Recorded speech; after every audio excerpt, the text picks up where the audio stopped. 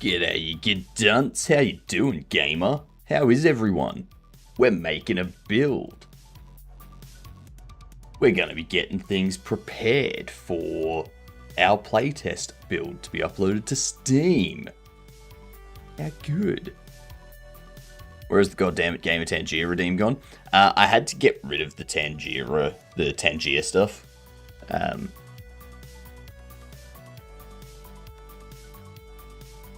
Yeah.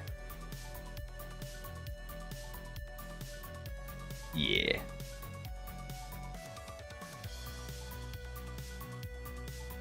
How is everyone? Doing well? Having a good Monday for those of you living in the past, even though it's Tuesday right now?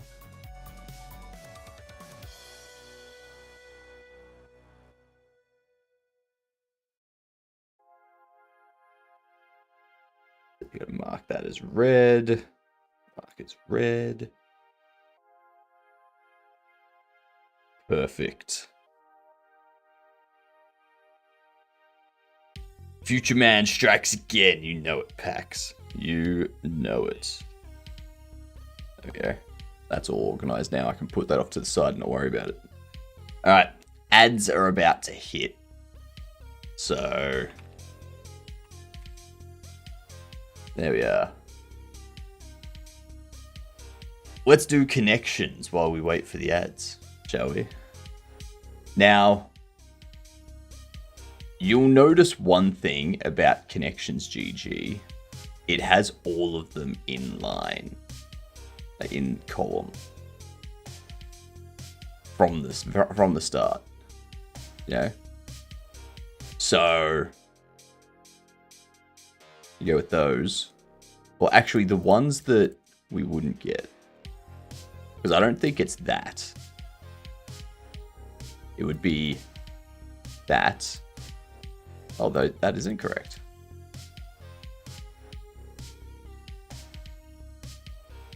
Okay, that's changed up now. Sweet. Sweet. We have something that's not correct. G'day, Dex. How are ya? It's been a chill day. Good to hear, H-Ives. Good to hear.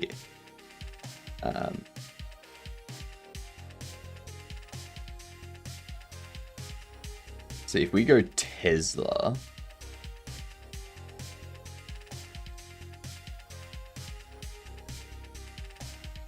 ooh, this is actually interesting.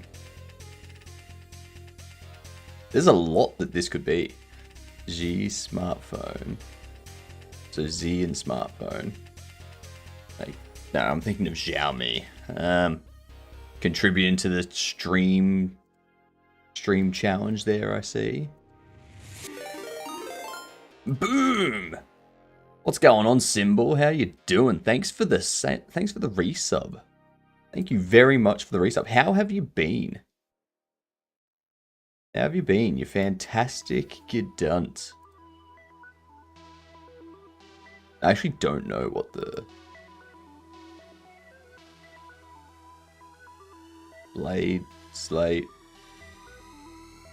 I don't know. I'm good. It's laundry day today on a Tuesday? Laundry day on a Tuesday? That's insane.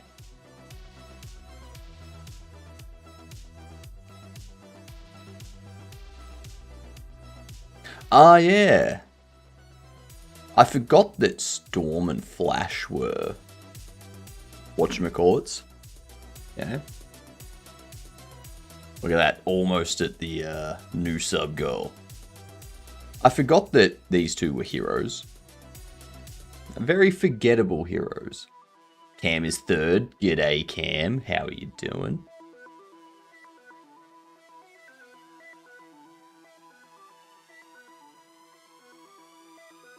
Moo Pai.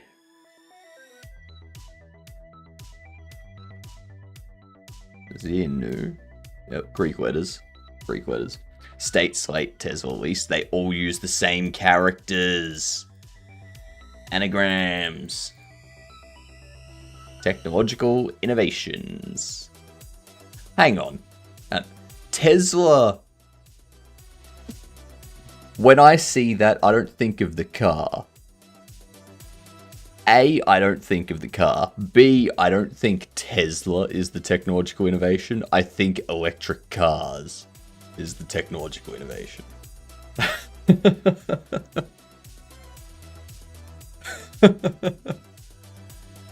Come on. Alright. I just need to fix this. And then we create a build. And this should be very easy to fix. I hope. Because it's just a matter of in here. Yeah. Yeah. Pissed off the Australian CEO at my work today. Did you actually piss them off? Because if you did, that's an effort.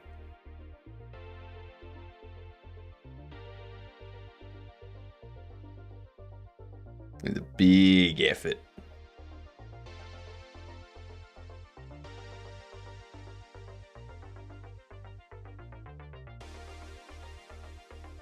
Switches to display. That does the home screen.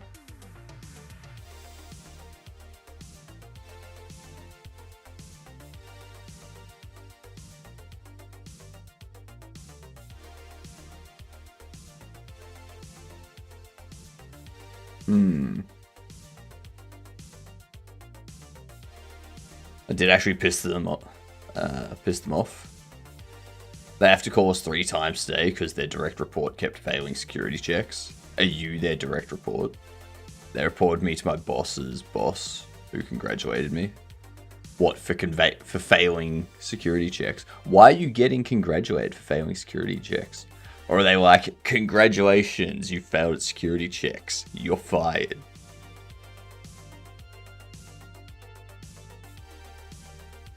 That would be a very Australian CEO thing to do. That would be very Australian of them.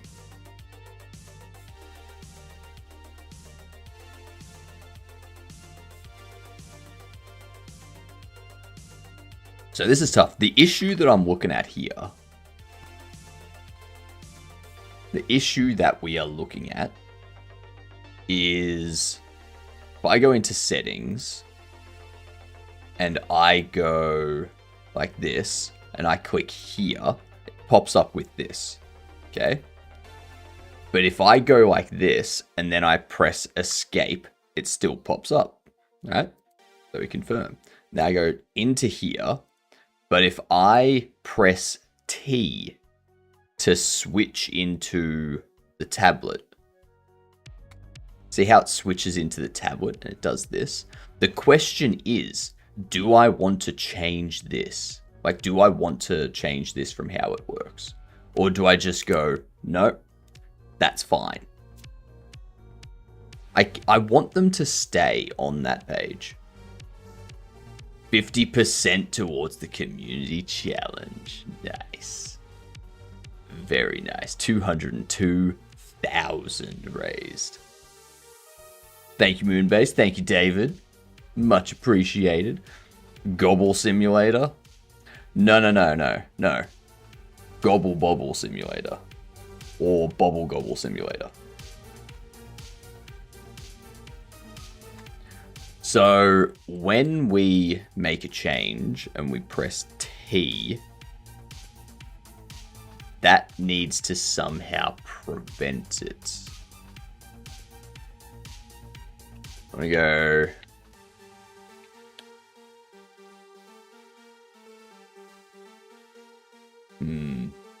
A 7 stream streak. You've been here for half a week, David. Nice. Very nice.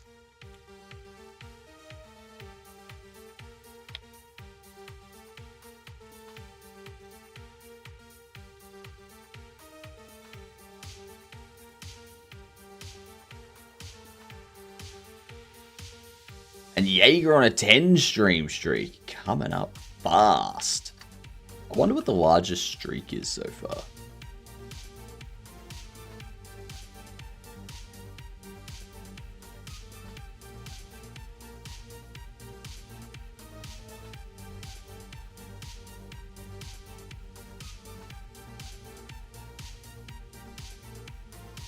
And so in here,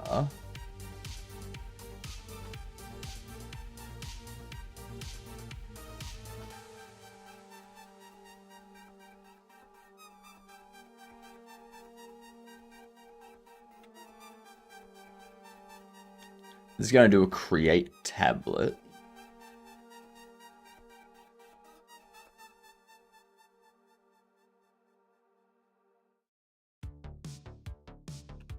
I guess what I need to do is do like a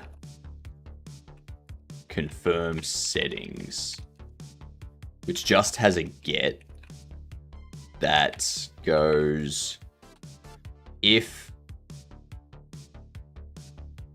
displayed is not main menu, you can return. Otherwise,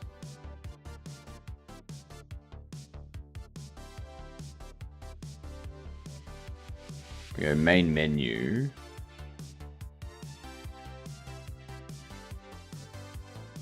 settings, actually.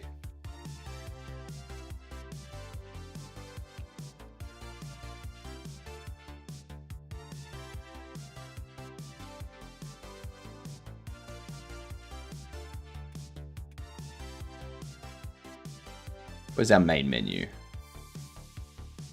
So we need to be able to see the settings stuff from all the way down.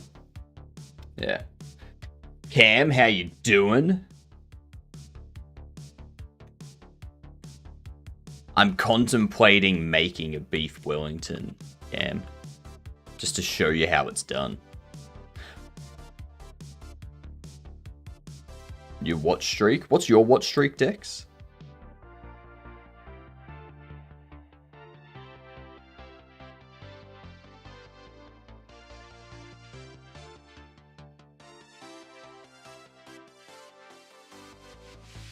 Or did you break it? Did you lose your watch streak? Because that wouldn't be good. That would be very bad. Super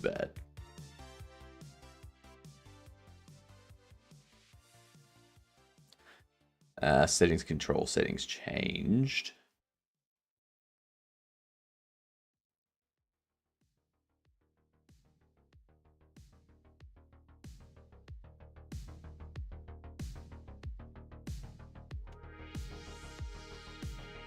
Or, let me show you.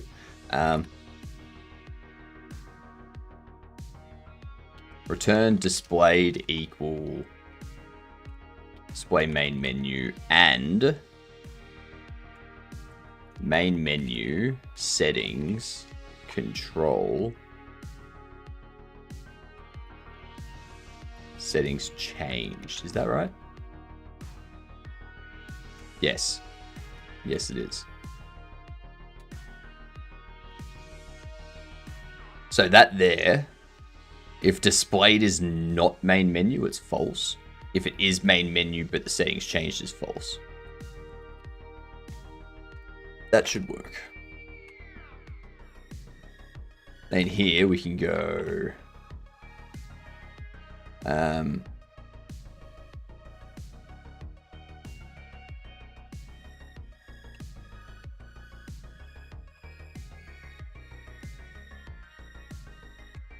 if tablets confirm settings, we can return for now. There's no way for us to hook into... Is there?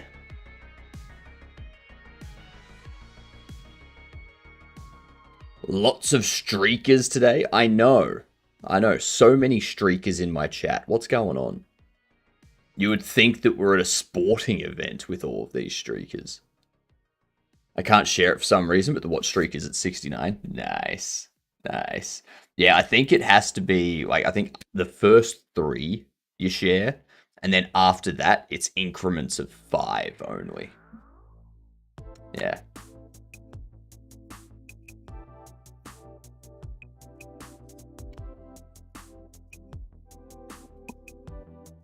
Ow. Ow. Oh. That was a, that made my chest hurt. That's for sure.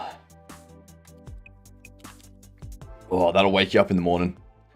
That will wake you up in the morning. So a problem here is we no longer change. I think that'll be fine. I think that'll be fine.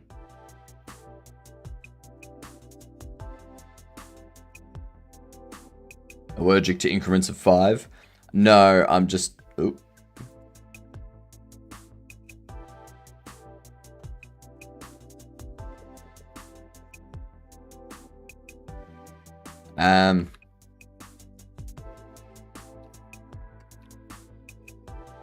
If tablet's not null, but we create the tablet beforehand, right?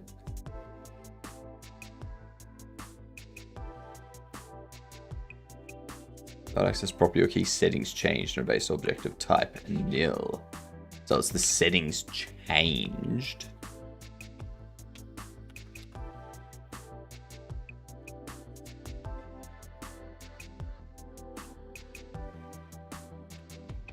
Main menu settings control. It's not null.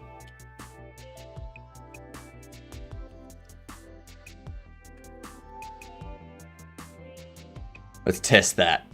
See if it works. If it does, move on. You know you're old when a sneeze hurts? Sneezes have been hurting me since I was like in 13, 14. Doesn't hurt when you it doesn't help when you have a sore neck as well. So if we go into here, we go here, we do this, press T. Now it's not changing away. Okay, so that's the other problem.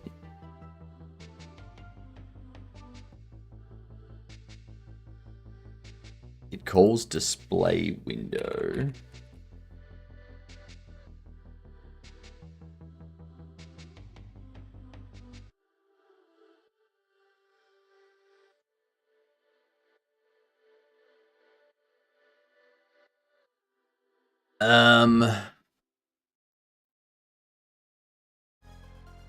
Shit.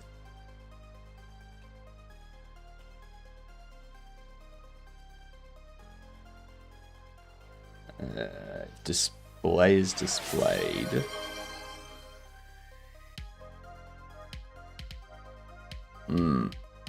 What up, Hira? How you doing? Let's give you a hydrate.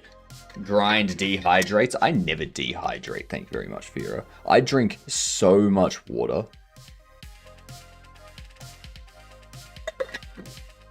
It may be mixed with other stuff, like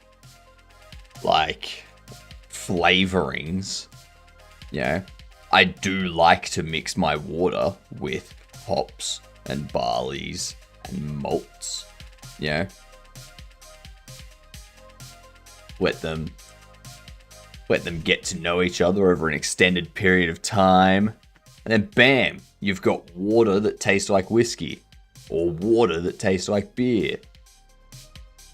How can you dehydrate when you're drinking that much water? How you doing, Chris?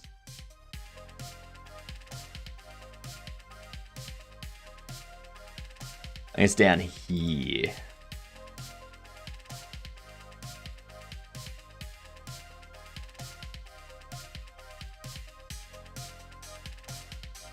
Why do I have this? If tablet is displayed and display equals display. If tablet's displayed, it's going to hit that. If tablet's not displayed, it's going to tween that. If display is displayed, it's going to return out. That doesn't make sense. What the? What?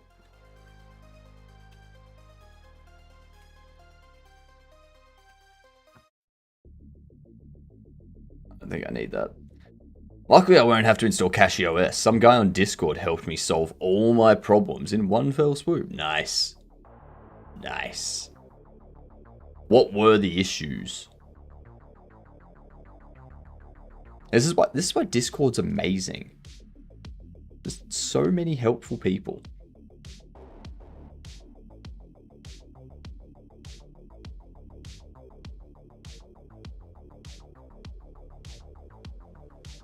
Oh,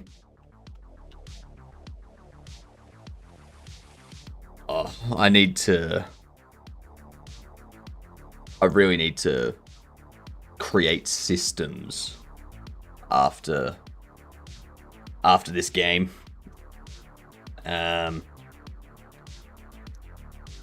Target after settings is a display.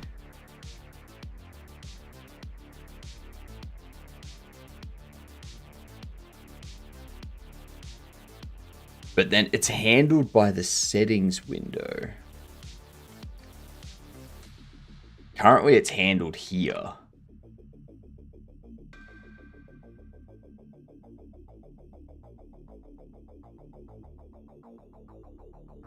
Target screen is a packed scene. That's for these.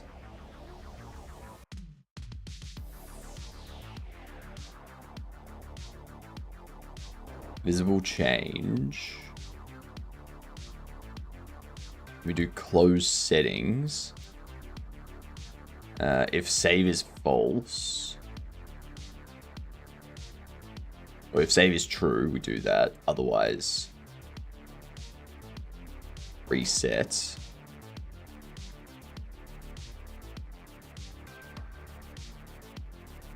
Mainly involved internet connection based issues. Ah, fair enough. Yep, that'll do it.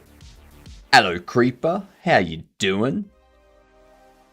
We have this control that Q frees. That's all fine. So that's if it's visible, it does this. If it's not visible, it does this. But visible change, visibility changed is called by the parent when we set it to null. Or down here when we change. Actually, no. It's the settings visibility. So it's when this gets set to false.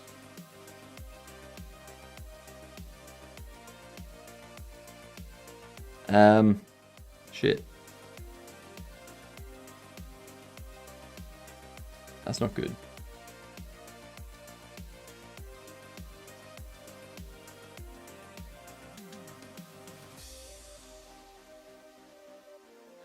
The menu manager doesn't do anything with it either.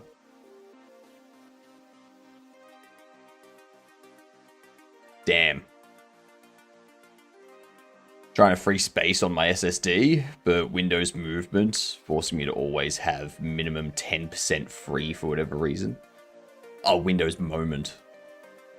Windows Moment forced me to always have to... What? Is Windows Moment what they're calling recall? I just had to change my mobile hotspot speed to 5 gigahertz and change the security to WPA3. Nice. 5 gigahertz will give you faster speed.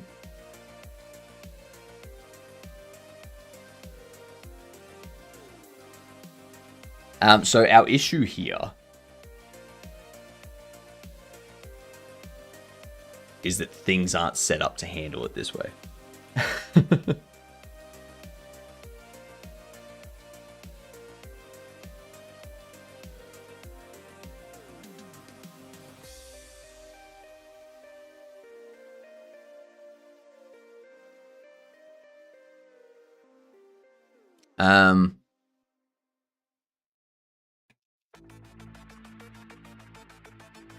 We need confirm settings. We need this to be somewhere local. Like a moron, all that headache and the solution was so very simple. The solution's simple, but it's not a solution people are going to think of straight away. It's a simple solution, but it's also an obscure solution. I love Windows directories which have encrypted / random ass numbers. I wonder, what is Windows Moment?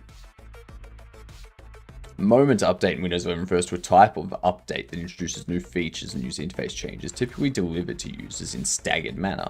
These updates are part of Microsoft's strategy to enhance the operating systems continuously without waiting for major changes. Right. So that directory creeper is part of the update. So it's forcing it to have 10 gigabytes free because Microsoft will need space for updates and stuff. Now I'm absolutely loving SteamOS. Nice.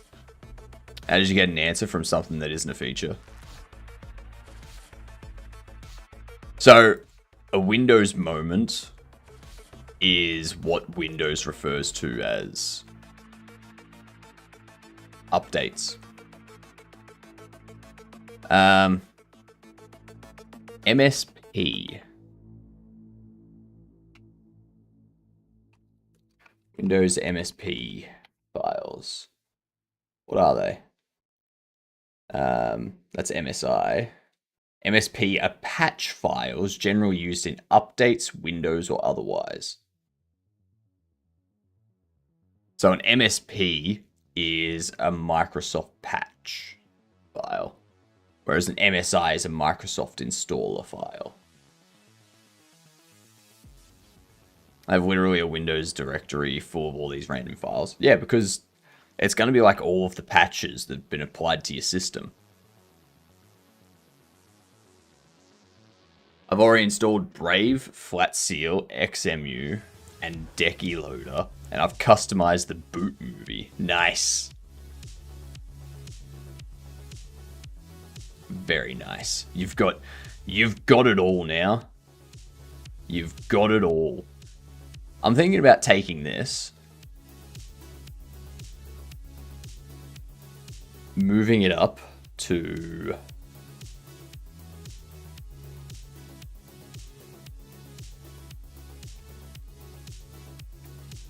menu manager.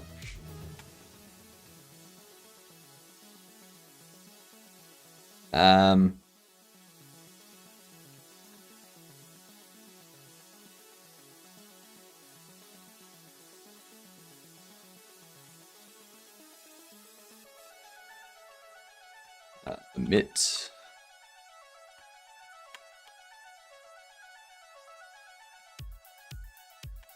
Signals, close settings, emit, bind, false.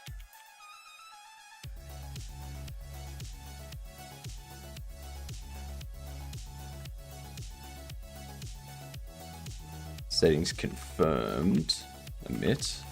This is the only way I can think to do it without restructuring my entire process.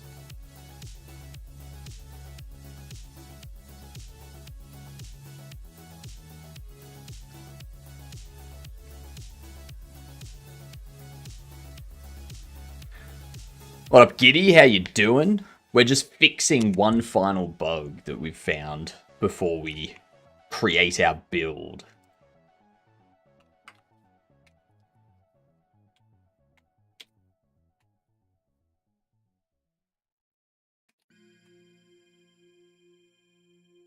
Confirm settings, emit false.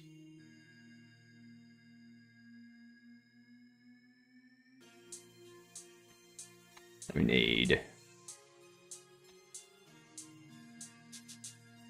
close settings. Yeah. Close settings. Connect to close settings. Confirm settings? No.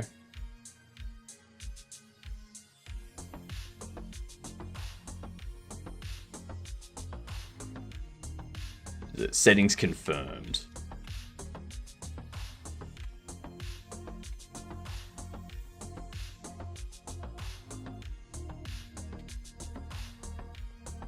Right there.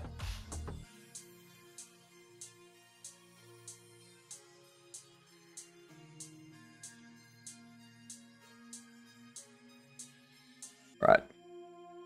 Where will the playtest build be? Steam playtest or is? It'll be Steam. It will be a Steam playtest.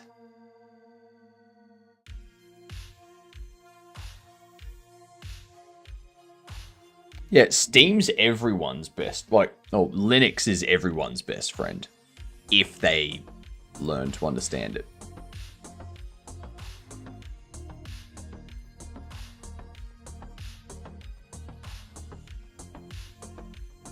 Okay. Close settings. Settings confirmed.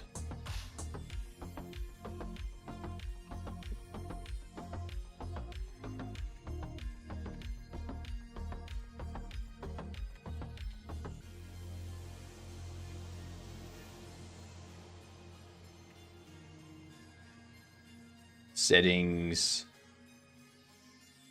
confirmed. And needs to have a bool.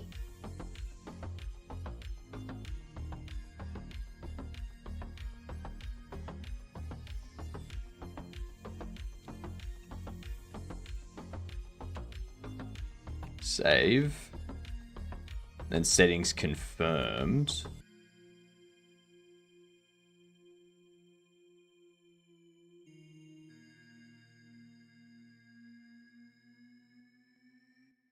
Settings confirmed is going to be a true false.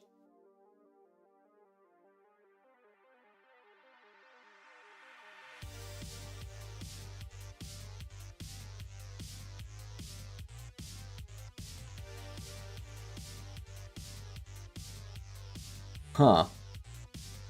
Trying to figure out when does this get called? LCD Steam Deck that I got a discount of 320 USD. Nice. Very cheap. Very cheap indeed. Like, whenever I look at a Steam Deck,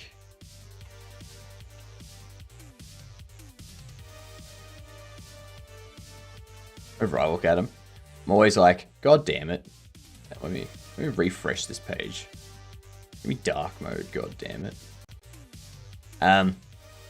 650 for the LCD, 900 for the OLED, 1050 for the 1TB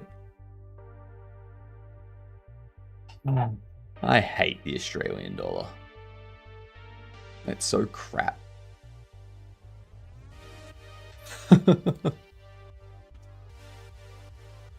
SteamOS is available, but support is not existent for non-Valve hardware. Yeah. Yeah. They do state SteamOS is not to be considered a replacement for your desktop. Like, it's been developed for Steam Deck, and now it's been extended for the Steam Machine and the Steam Frame as well. Anything you do outside of that stuff is kind of on you.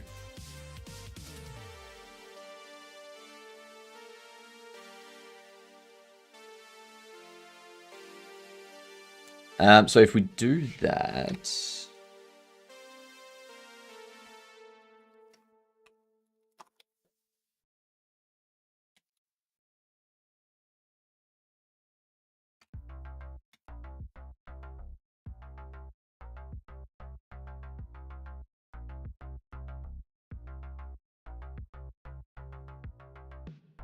those settings, you're not going to have a default. Confirm settings. Done. Those settings false.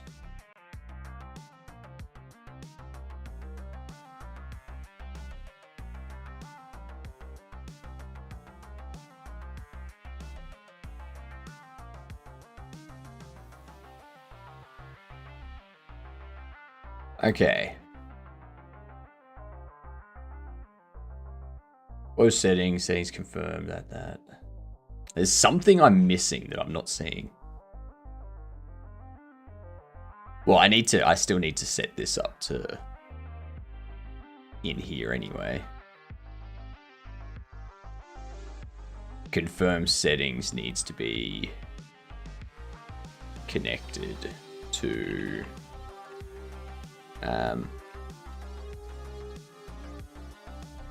Confirm settings.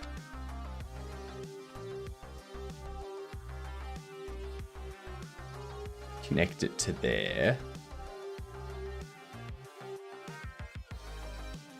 Okay. Best 320 USD I've spent. I remember looking at the Steam Deck during the Black Friday sales in Australia, and I remember it saying it was on sale, but I think it was like $50 to $100 discounted. So instead of being $650, it was like $600 or something. I was like, not really interested in that. No thanks. It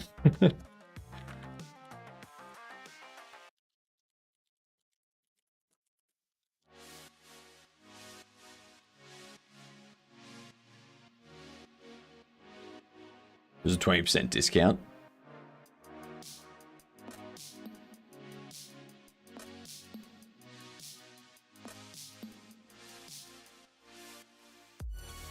Well, $50 ain't 20% of $650.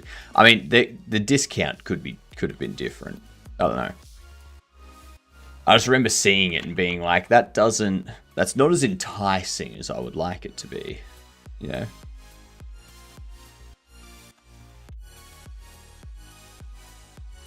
I'm in the US. Yeah, I know. I'm saying from my point of view in Australia. I don't care about your point of view in America. What up, Ferg? What project architecture are you applying? I always say you have global signals and evaluate function in some classes. I'm curious. Anything that needs to be listened to from things that are like anything that needs to be listened to or that needs to alter things that aren't necessarily connected. I generally have a global signal. I do have a lot of global signals, but most of them aren't being used because I've reworked them and moved them out. But something like this, the only reason these global signals that I'm doing at the moment exist are because I need to restructure my entire window manager, my entire menu manager. But I don't want to do that right now. So I will restructure the menu manager stuff and get that a lot more streamlined. But for now, I'm just gonna have a couple global signals do what I need to do. Yeah, I still need to go through my global signals file and be like, I need to delete these like 70% of the global signals that I don't actually use anymore because I've replaced them.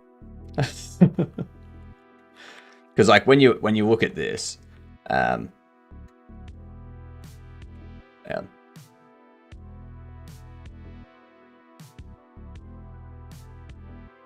yeah. When you look at this, there's a lot of them. But most of these aren't being used. Like, a good 90% of them aren't being used. They were just there while I was, like, testing stuff and whatnot. So, yeah, it's just a matter of doing some cleanup now. But, yeah, I'm going to do that afterwards.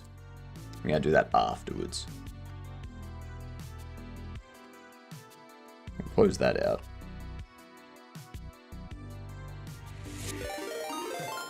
Ooh, thank you very much for the 5 gifted. You fantastic gedunt you. Who'd you hit? You hit the fascinating fangirl. You hit Eerie. You hit Hyken. You hit Wingpoo. You hit Ash the Imp. Nice. Nice. Much appreciated. Very much appreciated.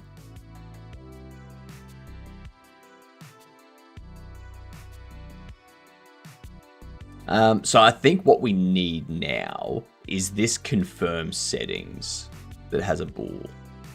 But the confirm settings.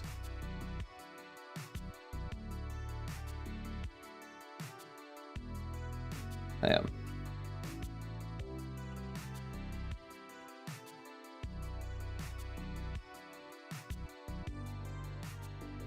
That calls confirm settings.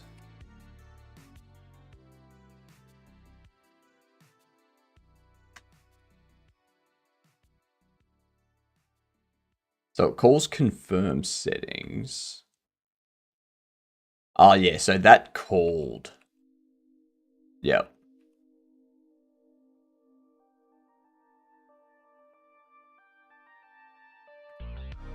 Yep, so that called, like right here, we were just calling this function when we had it all the way down in settings, but now we need this to be higher up so that we can, yeah. I would put this in a helper. Maybe I do put this in a helper.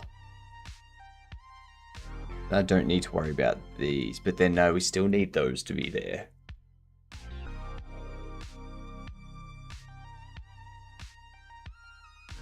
We still need those because, I guess one thing I could do, I could give this the signals.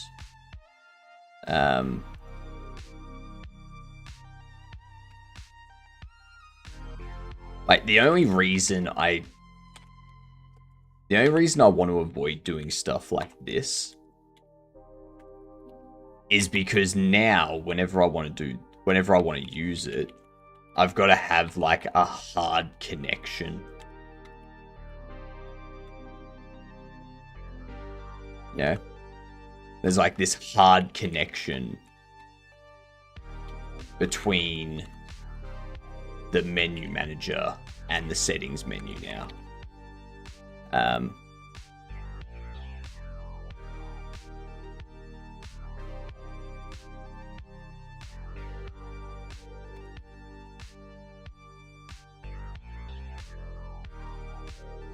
mean, you cannot find member close settings.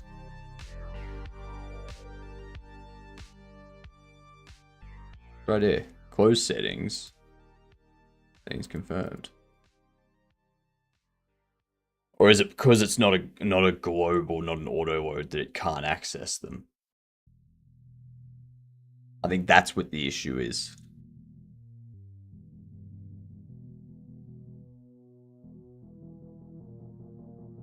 I think that's what the problem is.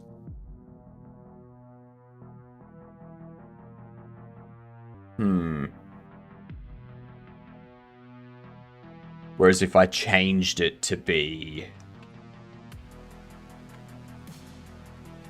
the main menu,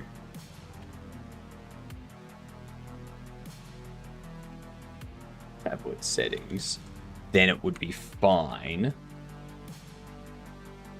Yeah.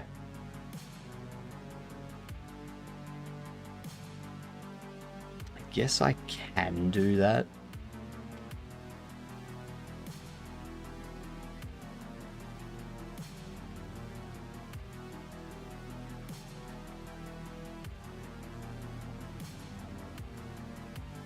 Does save me having to clean up. What the hell happened there?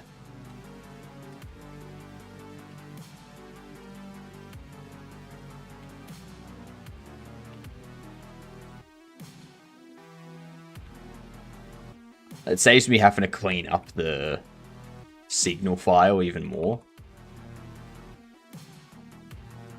But now there's an even worse link. We're gonna work this out at some point anyway. We're gonna restructure it and whatnot. You know what I've forgotten to do? Once again, I've forgotten to pin this. Silly me. Silly, silly me.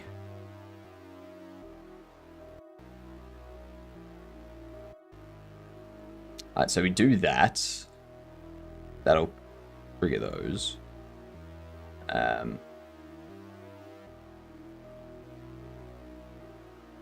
Then you just connect up to your own signals there.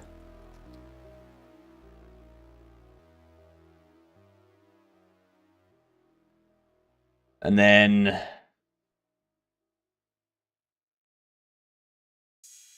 actually,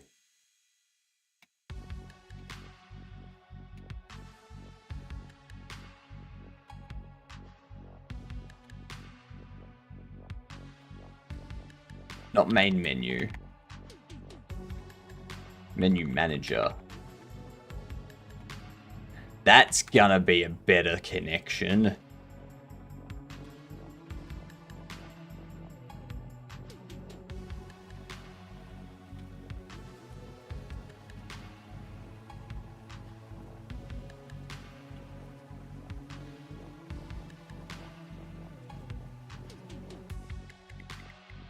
That's gonna be better.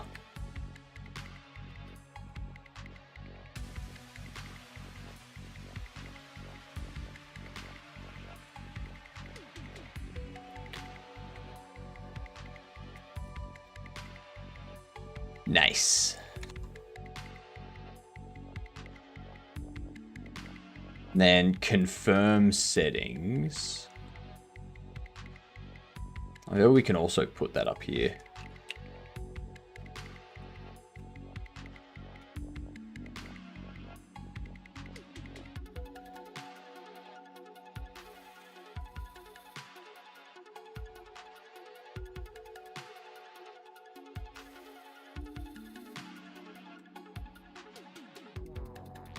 Something like that. What up, Sammy? Cavino smells. Hello indeed. Hello indeed. I know exactly what you were saying when you said that, Sammy. No need to clarify here. No need at all to clarify.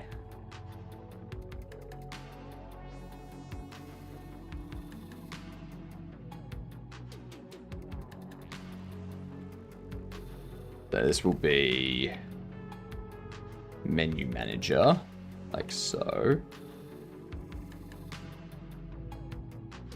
Can you believe he vibe coded for a single variable? Oh, ridiculous. Ridiculous. How rude.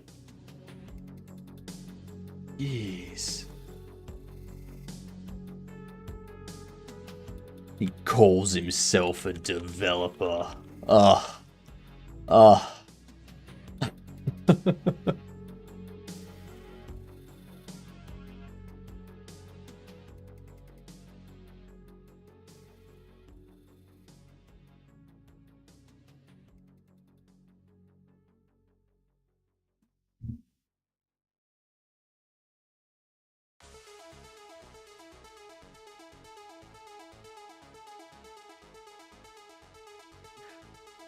What up, Cavino?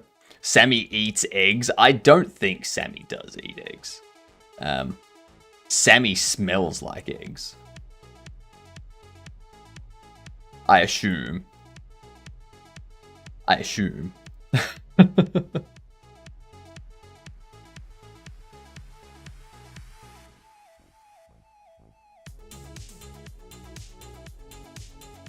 If you vibe code a single variable at a time, is it still vibe coding or just autocomplete with more steps? Autocomplete with more steps. It's just autocomplete with more steps.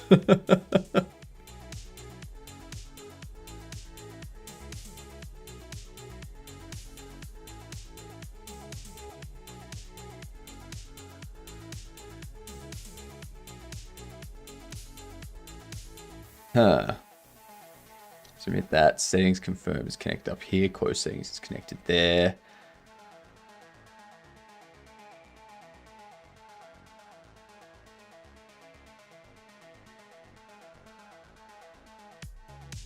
And we want the tablets.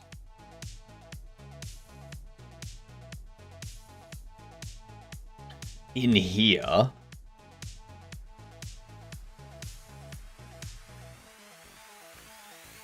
In here, we want to do if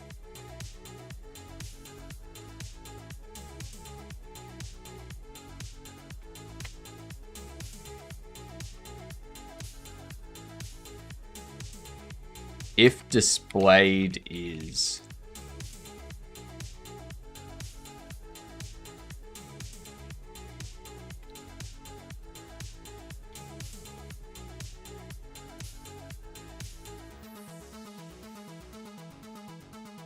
actually, if main menu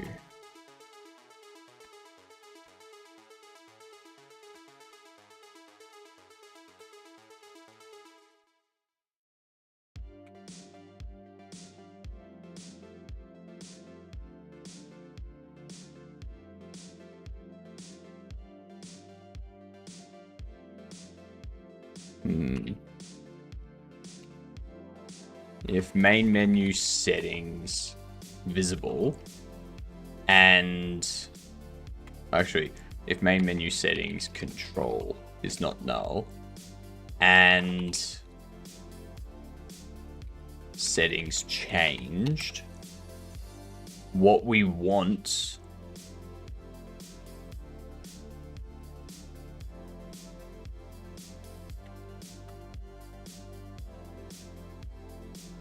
and display is not main menu, we want to handle it here at the tablet level. Otherwise, we want to handle it lower down at the main menu settings level.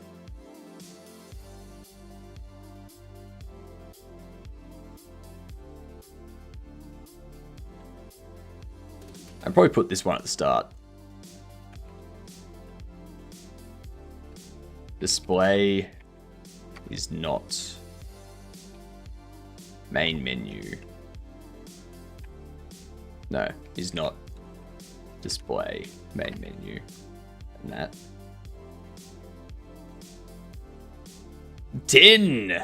What are you working on right now? I'm fixing an issue where if you change something in settings and then you press T to change from the main menu to the tablet home screen where the apps you can purchase stuff from are, then what it does is it closes settings, displays the tablet, and pops up a settings changed confirmation. What I want it to do is I don't want it to close settings and bring up the tablet home screen. I want it to stay on settings until they confirm or discard the settings, and then proceed them to the tablet homepage. If they cancel, then it keeps them on the settings page. That's what I'm doing. And yes, they are automatic now. Fantastic. I love it.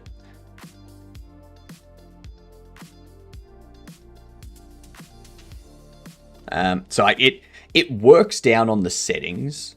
So if you make changes in audio settings and then you change to display settings, it handles it correctly and whatnot.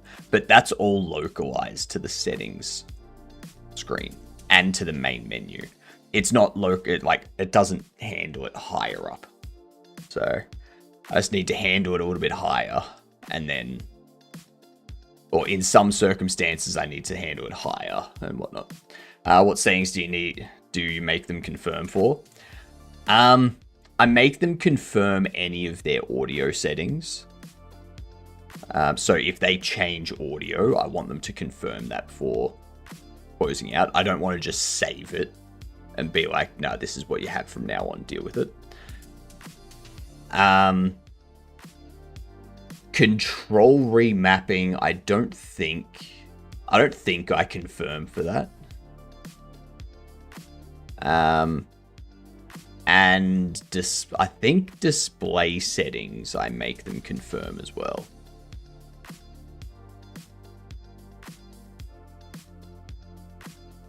Yeah, I think at the moment I'm just going like all of the settings. Like you can change your settings. You hear the volume changes and stuff like that as you change them. but you need to confirm them. So there will be a save button, or there will be a way for you to like save the settings before leaving the page. But if you don't save the settings or you don't revert the settings before leaving the page, then it pops up a confirmation. Just to make sure it's good. Obviously we can set it up differently depending on feedback, but yeah. The term is to export settings. I mean, technically, yes. The only thing I have pop anything up is changing your display mode. I have a timer that resets if you don't confirm. I don't like that. I mean, I do get it. Like, there's been so many times where I have accidentally changed settings without knowing it. But yeah, an apply button, as much games do. That's good. Yeah, exactly. Have like an apply button at the bottom for them to select when they're finished.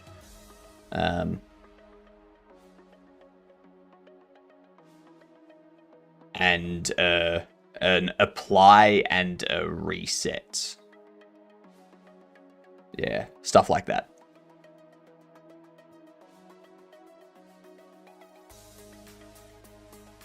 What we need to do is we need to omit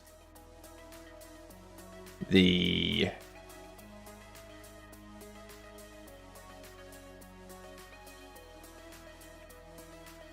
what are you listening for?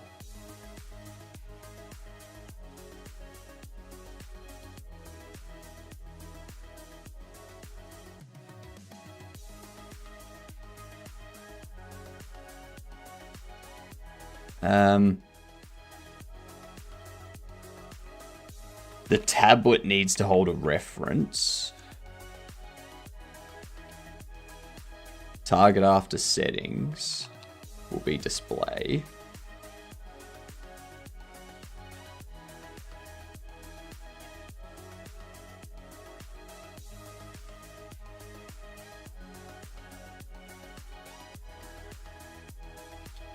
So you confirm settings, because that's already doing all those checks.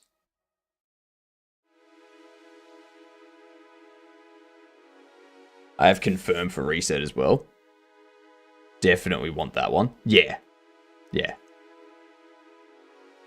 Some games got so short confirm window when doing screen setting changes that it took too much time from one of my machines and slowed boot up time monitor to stabilize.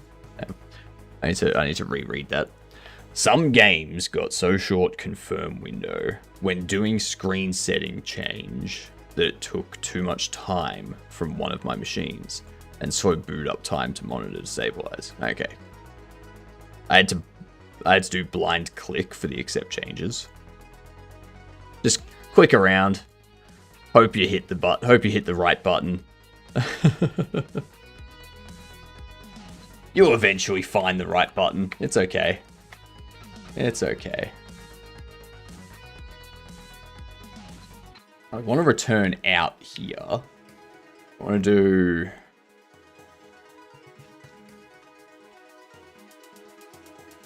menu manager.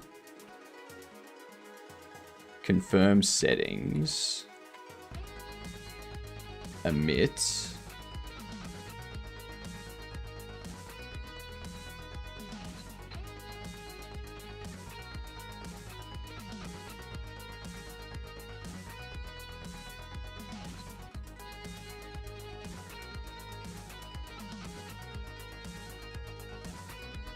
Close on confirm will be true.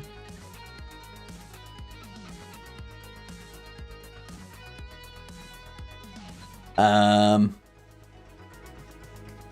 don't think I want this to have these by default. What we want to do when we do this we want to connect them.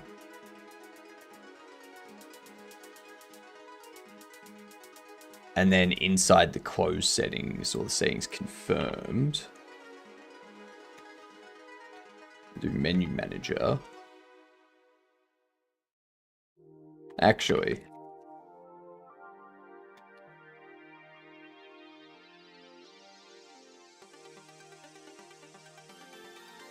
that's a false. This is only emitting the confirm settings.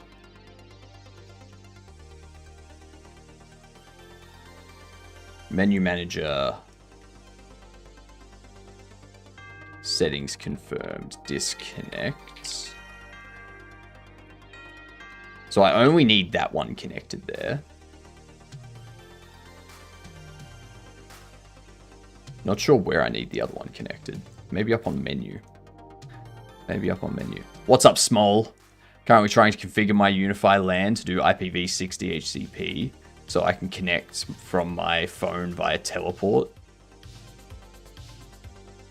It's challenging. Today I swapped some Wi-Fi modules to laptops, only to realize that they added support for my old Wi-Fi to FreeBSD 14.2. There was no support the last time I tried FreeBSD. Really?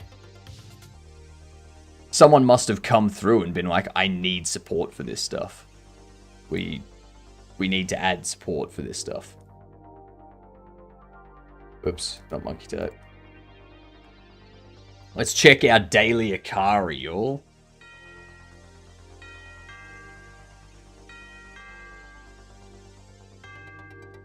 Alright. Well, that's a no-brainer. And then it has to go there too. Those two are there. Can do that. That's easy. And then that requires you to do that, but then I can't get there. So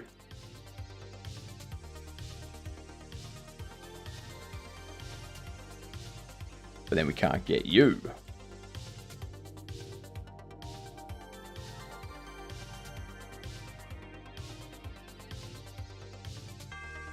Yeah.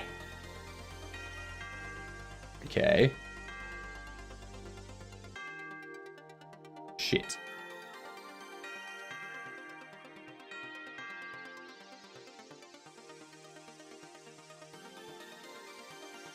Shit. Shit. Yeah. 59 seconds. Hell yes. All right. Give me a game, chat. Give me a game. He said the S word. Ooh, damn right. Damn right I did.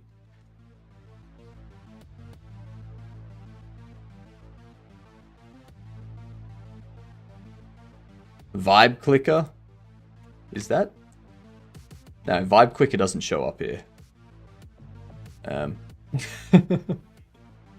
We can do cookie clicker as an alternative. Alright, it's before 2013 and it is single player. 2013 before single player. Well, before 2013, single player. Single player before 2013. That's what we'll go with. Did you make a website portal? No. Not yet. I don't think it'd be Skyrim. I do want to try Oblivion, though. Alright, it's not an RPG. It's before 2006, and it has first person or third person. Could this be like a Spyro? No. 99 to 2005, so it's not PlayStation or PS3, and it's third person. So I'm thinking it's a PC game only, or it could be Xbox as well. It could be PS2 and Xbox. Thought it was yours the whole time. No.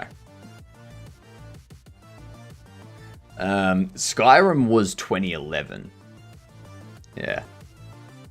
Jack and Daxter. Nah, that ain't a Jack and Daxter. It's not on PlayStation at all. It's a PC only game, I'm telling you. Third person, single player. No, Conkers was on PlayStation.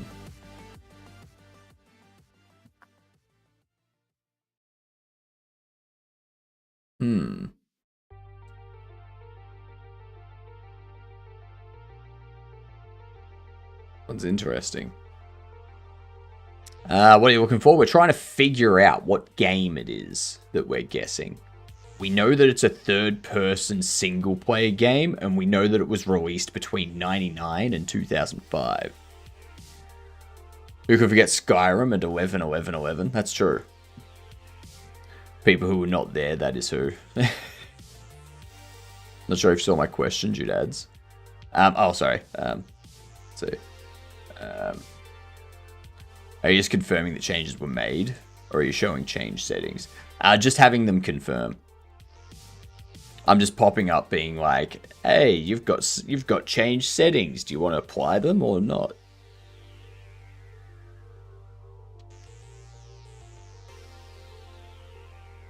Third person single player. Could it be a Might and Magic?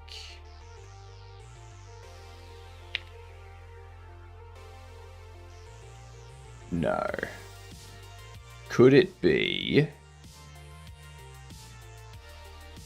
I may have to redo my confirmation stuff now. Oh, Tin, don't go off whatever I'm doing as like what you should do.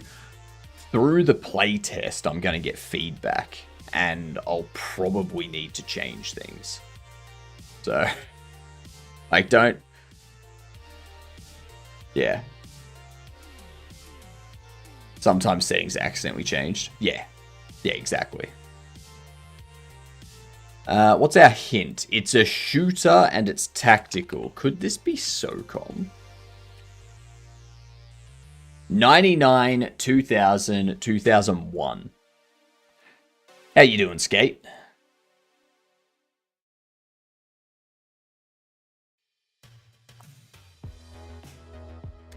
So, 99 to 2001. It could be Metal Gear.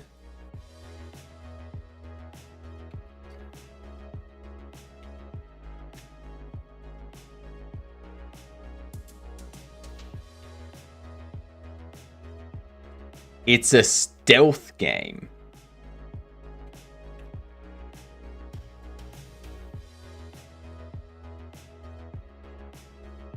It's a Hitman. Hitman Codename 47. Was that the first one? Yeah. Last guess. Doing great. How about you? I'm doing well.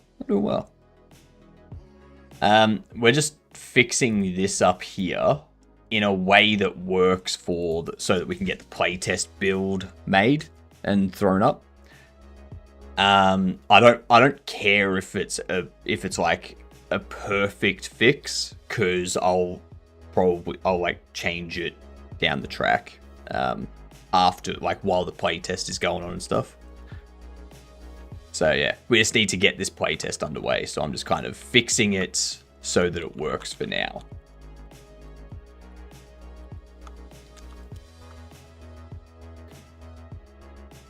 I've forgotten where I was up to be honest. Main menu.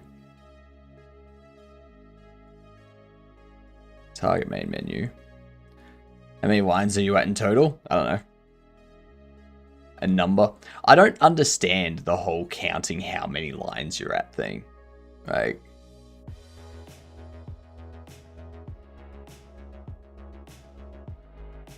I don't keep track of it. Menu manager has the confirmed settings emit. And I think this needs menu manager. Settings confirmed. Connect.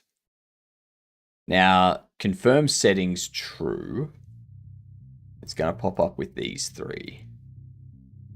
So we need to check close settings.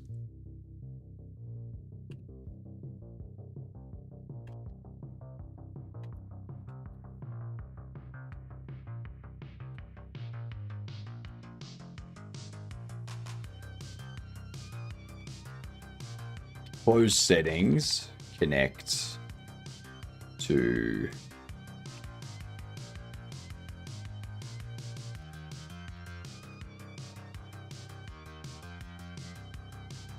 close settings. We need to go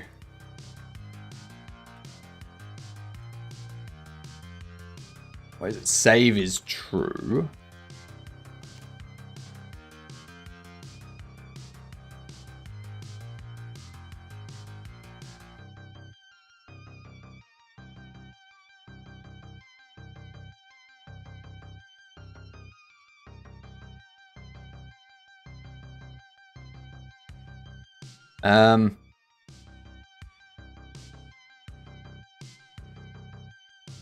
I think I do need something for cancel.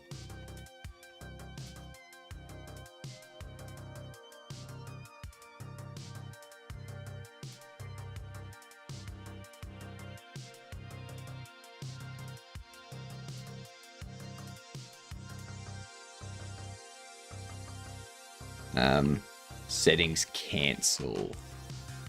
Omit.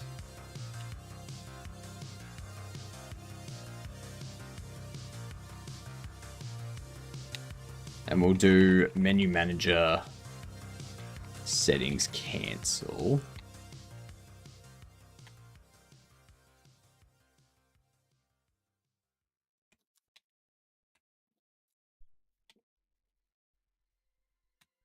And that's mainly so that we can do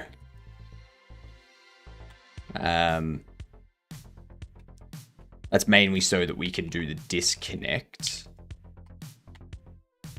from settings confirm. No, close settings. Disconnect from close settings. Menu manager settings cancel. Disconnect from that.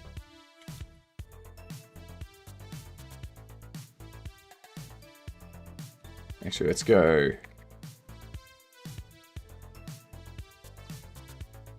disconnect settings. We're going to do the same thing here.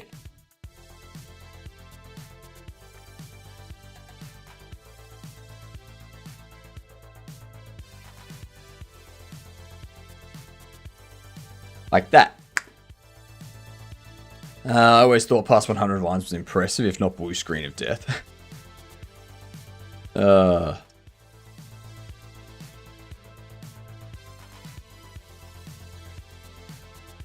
So, we've got those connected, and then we disconnect from them. I really need to rework this entire menu structure. I mean, I guess if I get it to a point that it's working, then I can just take note of stuff and then apply that to my future games. Like, I do want to create a menu manager system that I can drop into any game.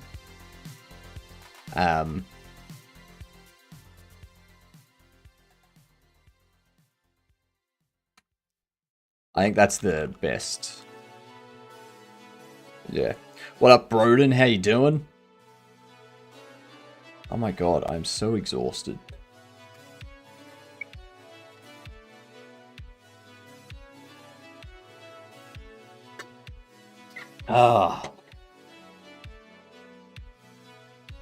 If we get a playtest build up on Steam to this morning, then I think what we'll do tonight is we'll take the night and just play games. Windows Petition Manager has a pawn shop owner vibe. I have 70 gigabytes free. Best I can do is 1 gigabyte. Off to work. Keep it up. Have a good day at work, Mark. I hope it's fantastic. Hydrate. I can hydrate again for you, sure thing.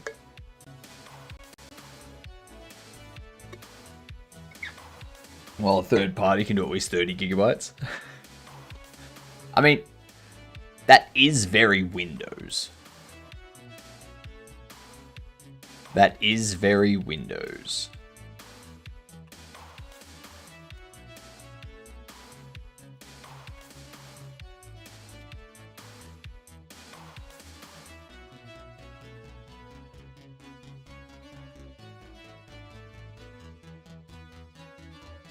Disconnect settings.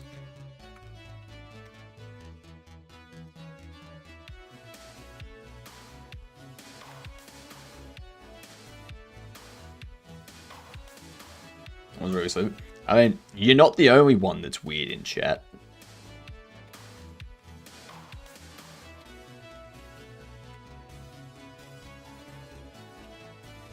Settings confirmed.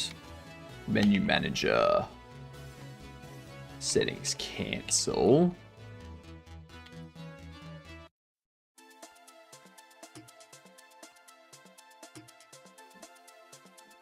We do that.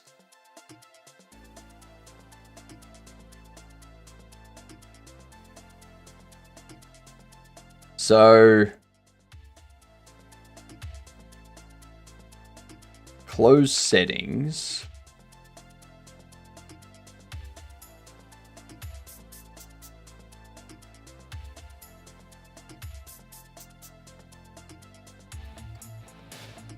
Is it main menu that's listening for that one?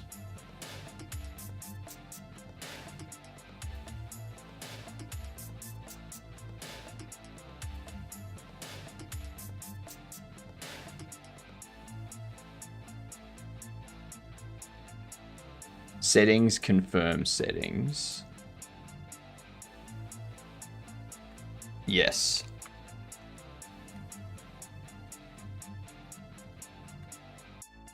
Confirm settings, emit.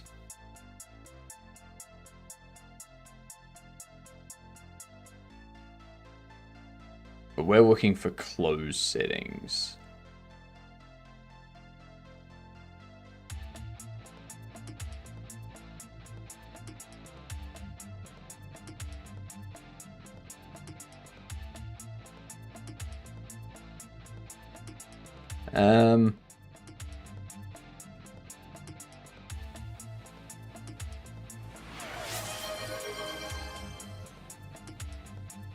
Menu manager does that. Has that. Tablet has that.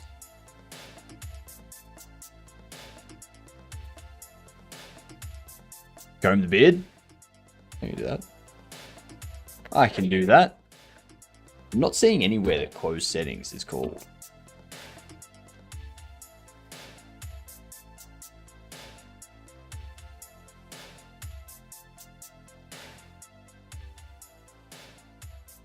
Oh,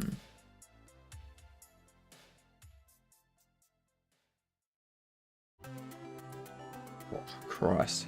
That one hooked.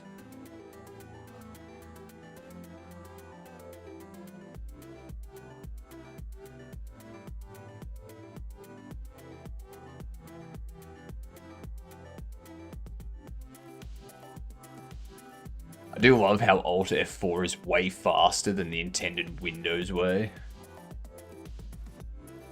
3 stream streak, Broden. Nice.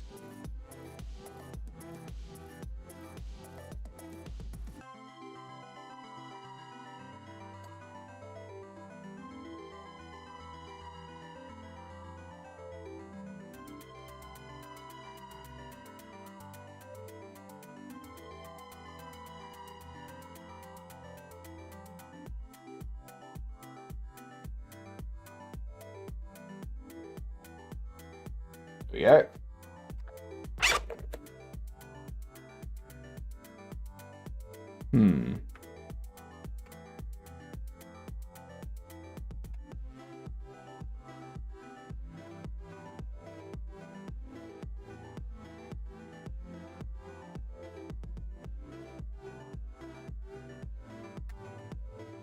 I see nothing that's connected to it.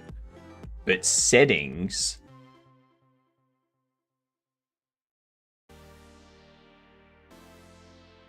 Settings should do something. Close settings. Cancel closing.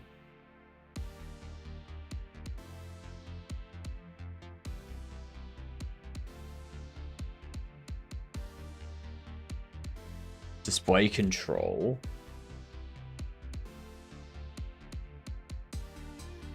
What's broken so far?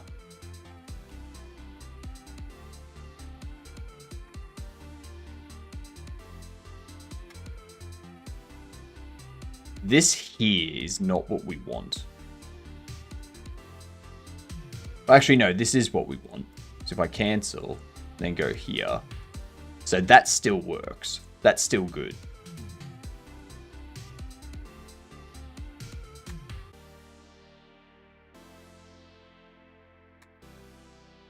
So that's the problem now, is that when we accept one of these, it's not actually closing things.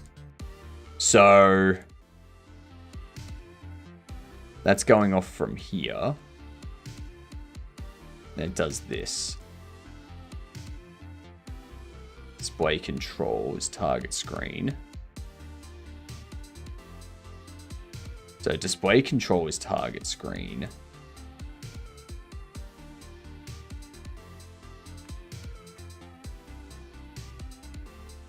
And then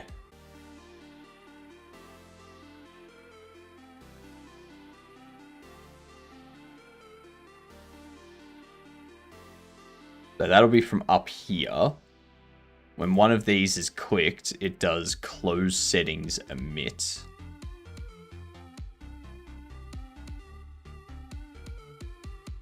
We're not listening for close settings.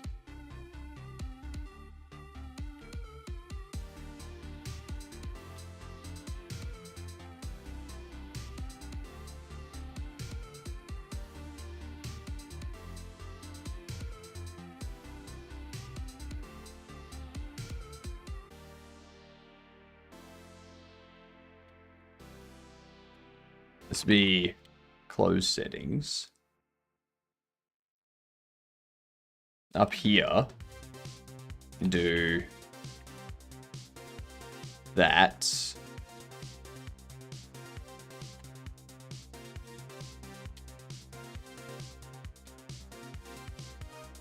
Settings confirmed is connected to close settings.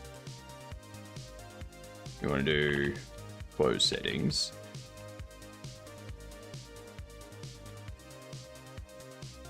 Settings cancel is connected.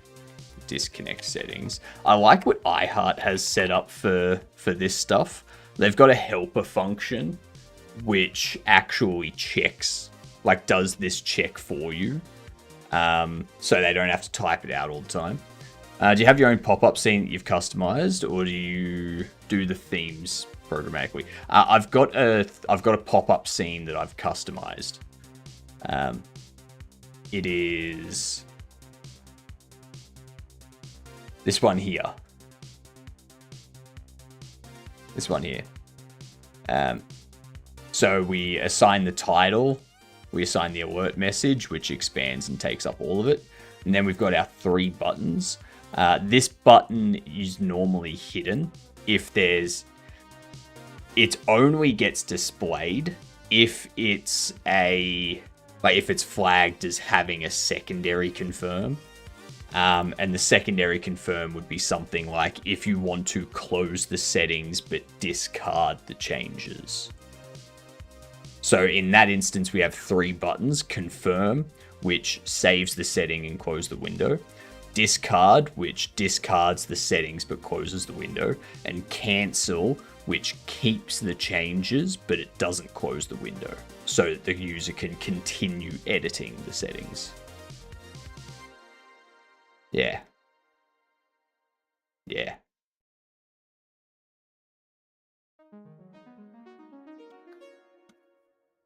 And then they've got signals and whatnot for it as well. So we've got like the confirm secondary, and cancel settings.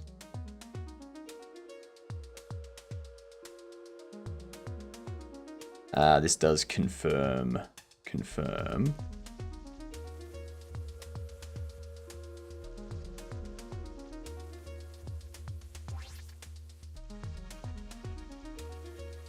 See.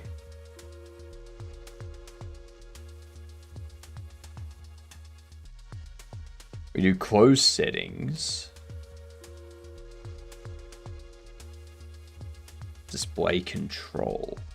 So this is if settings is being completely closed. That's if there's a visibility change, and that's where this steps in. The menu manager steps in and goes, let's display this.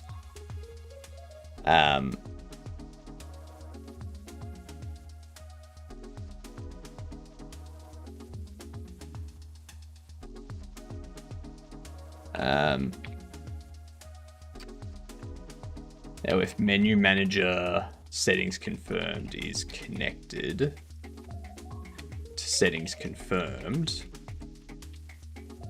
then we want that to disconnect. Let's see what happens. Good night, Cam. I hope you're happy with your haircut. I put a lot of effort into it.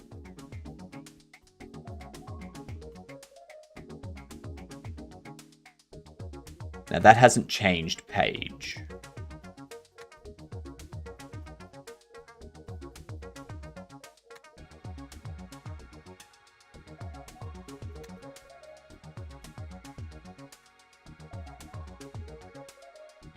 That's working now, but the one that's not working is when I go here. If I go cancel, it's fine. If I go confirm, it doesn't change. It doesn't do anything.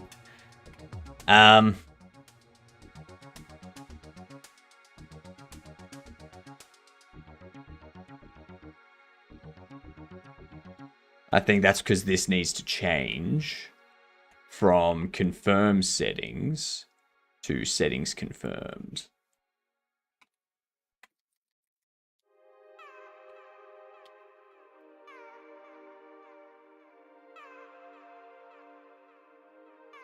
Actually, no. That emits that with a false. Which means in here, it goes into here. And it does settings confirmed emit. So because that's doing a settings confirmed, we don't want this to be, well, we want that to be closed settings.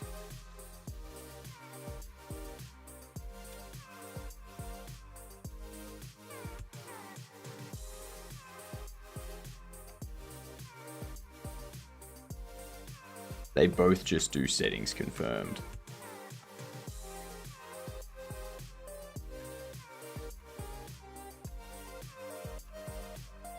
So we change this to be settings confirmed.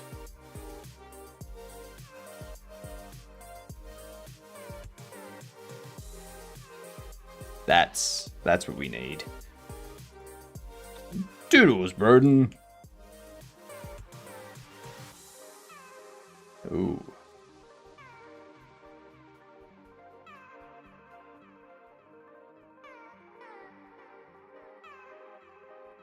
That's not correct. It's closer than where we were, though. Closer than where we were.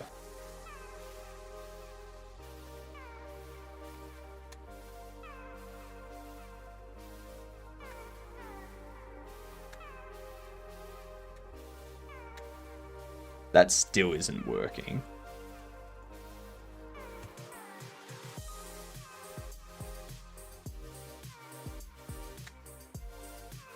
Discard should be closing, but it's not. Why is it not?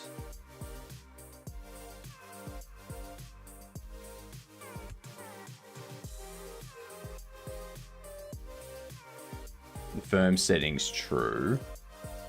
You're not hooking up to anything, that's why.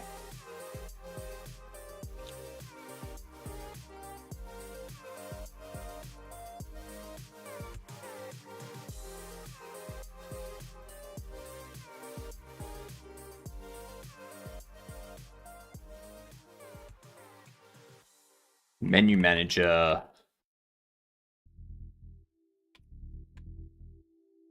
Settings cancel. Connect to settings close. No, not settings close.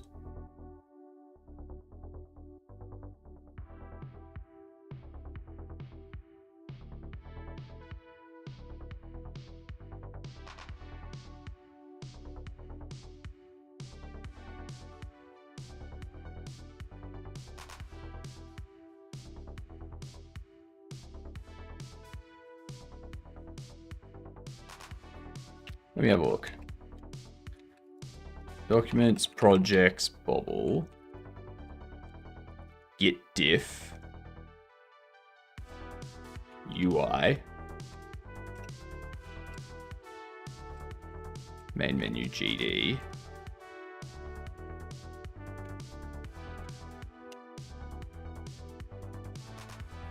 Does settings confirm settings?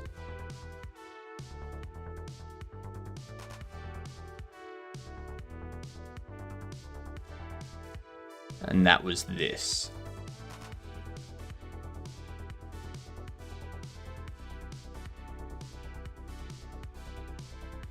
Okay, so what we want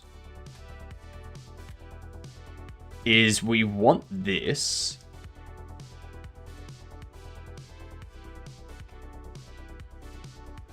What menu manager to call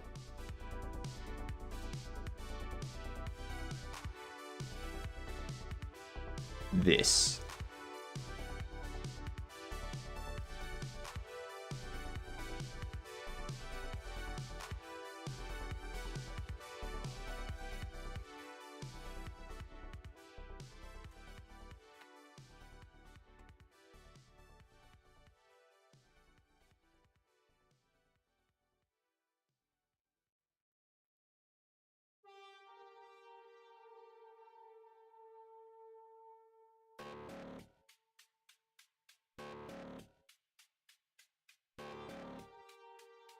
Disconnect settings.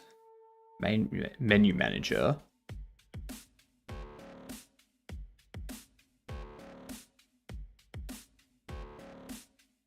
Does confirm settings, which did all of this and hooked up all of these.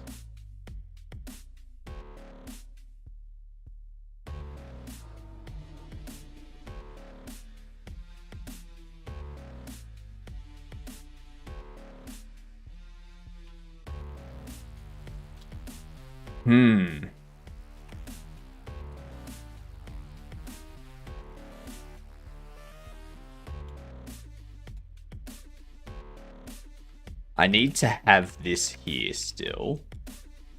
But what I want to do instead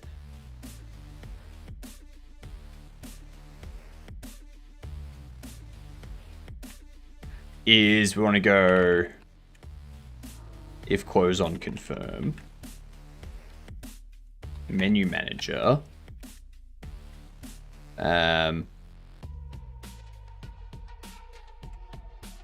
Settings confirmed. Connect to settings confirmed.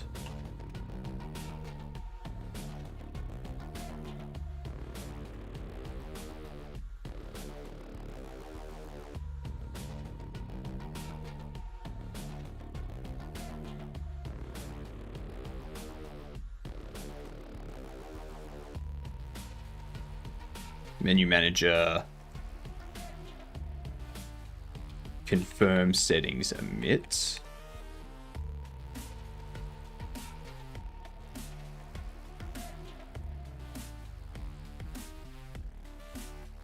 Close on confirm. And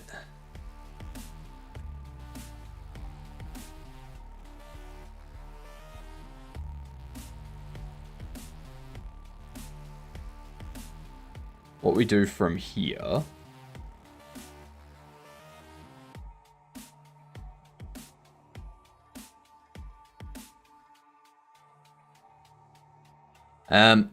What does it need to do?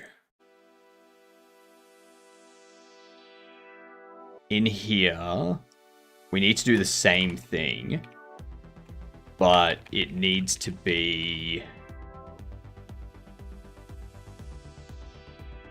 close settings. Connect to that. And what was the other one? Settings cancel.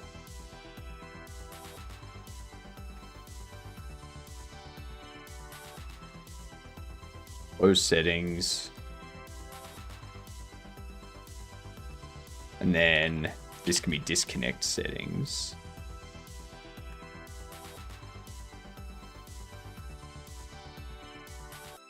I think that will work now. So the issue was there was a disconnect where it wasn't listening to stuff. Cancel stays. Discard doesn't do anything. Confirm doesn't do anything. Why not?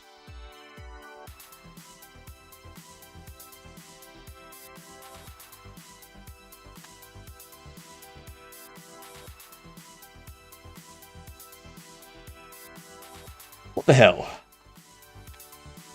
What the hell?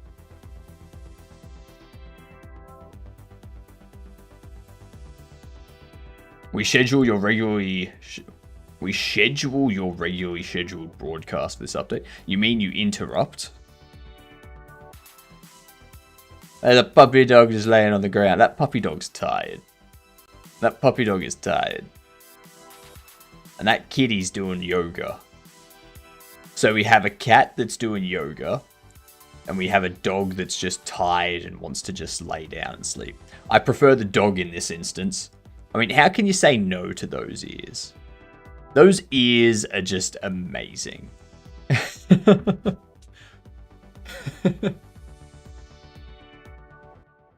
Puppy dog wins.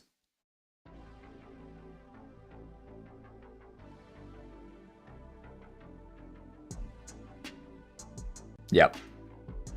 Where's the brown dog end and the brown ground begin? This is true. This is true. Somewhere around here. Somewhere around here.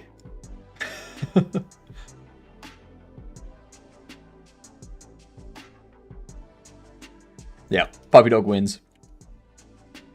Puppy dog wins. Why isn't it working? Why isn't it working? Ah, I know why. I know why. Settings.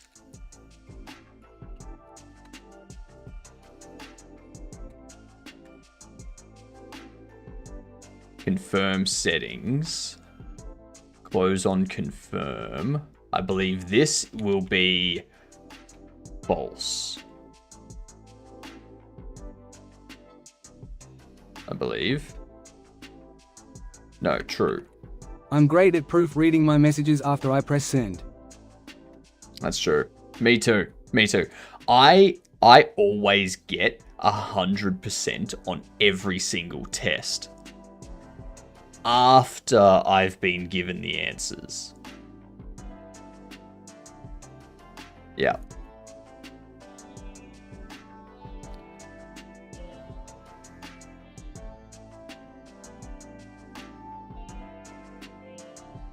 Don't ask why I'm sweating. I won't tell you. I can imagine. I can imagine. Yep. Whether you want me to imagine or not doesn't matter, okay? That does not matter. You have no say.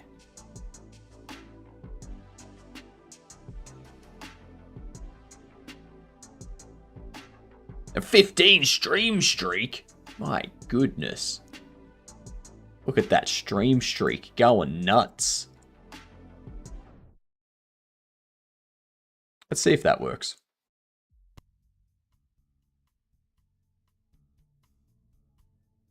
No, I want that to stay. At least that's working. Like, the confirm's working on that. The cancel isn't. So, we need to fix that. We go in here. We change you. Go confirm. That changes. That's not what we want. Cancel stays. Discard exits. Good. Confirm exits. Good. If I press T. Confirm. I think I kind of prefer that.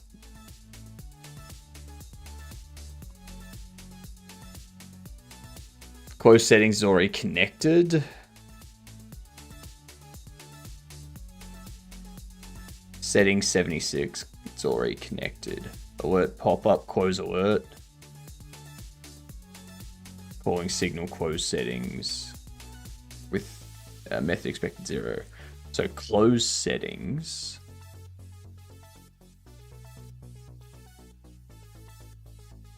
Method expected 0 arguments, but called with 1.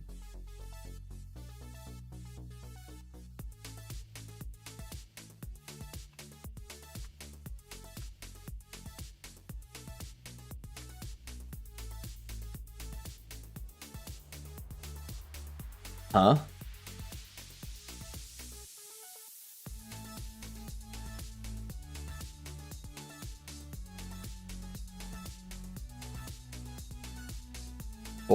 Calling from signal close settings to callable. Tablet close settings. Tablet close settings. This needs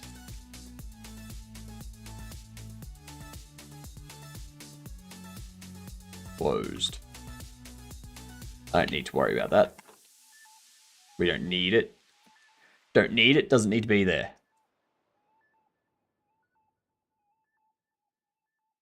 So 76. Close settings. Calls disconnect settings.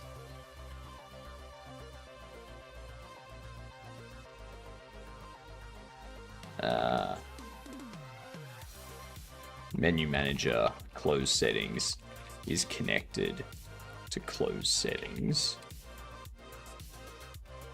Menu manager, close settings, disconnect from close settings. Okay.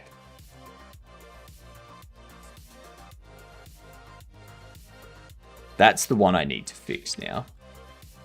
And that's going to be all settings menu.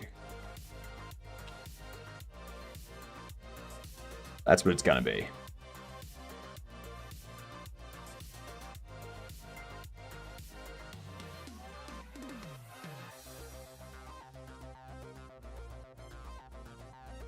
All right, where are we? So we have close settings, which saves. And then it'll omit and queue free. Visible change.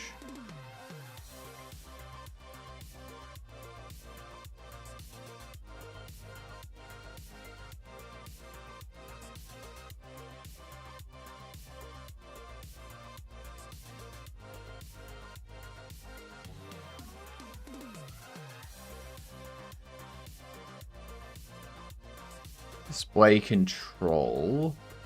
Target screen.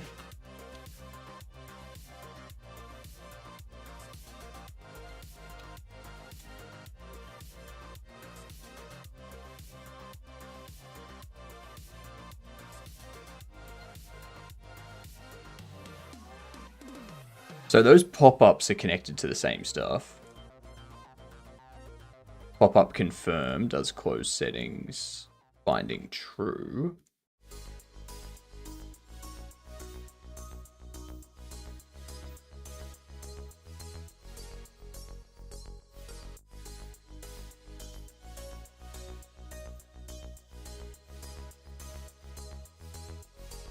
And that's for confirm.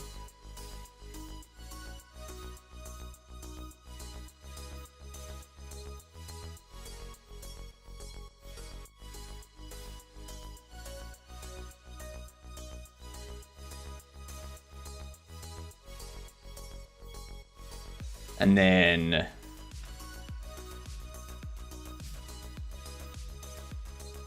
binding true, binding false.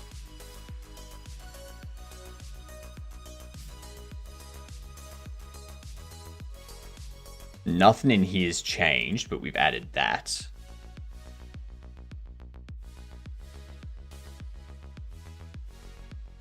Cancel closing needs to be called from somewhere.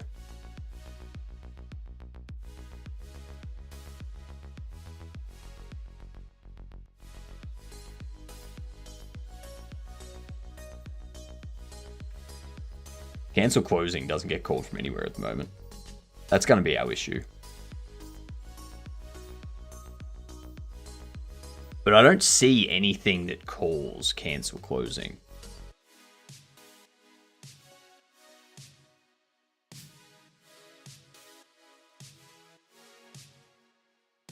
Confirm settings.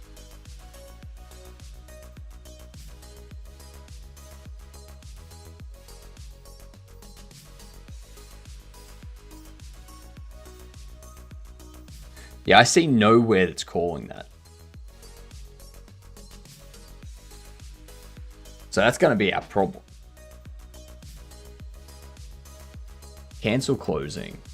Control to focus gets set to null. Or if control to focus is null, we return. Otherwise, we grab focus on it. Headed into the office. Apparently, we're doing elf on the shelf. Okay, so you need to go sit on the shelf. Is that right?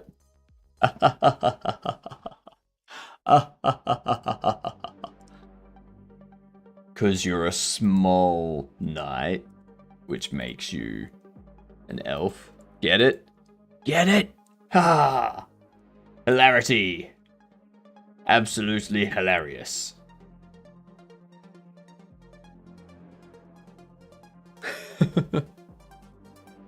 Enjoy the office on a Monday. Ugh. Ugh. The office on a Monday. Who wants to do that? Where can we call cancel closing from?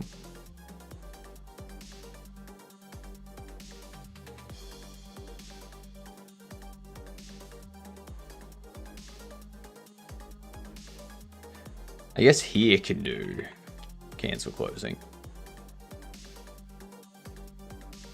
Actually, no.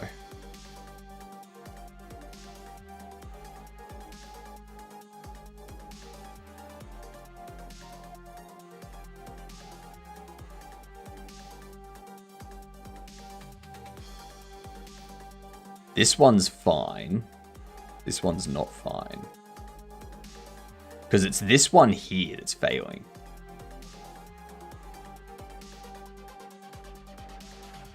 Settings confirmed goes into here.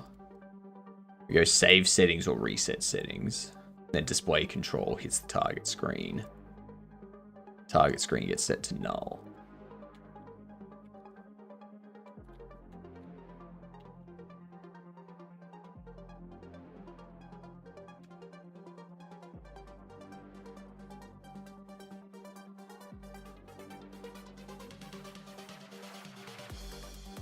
Settings confirmed is the exact same.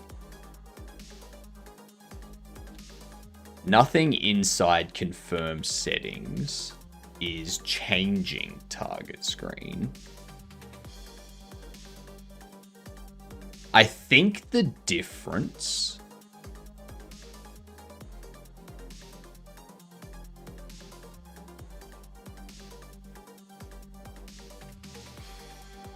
What up, Dramier? How you doing, you gedunt? G'day to you. I think the difference is that this one up here, close settings, should call settings confirmed. No, because this is when we're closing settings completely. So we want that to do that. This one here, doing settings confirmed.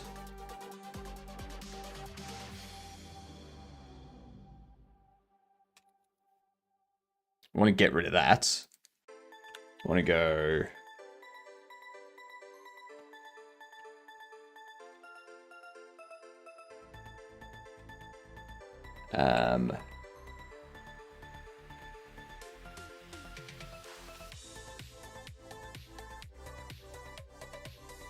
put a return there.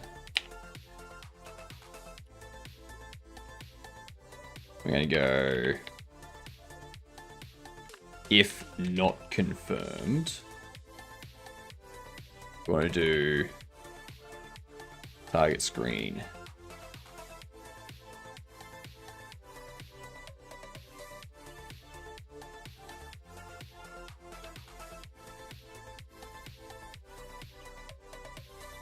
Display control. Display control is going to queue free, so we don't want to do that yet.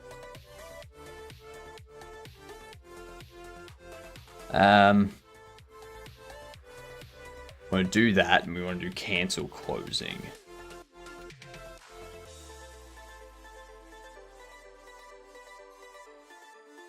I believe that's what we want. So if we go here, we adjust you, cancel, it stays here.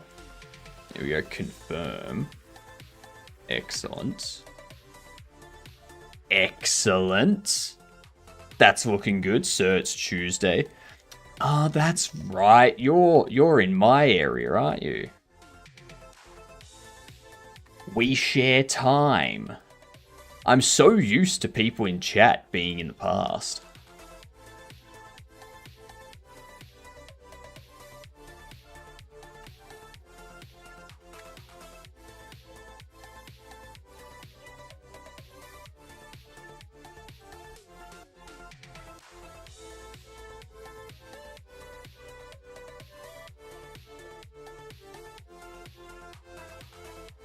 Okay, so now we've got that problem.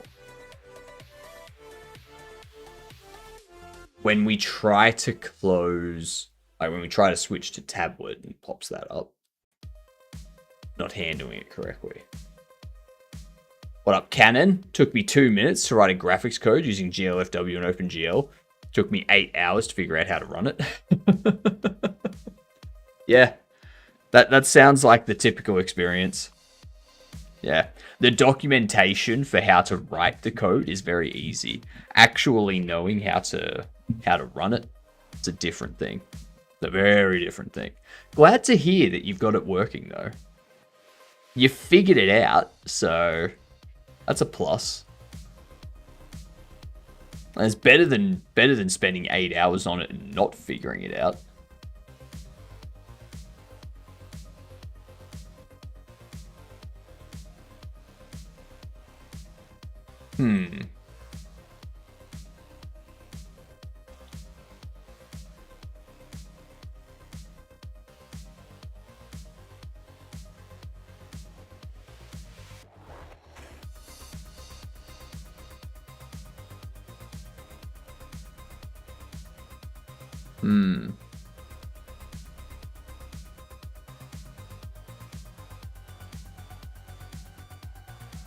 Gonna work while I dev? Lurk away, Dramier. Enjoy your deving. I hope it goes well. I just need to get this last thing solved. And then once I've got this solved, I can create the build and upload it to Steam and get the playtest, like progress towards the playtest. Thank you for the follow. Much appreciated. I hope you're having a fantastic day, you brand new Gedunt. Gedunt, in case you're unaware, stands for good see you next Tuesday. Yep. If anyone introduces themselves to you, make sure you introduce yourself to them as a Gedunt. It's very important.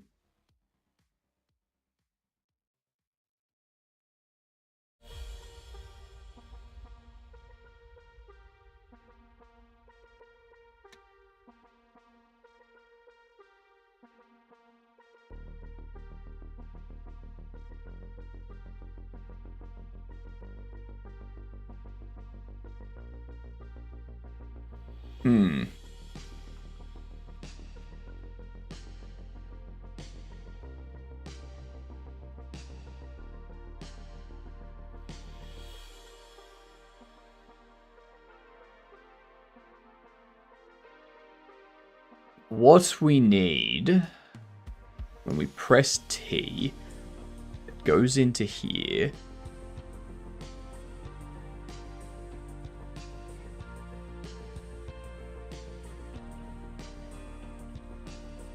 does this.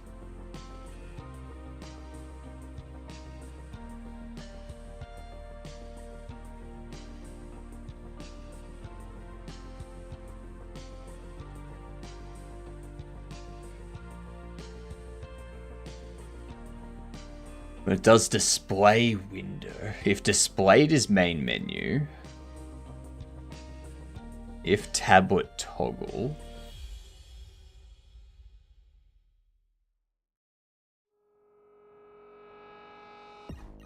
Then we go into here. Do settings, confirm settings.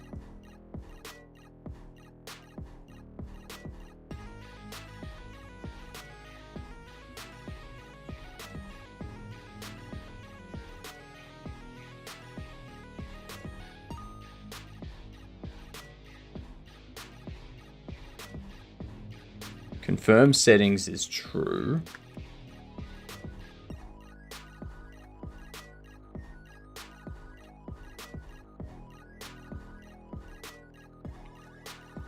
So confirm settings. It hits true. It displays these two.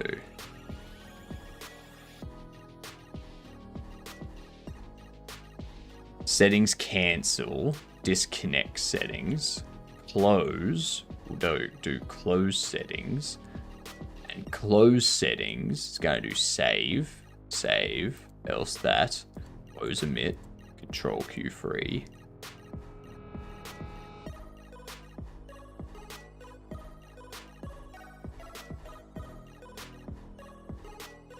How?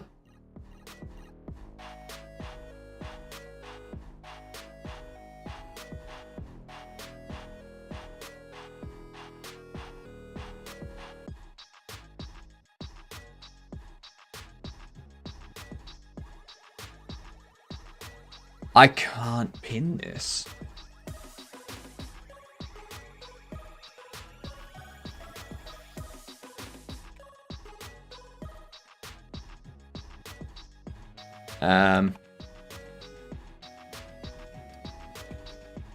Close on confirm.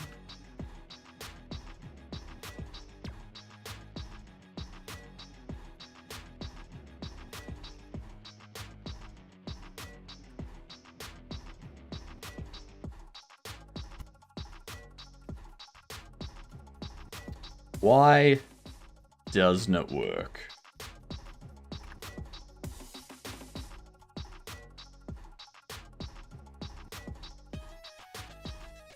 So you see how that didn't trigger any of those? That didn't trigger any of those. So how the hell did this pop up?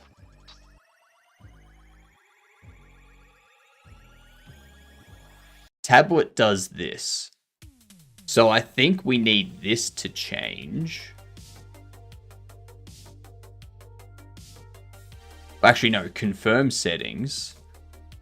I wanted to swing by before I go to sleep and get cooked first thing in the morning for that graphics project presentation for my class. Good luck with coding. Good luck with your presentation. I hope it goes well. Enjoy your sleep. Get some rest. Let us know how it goes tomorrow afterwards.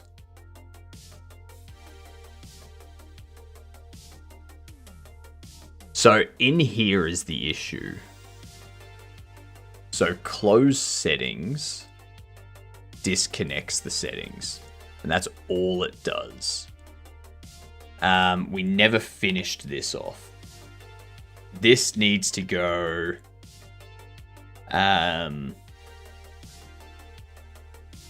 display window.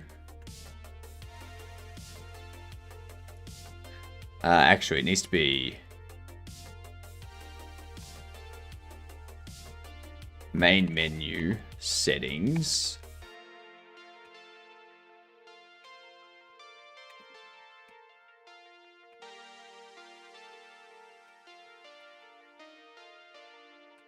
Control. Save settings. Something like that.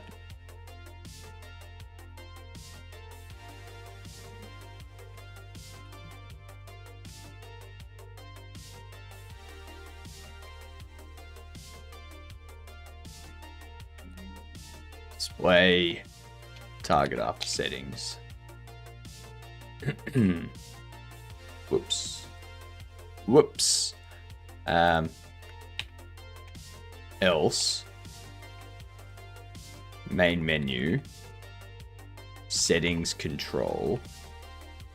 Reset settings. Something like that.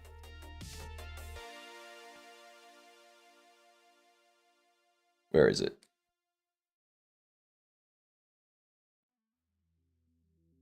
No, so it's just save settings and resettings. That's what we need to test. All right. Let's take a break from that and do a game duel.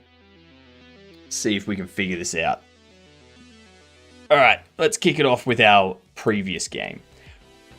Chat, all you gedunts that are listening, we need a third-person game that's a shooter, was on Windows, and had single-player mode. It's after 2000. Doesn't really narrow it down. It could be like Grand Theft Auto 3, Grand Theft Auto 4, Grand Theft Auto 5. It could be The Division.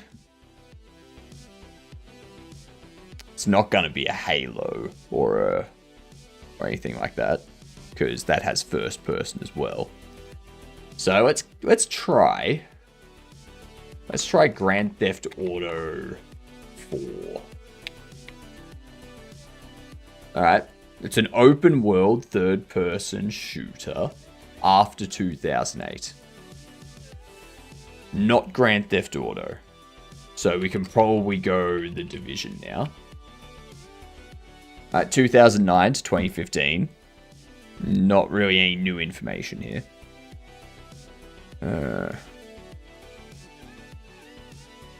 I'm struggling to even think of a third-person shooter. Like Gears of War, maybe? Far Cry? Far Cry, you think, Jaeger? What one? 3? 4? No, not Far Cry? Okay. Okay, no Far Cry then. I'm thinking like Gears of War. Okay. Alright, so we know it's PC and we know it's Xbox One. We know it's Microsoft Game Studio Publishing. It's an open world shooter that's third person.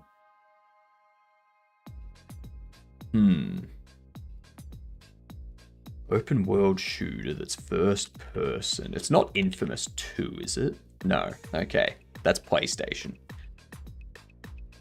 Alright, single player, multiplayer co-op. 2012 to 2015, third person shooter. Xbox published. See, I don't know. Like, Xbox has published so many games at this point that I don't know what it could be. Welcome from the ads, everyone. Give us a hand here. We're looking for an open world shooter that's third person on PC and Xbox One, single player, multiplayer, and co-op. If you've got any ideas, let me know.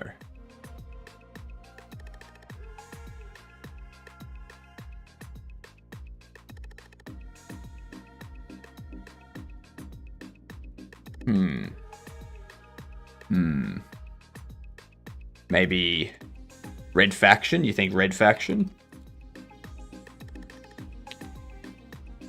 Nah, too long ago. It's gonna be 2012 to 2015. It's... what else could it be? What else could it be? Not SOCOM. Really? Could it be SOCOM? I don't know. No.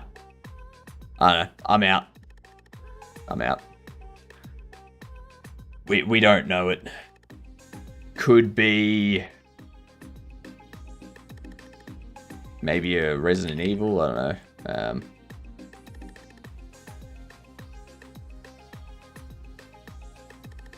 Not Fallout, not RimWorld, not Diablo, not Prototype, not Infamous. It's not a Tom Clancy's. Sunset was open world, right? I don't know. Sunset Overdrive? Let's find out. It was Sunset Overdrive. God damn, nicely done, gamer. 2014. Third person. Shooter open. God damn. God damn, gamer. Crushed it.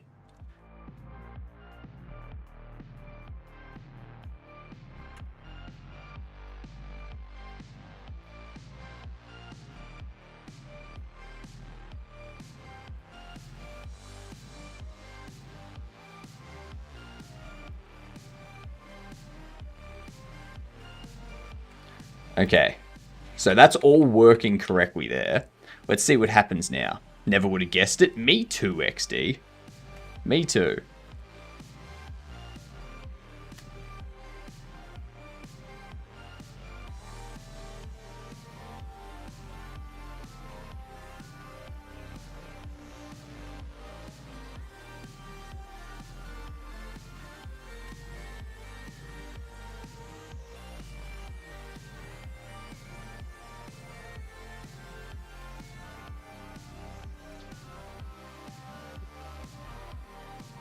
Hell yes. Hell yes. Now, there's still some funkiness going on around the menu. Like, if you press escape too fast, then things go haywire for a second. And then you can reopen it. Stuff like that. But we don't need to worry about that right now. So we do a commit. Fixed save settings confirmation pop-up redirections.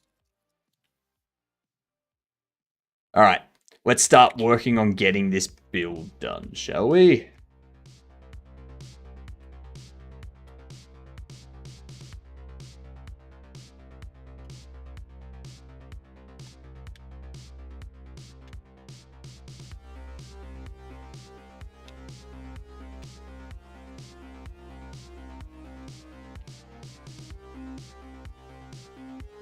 There we go.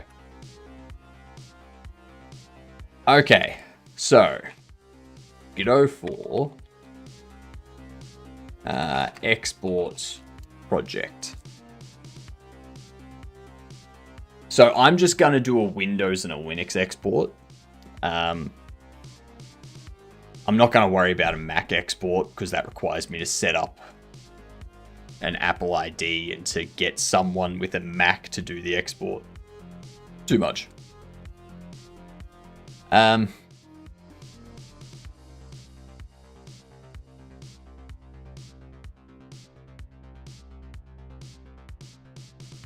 Resource options. When exporting, Godot makes a list of all the files to export and then creates the package. There are 3 different modes for exporting. Export all resources in the project. Yep, that's what I want.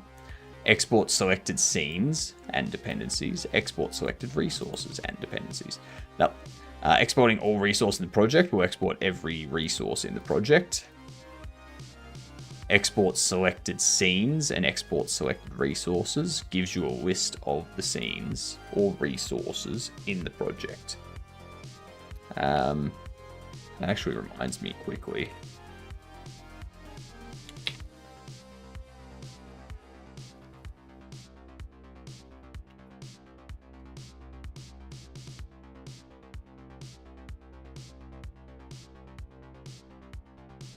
There should be a take broken.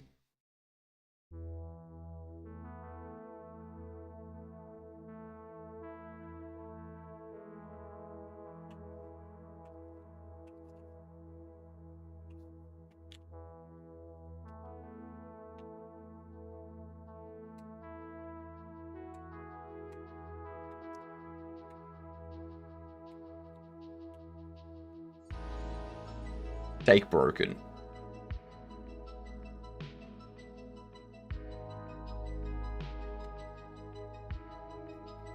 There's also card collection, I think.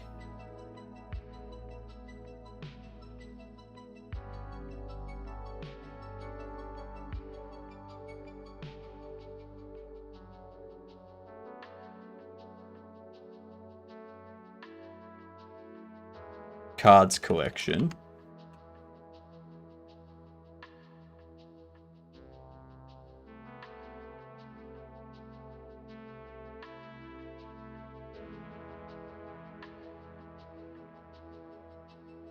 I'm pretty sure that says Bobble's button. Do we want this to say cards button?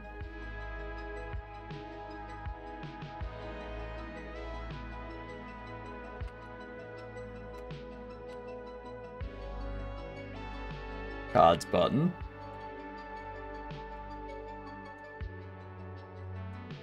That should take care of those two issues. So if I go B, yeah, cool, we get cards and yep, perfect. That's all we needed. Localization fixes.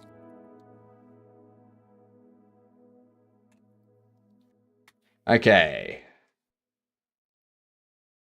So we go export. I kind of want to embed the PCK.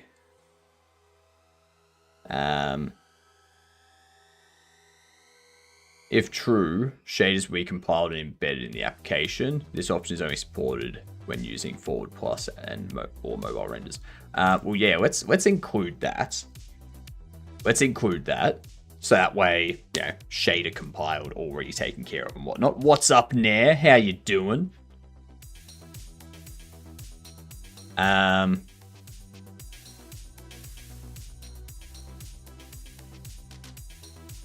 Goose over there on the YouTubes. I see you. I see you. Base packs. Wonder what that's for. Comma separated. So feature list has all that. Shader Baker. GD script export mode. Compressed binary tokens. Smaller files. Easier debugging.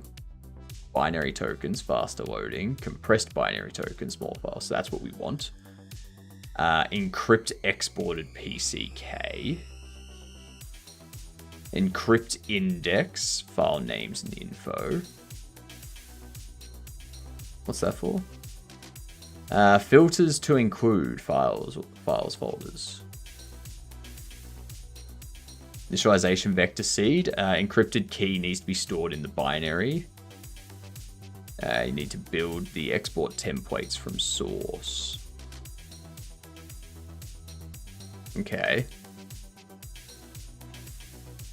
Well, okay, so this link here, that takes us to this.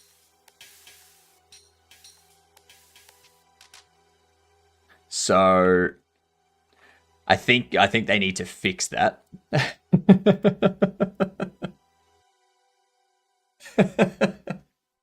This link just takes you to an infinitely loading page.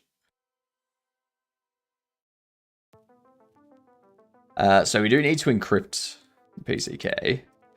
But before we do that, let's go through this. Configuration files. The export configuration is stored in 2 files that can be found in the project directory. Exporting from the command line. PCK versus zip. Each format has its own upsides and downsides. PCK is the default and recommended format for most cases. You may want to use zip archive instead, depending on your needs. Stop lying, I'm not. You are, Goose. I can see you. Uncompressed format, larger file size, but faster to read-write. Not readable and writable using tools normally present on the user's operating system, even though there are third-party tools to extract and create PCK files, such as this.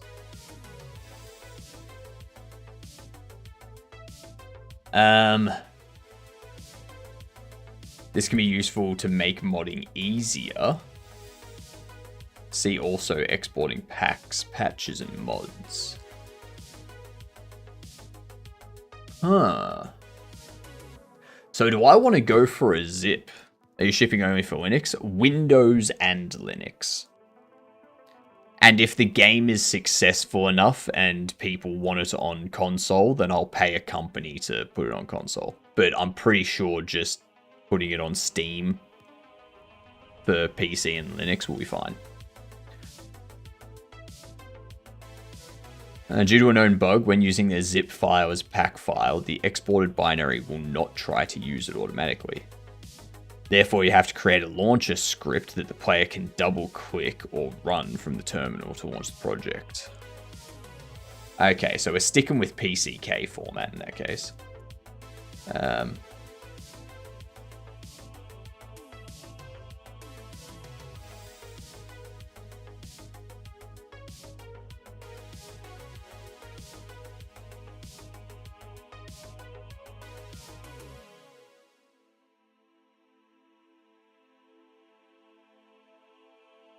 Exporting for Windows.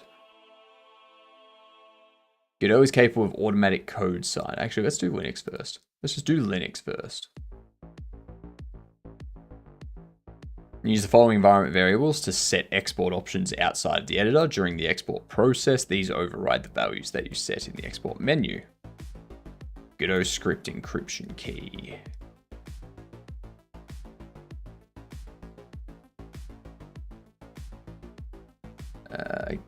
Simplest way to distribute the game for PC is to copy the executable, compress the folder, and send it somewhere to someone else. However, this is often not desired. Godot offers a more elegant approach to PC distribution when using the export system. When exporting for Linux, the exporter takes all the project files and creates a data.pck file.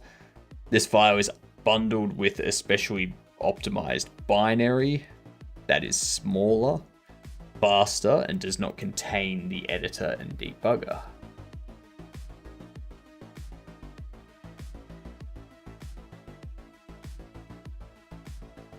Okay.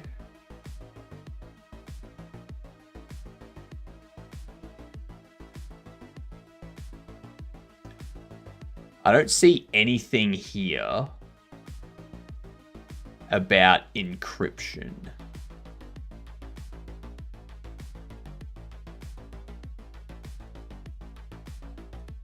Godot for export encryption.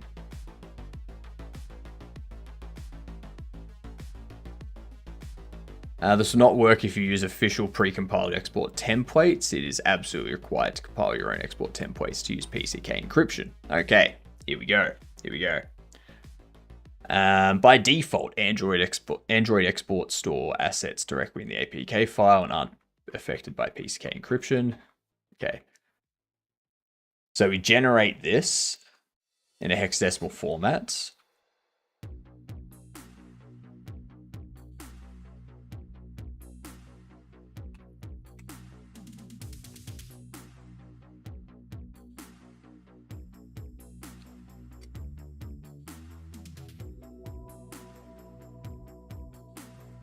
CD.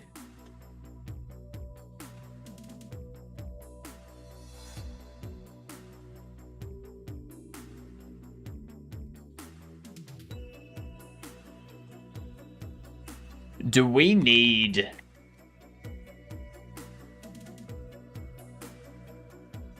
Like, I don't want to put the key in here. I think what I want to do is we're going to go into...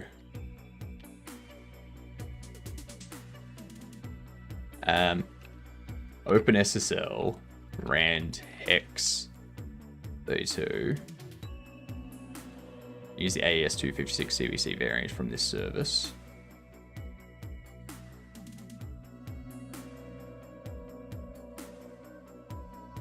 What's this do?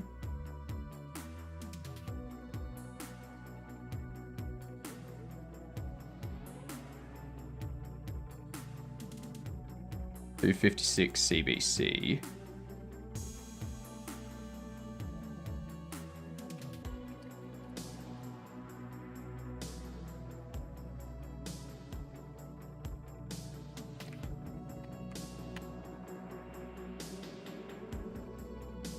So you can do that, which gives you that, but I don't think I will do that.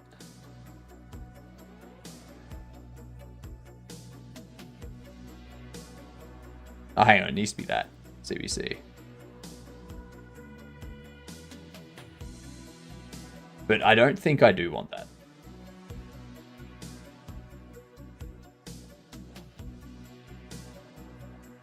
Because I think...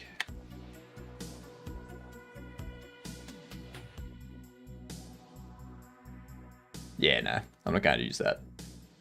So I can use this, which does like Godot GD key. Yeah. And now we've got the Godot GD key. Output should be similar to that, but I don't care. I don't want to view it. I'm not going to view it for all of you. Set this key as environment variable in the Godot console that you will use to compile Godot like this.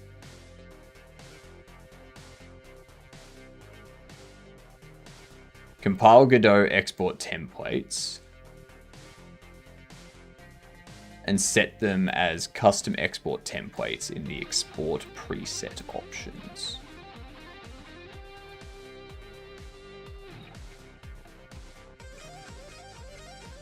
And it displays the encryption key there. I think this here should be masked.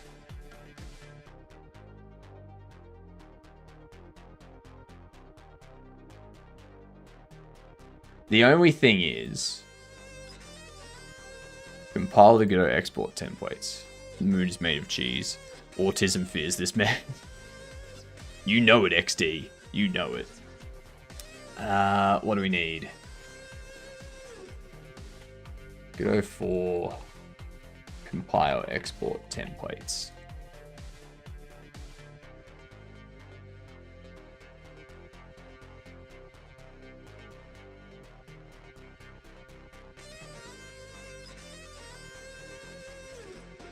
Compile Windows Editor and export template binaries from source.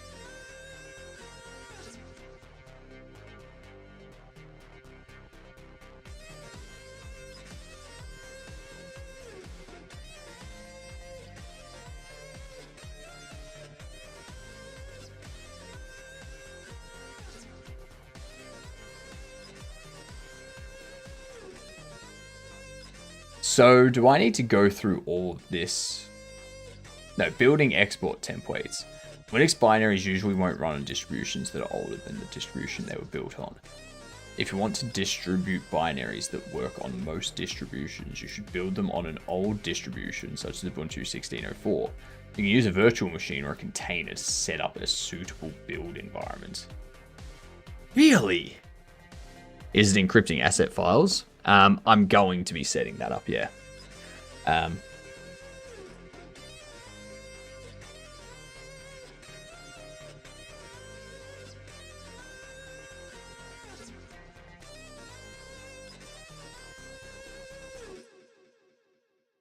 Right. So, what we need to do is we need to check out the Godot source code.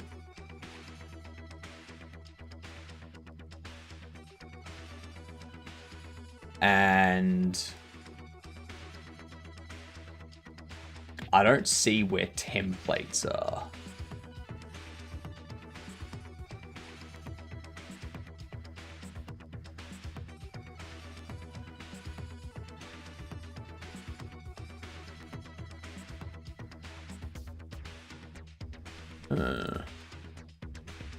Decryptor will be right there in your game. So the point, Nair, is... So you've got to remember, Nair, that cybersecurity isn't just a one-thing solution. It's not about going, all right, I'm going to do this single thing, and it prevents everything. Okay? Cybersecurity is a layered approach. So encrypting it prevents like people of a lower skill level. Yeah. It's yeah. And then there's other things you can do. There's other things you can do on top of setting the encryption. So you do multiple things and then you go from there. Because yeah, there is no one-shot solution for protecting everything. Like, you do a layered approach.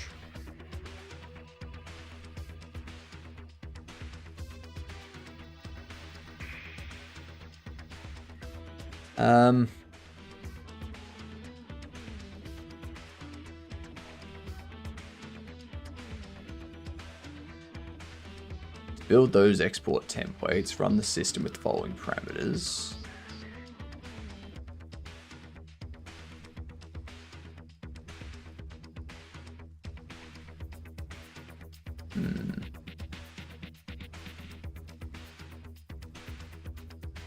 Mike, look at that. 65 stream streak. I love it. Love it.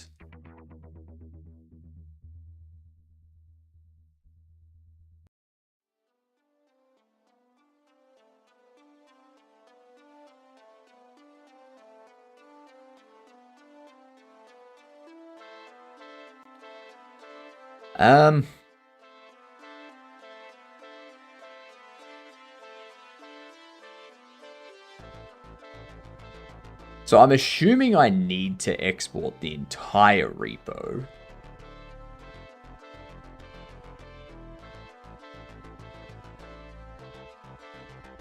And then when we do this, it'll give me an export template.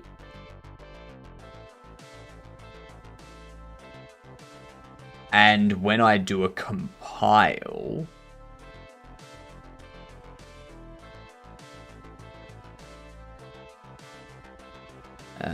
set this key as environment variable in the console that you will use to compile Godot like this. Compile Godot export templates and set them as custom export templates in the export preset options.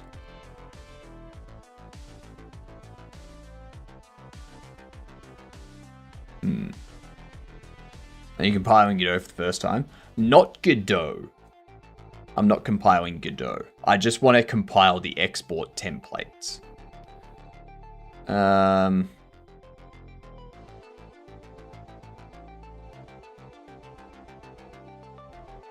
Compile Godot export templates and set them as custom export templates in the export preset options. But why do I need to do that? Like, why do I need to do this? Like, why can't I just in here, like in the export, why can't I just do this and set the encryption key there?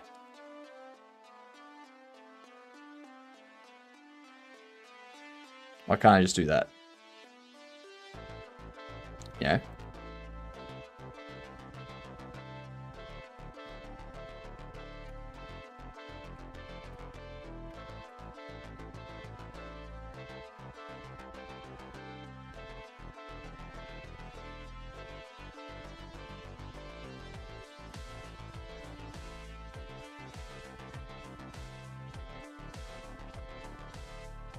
I'm going to do a test.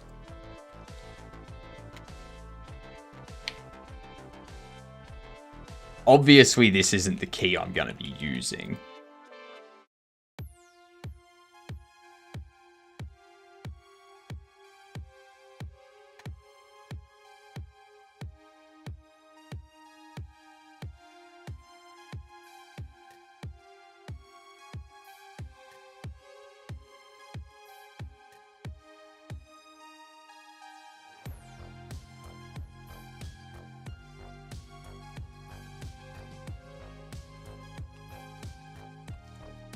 Bobble Shop Sim.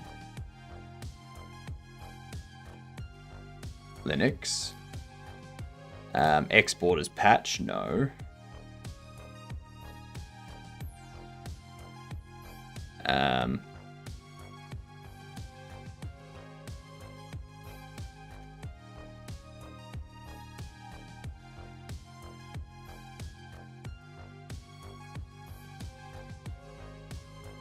Now it's doing a bunch of fail, which I assume is the exporting failed.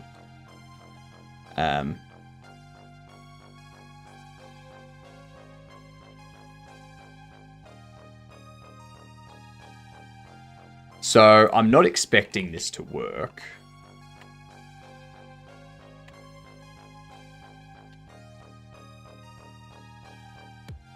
Why is that a zip?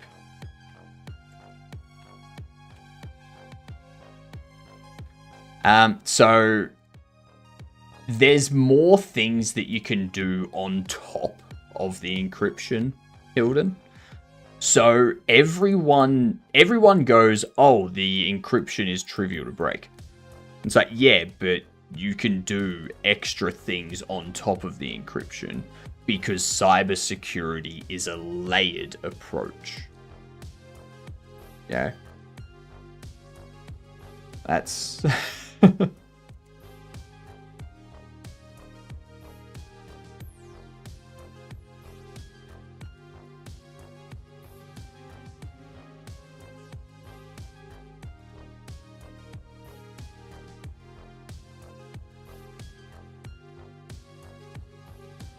You can, but why though?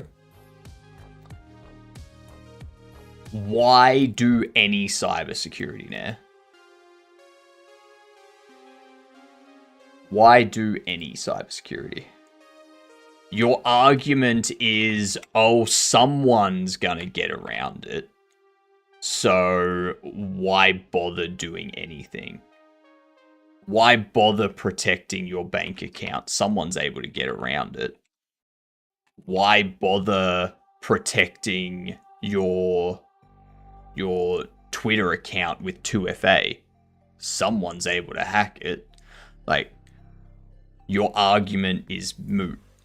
Your argument is, oh well, I'm not going to do anything because someone of a higher level will be able to do something. Asset unpackers probably got it handled automatically. Not all of it. Not all of it. You prevent easy modding. No, the modding capability is based on your skill of implementing modding. Yeah. So you've got to remember now, I have assets that I've purchased from Cinti in here. Okay? Those aren't my assets to just give out to people.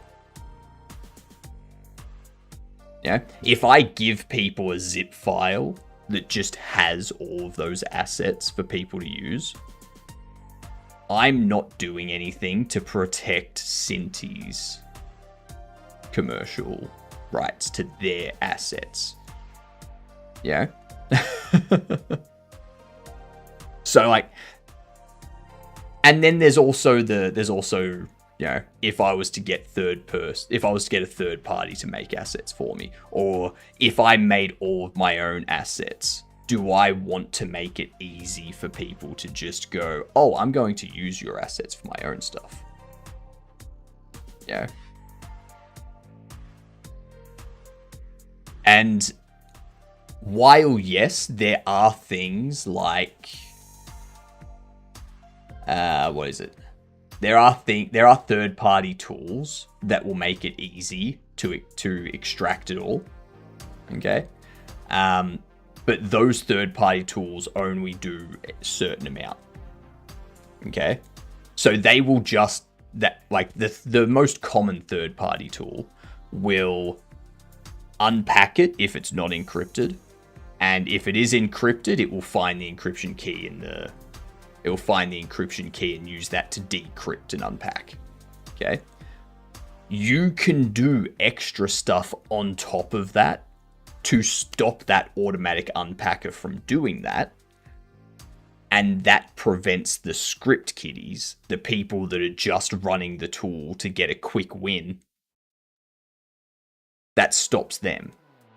It doesn't stop everyone, but it reduces the people that just want to unpack your game and repackage it as their own and sell it. Yeah.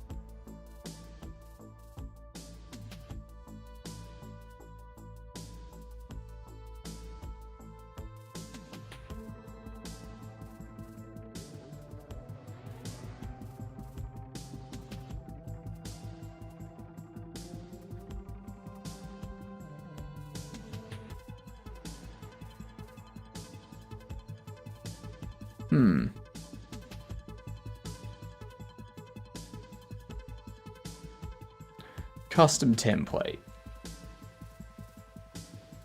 I guess that's what needs to be done when you want to encrypt it.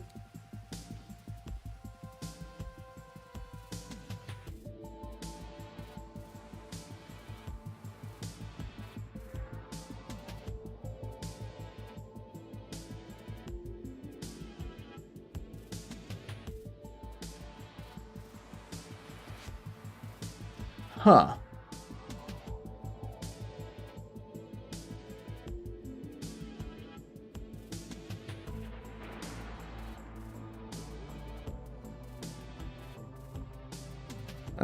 Would need some plausible deniability PCK where wrong key that the automagic system gives unlocks some Rickroll version of the game assets. Let me see.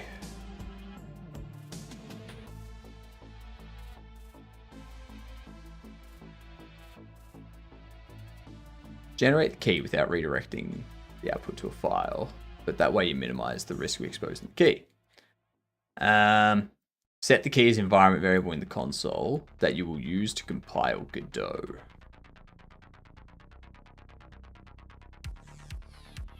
I don't understand why you need to set the key here and also set the key here. Compile Godot export templates and set them as custom export templates in the export preset options. Set the encryption key in the encryption tab of the export preset. Seems weird.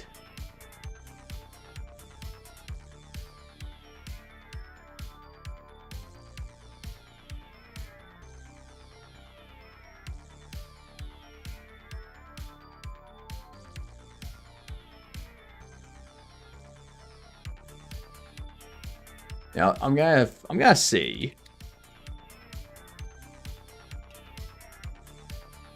I'm gonna see if there's custom export templates. Here we go, Godot Builder. Create custom templates for your game in just a few clicks. Cavino! G'day, you good dunce. How are yous doing? What were you up to? I'm currently going through the export process. I need to compile templates by the looks of it. So that's fun. The template is just the Godot editor. It's just Godot without editor after all. Yeah, it is. But yeah. Does it hard code the opening key to the template? Probably. And the editor key thing is the PCK specific key input. Probably, yeah. Nothing much, just released our latest game. Post the link. Post the link so that we can play it. Also, Cavino, you mentioned when we were in Munich about something Wallaber showed you for encrypt, like your exports that actually had code not be displayed when it was unpacked. It was his encryption. Do you know if he has that hosted anywhere? Like, does he have that template available somewhere? The floating head, what's up? Been a minute? It has been a minute, hasn't it, Rising Sun? How have you been? Hopefully you are still rising and not falling. That would be terrible. Because I'm looking at this at the moment. Seeing if Godot Builder can do it. To my knowledge, it was just a custom version of the engine. Yeah, they're always a custom version of the engine. But, yeah. Yeah. Anyway, let's test out your game here. WASD, E or spacebar, escape to pause. Alright.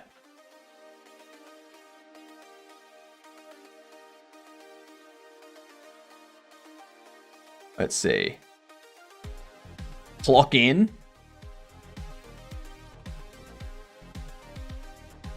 What the...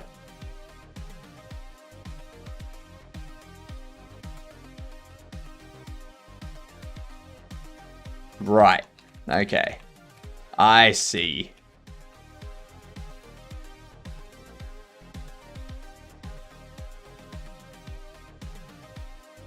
I see what the issue is. Yeah.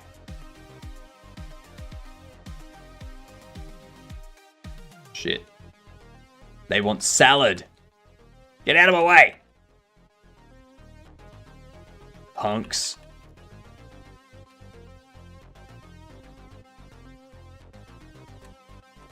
Boo, I got there.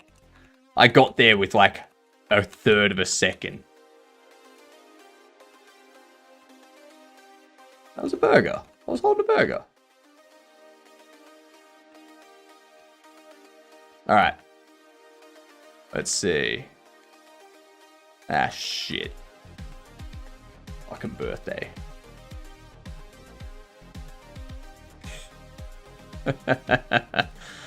I totally won that. I've got to put trash can thing. So I can't unfold something.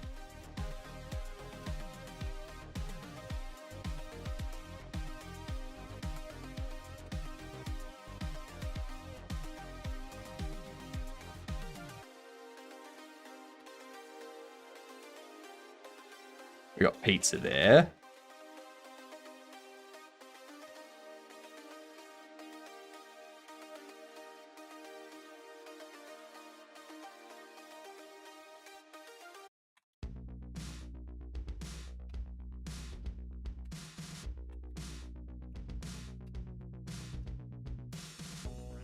That was close.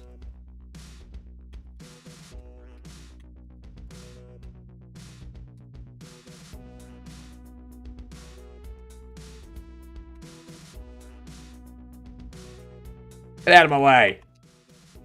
Fucking kids. Bricks.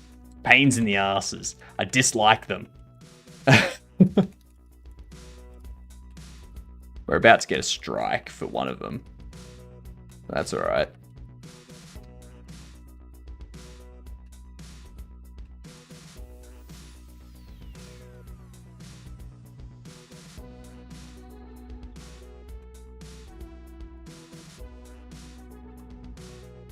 Alright. Get out of my way. Salad. Yeah, that's pizza, so we're going to lose that one. Pizza there. Whoops.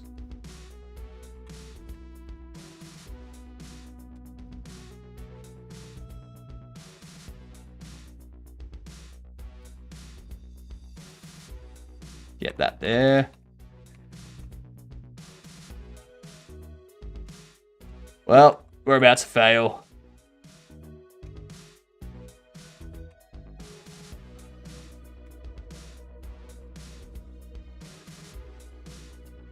Yep, that's over.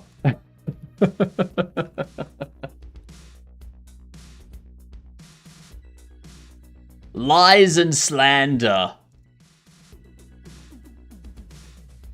Lies and slander.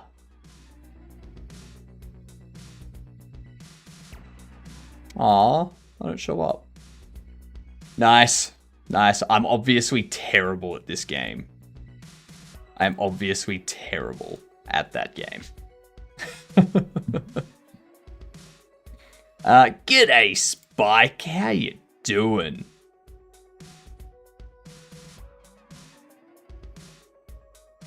Yeah, let me copy this link here. Copy the link, give it to the people on the YouTubes as well. There it is for everyone that wants it. Walking animation between steps would make wonders for this game. I was thinking, but thought the jumpy movement would make it feel more calculated with your moves. Might try it out tomorrow. Yeah, especially because it's moving one square at a time, and that's based on how fast you can press. You can press W, A, S, D. I think the steps would fall out of sync a lot. Origin point on crosses, strikes is top left, should be centered. Animation looks off. Lies. Animation looks perfectly fine. Very nice. How long did you work on that one for, Cavino?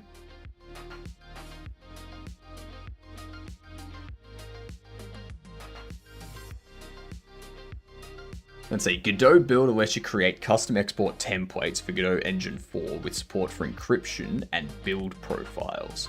So they're optimized for your game. Creating export templates is simple as filling out a form with your requirements. We compile the Godot editor, the Godot Engine export templates to your specifications. Upon completion, we'll send you the download link to the templates, which you can then install in Godot Engine. Godot Engine supports encryption for resource packs, PCK files. This requires a custom compilation of export templates as the encryption key is encoded into the executable. In 10 days. Very nice. Very nice.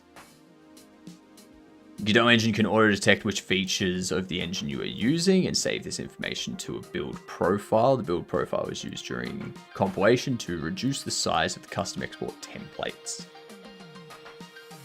We use unmodified Godot source code to compile your custom export templates, which means they are functionally equivalent. The main difference is that custom templates contain the encryption key, so your game can be exported with PCK encryption enabled. If you choose to use a build profile, the export templates will be smaller, reducing the size of your game executable.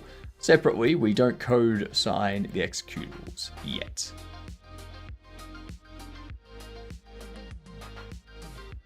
Okay, so it's...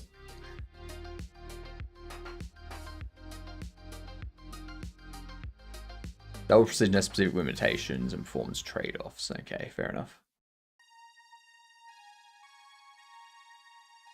So they aren't... Yeah, okay.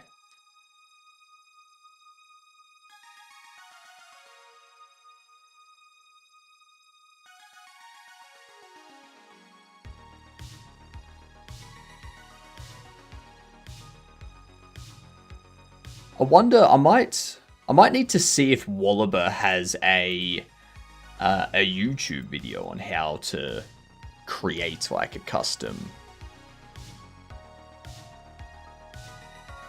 template, because I'm assuming there's Godot code changes in there.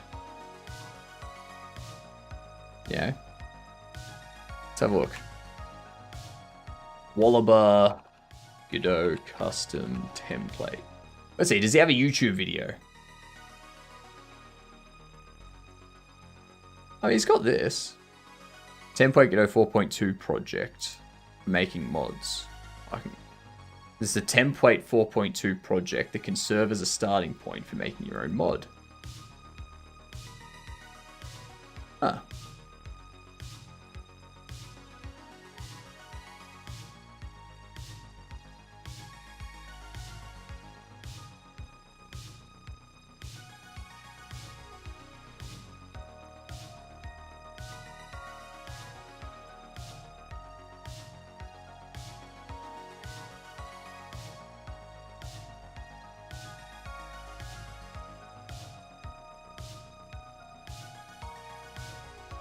These are all just template projects.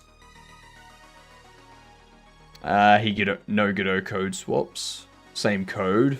There is just the custom pie to edit for compile settings.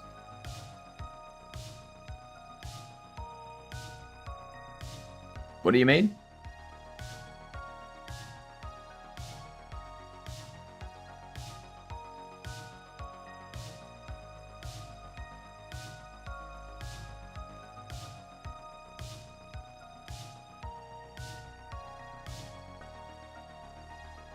Making custom export templates with some disabled features more accessible.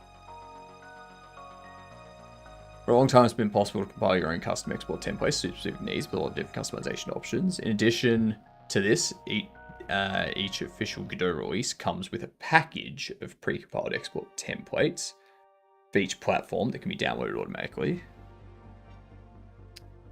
When you git pull the Godot source tree, you need a custom PY in the main folder. Scones reads that. Okay.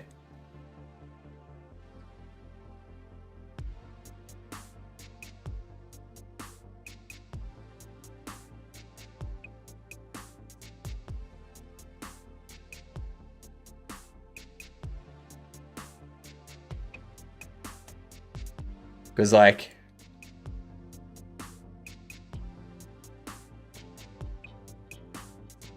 they don't have anything like that here.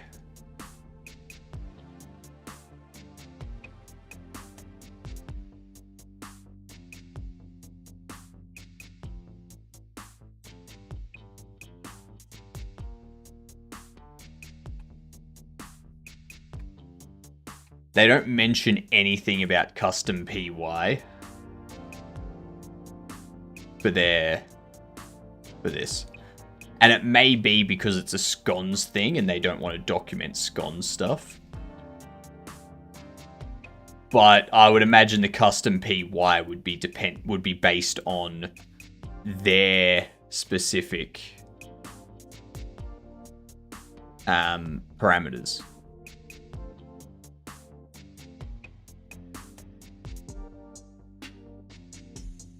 When you're compiling Godot for production use, you can make the final executable smaller and faster by adding scones option, production yes. This enables additional compiler optimizations and link time optimizations.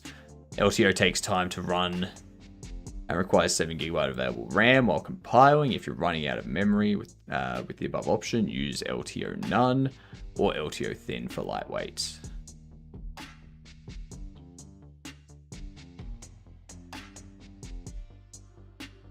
Is the base settings and the ones you put after the scones overrides those.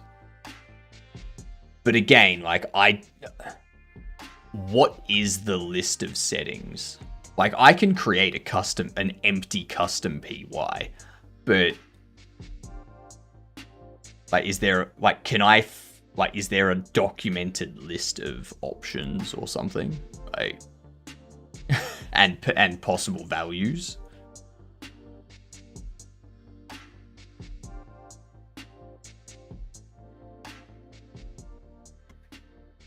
Binaries usually won't run on distributions that are older. So I need to set up a VM that has like an older version of Linux, a much older version of Linux.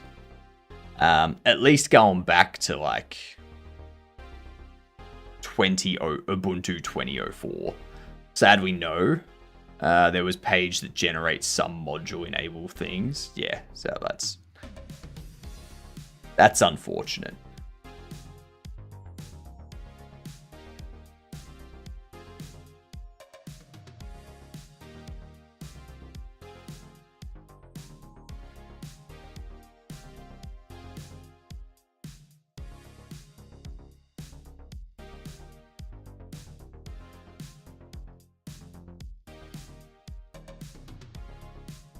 It has some things inside the editor to generate the ones the project uses. Does it?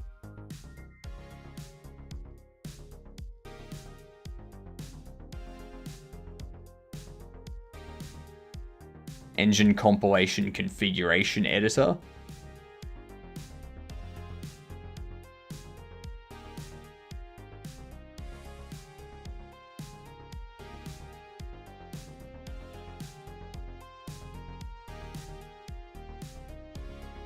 I don't need mobile renderer.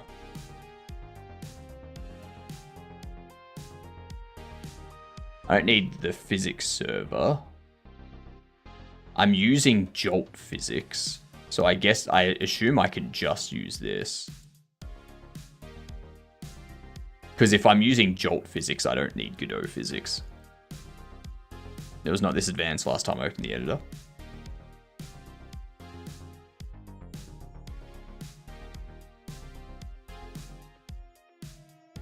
I've been handballing it.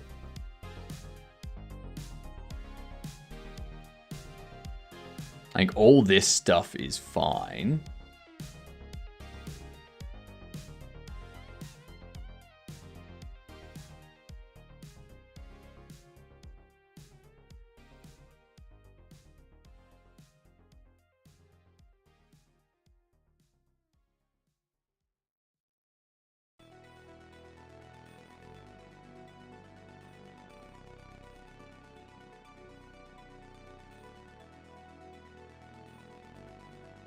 Let's see. Whoops. I can probably get rid of the OpenXR stuff.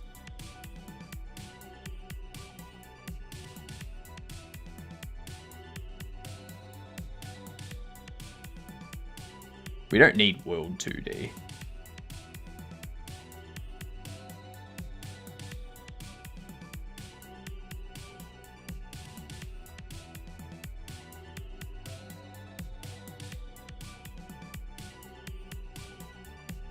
Where's the OpenXR stuff? We don't need anything XR related.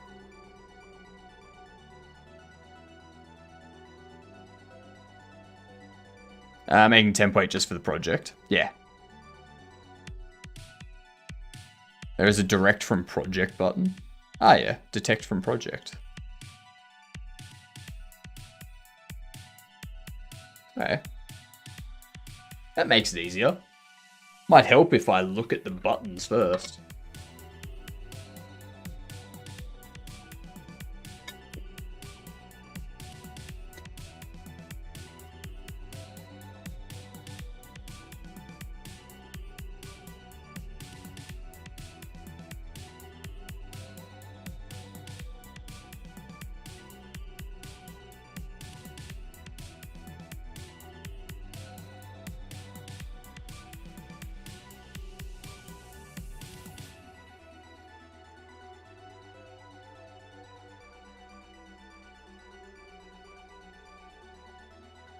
Nice.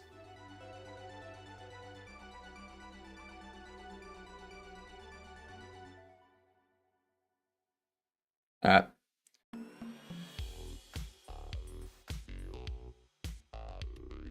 So if we save this as Bobble Shop,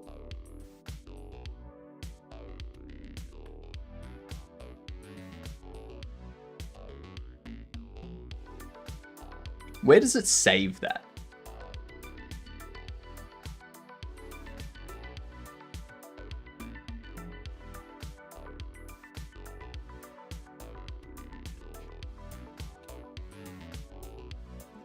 Projects, Bobble.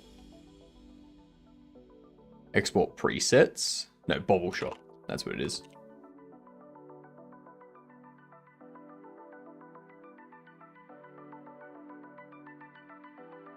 So this should be a GD build.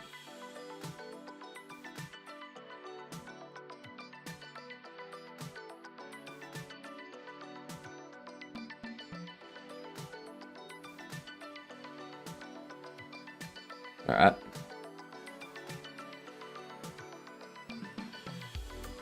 But that's just like if we cat that.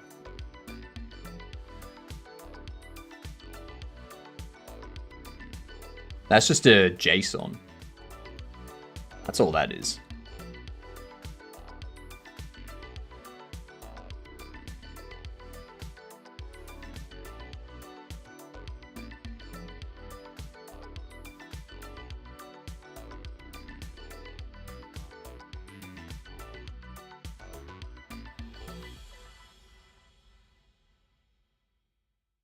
Create override version control metadata. Version control settings.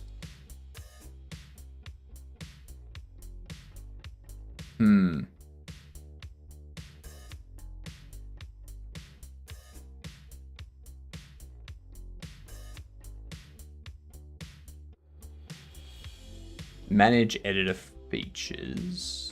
Manage export templates. So I don't need to worry about export templates.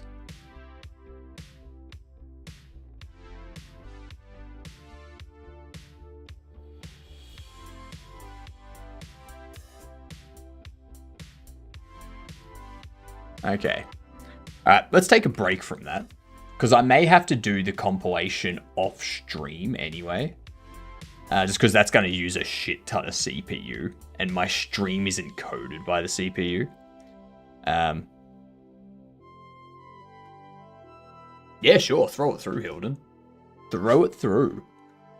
Alright, we're looking for a third-person single-player multiplayer co-op game that is not a shooter or a platformer after 2014. I'm thinking this is it's not Borderlands, not Division,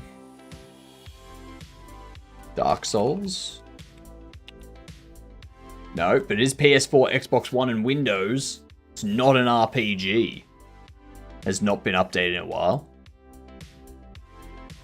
42X. Yeah.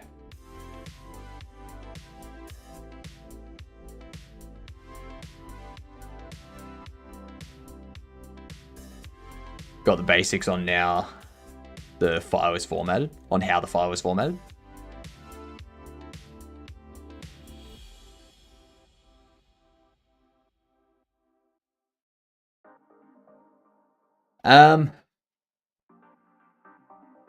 Third person, single player, multiplayer co-op after 2016. Not shooter, not RPG. Thank you for the follow. You are officially a Gedunt. G''DUNT stands for good. See you next Tuesday. Tell everyone that you meet from this point forward. Okay? Just say, g'day, I'm a Gedunt. And make sure you've got a fake mustache on when you do it, so that you can pretend to be me when you say it. Yeah.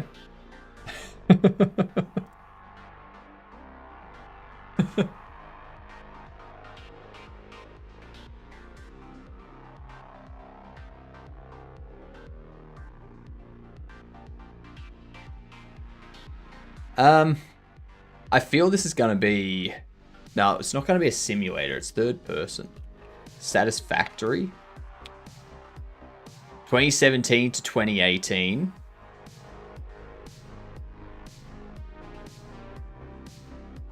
(2017 2018) third person. Is it like Beat Saber? No, it's not. It's not a shooter, not a platformer, not an RPG, not a sim, not an indie, not a sport, not an auditory. A hack and slash? God of War? No, okay, so it's a hack and slash. Historical. A fighting hack and slash. Is this a Dynasty Warrior? No.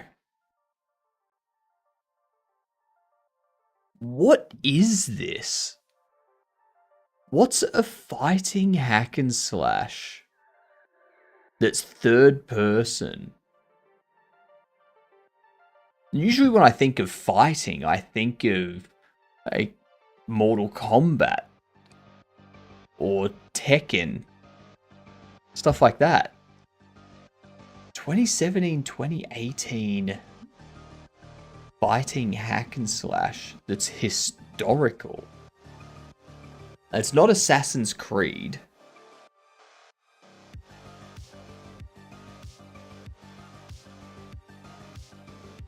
Fighting hack and slash historical. It's not like a re-release of Streets of Rage or something, is it?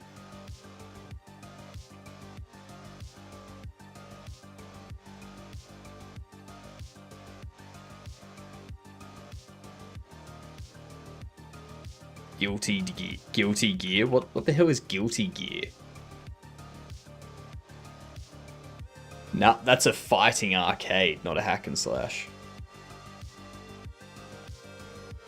The third person fighting hack and slash. Ooh. Ooh, is it a Dead Rising? No, it's not a Dead Rising. God damn it. I think we've lost. I think we've lost.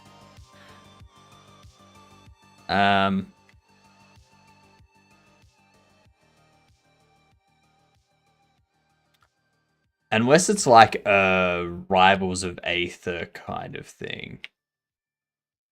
For Honor. For Honor. Oh my god. It does make sense. I forgot this was a game. Completely forgot. I did guess Dynasty Warriors gamer, but no, there wasn't Dynasty Warriors. Okay, what I'm thinking is we go for custom export templates. Because there's Godot Builder.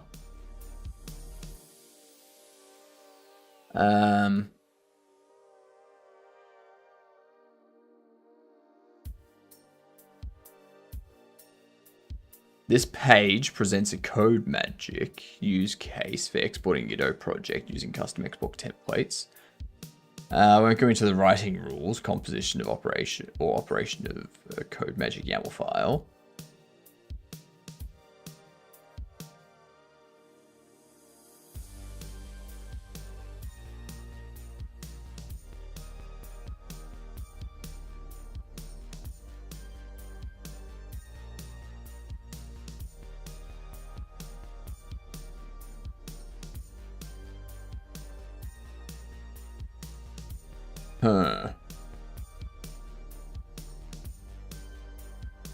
What's up, Liberacorn? Thank you for contributing.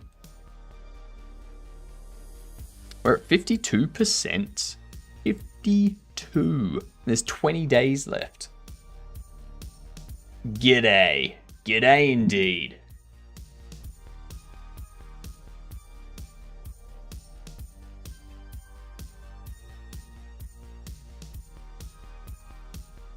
Let's see what you've got. This is for 441. I should probably do a Godot 45.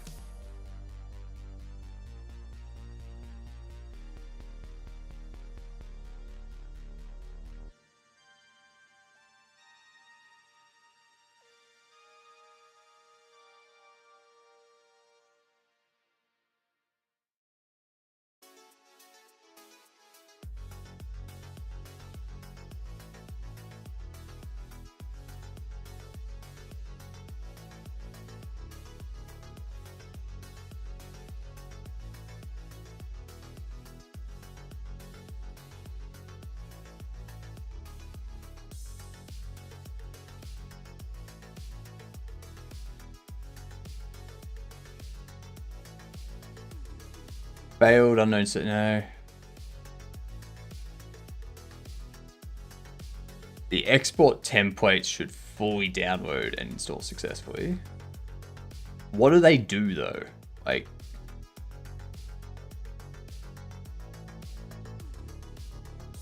those aren't, that's just an issue raised. It's not their custom templates.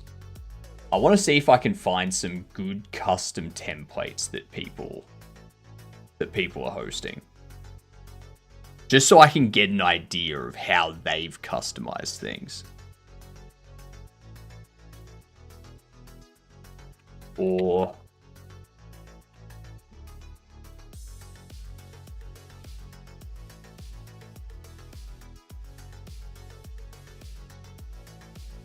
export templates. Nope.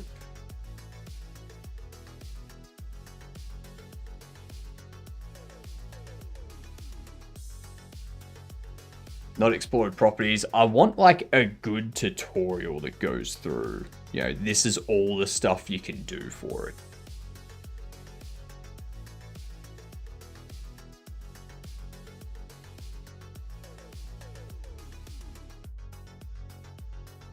Because there's this thing. We can go like get started.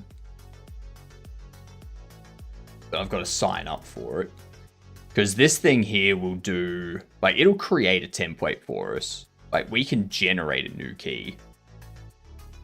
We can select the Godot version. We can select the build name. Or we can set the build name. Set the project title. Select the target platforms. Probably go single precision because I don't have that big of a file. Engine build profile configuration. So the engine build profile configuration.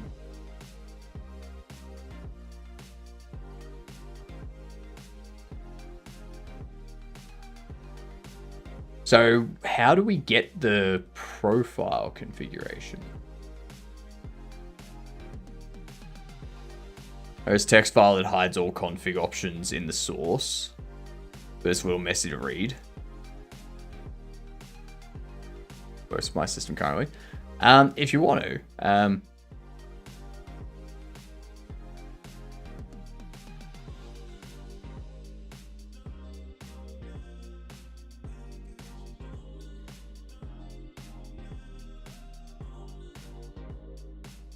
If we go... So this is the engine compile configuration, but that's just a GD build file.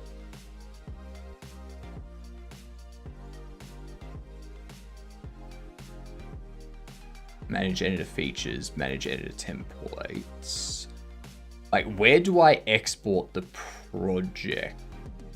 Like the profile. Where do I get the profile?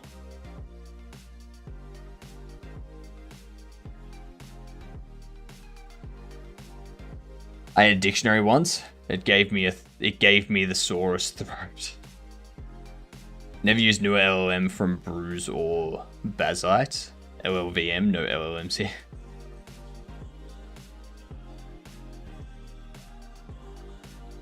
Build profile configuration. Let's see if there's, let's see, build profile configuration.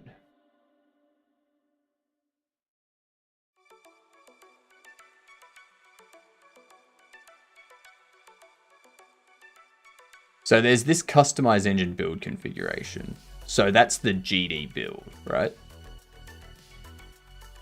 I'm curious about this tool. I looked into it. From what I understand, creating custom build profile as to compile a custom version of the engine and export templates with only the features you or your game needs. Screenshot posted in the interface allows you to create a build file that's used with the scones compiler. Seems like it might be helpful for reducing export sizes.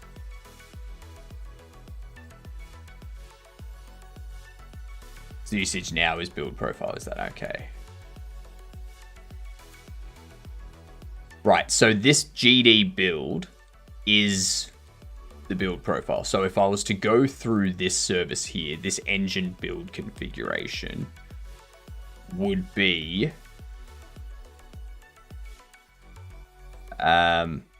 this file here. That's what it would be. Cool.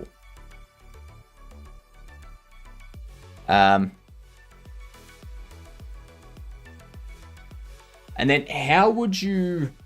So I guess we would have to alter the Godot code. We'd have to alter the Godot C++ or add something else in there if we wanted security more than the PCK encryption key.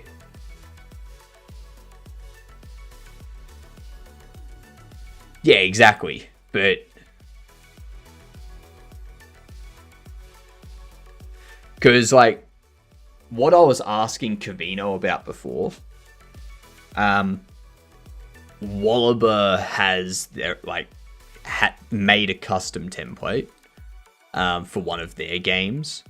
And what it did was if someone unpacked it using the unpack tool that everyone knows about,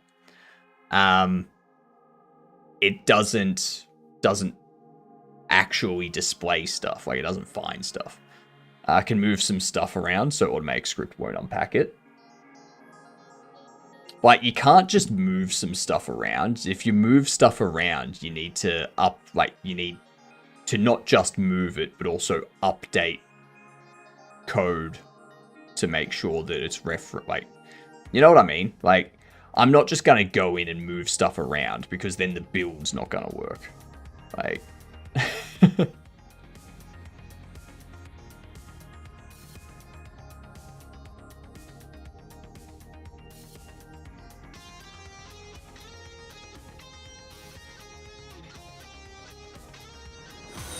so what I'm going to do, I'm going to check out the repo. I'm going to check out the Godot repo. Thank you for the follow. Much appreciated. I hope you're having a wonderful day. Where is the repo?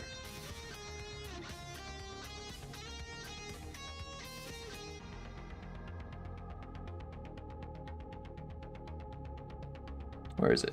Godot GitHub. There we go.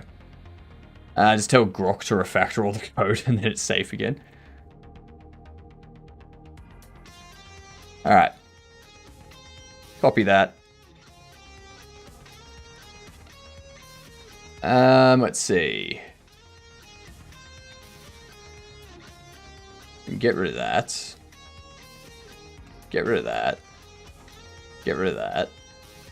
Get rid of that. Git clone.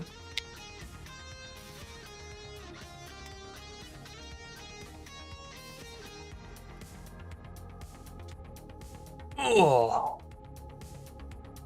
So.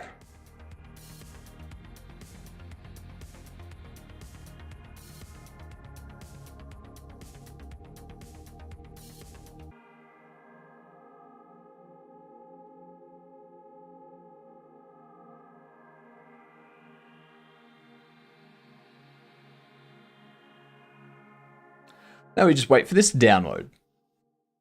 That's fun. That's fun. I think one thing, what I'm gonna do,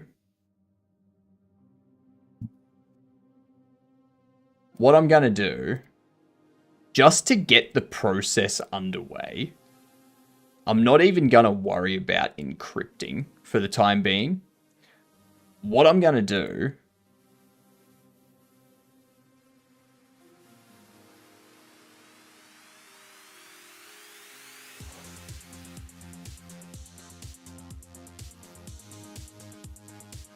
let's see.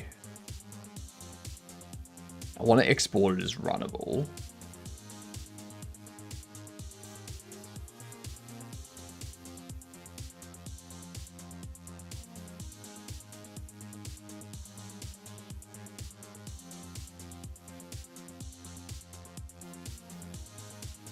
We go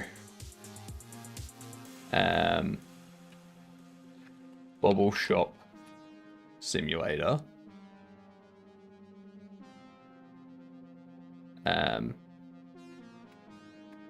x86-64. You know what? I'm not even going to do that. I'm just going to do that. So we set that. We export into there. Give it you. Do that. Oops. Exports.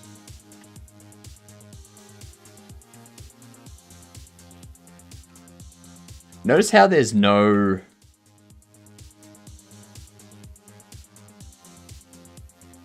Notice how there's no, like, this hasn't been generated.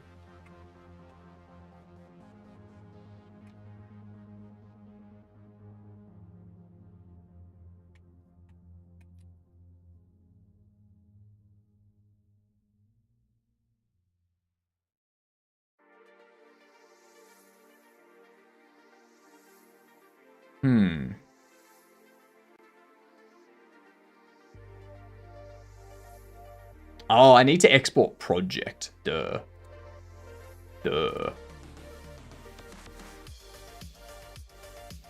Not just the PCK. Duh. There it is. Then we do that. It runs. Cool.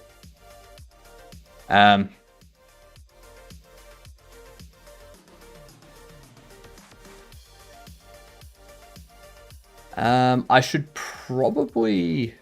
I have a splash, don't I? I'm pretty sure I created a splash screen or something.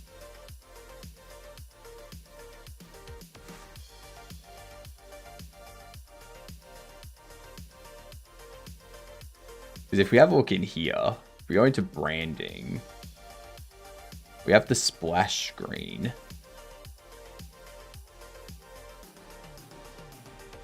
We have the tile. I also want to change this, actually.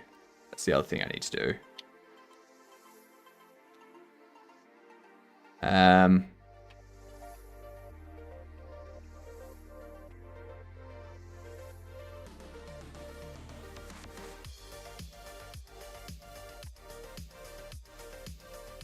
Do that. CD into Discord. You know what? It's going to be easier if I open this up. Discord logo. Blah GB. I think that's the one. Yeah, Discord symbol. And I want to get this one. Or do we get this one? If we get the black one, that'll stand out on everything.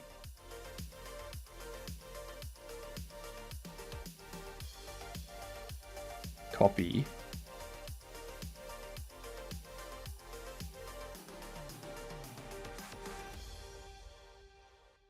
So we do this. That's checked out. Good to see.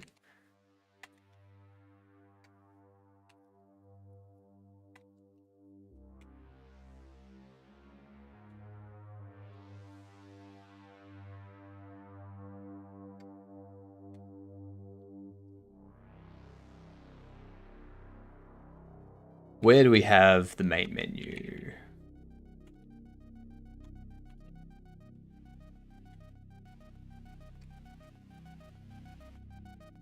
Oh, that's right.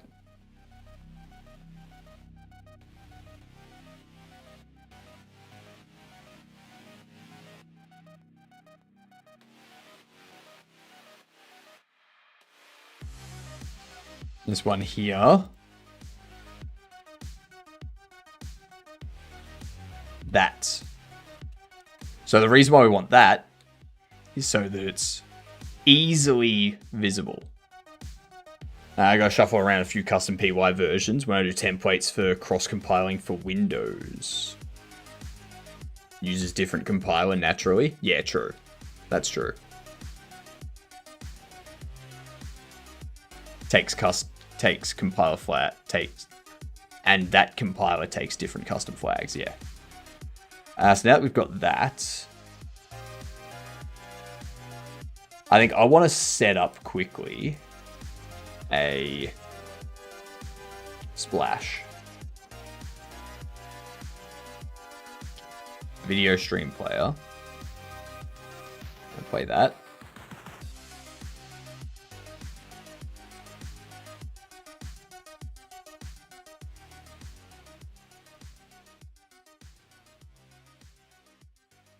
And then splash video.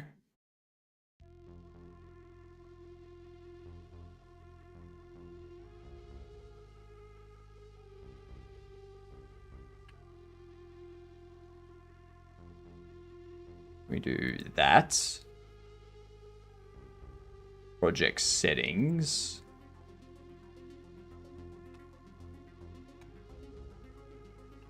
UI splash TSCN. This needs a splash script.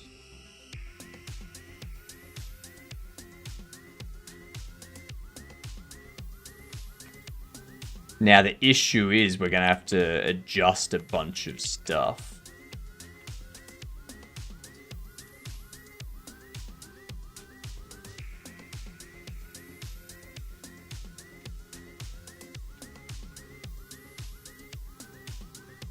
Splash video finished. Connect. Load video. Load. Splash finished.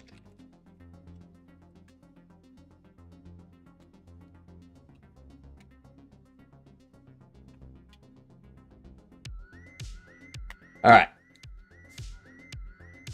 Building it over with C# support got extra steps. I can imagine that'd take a bit.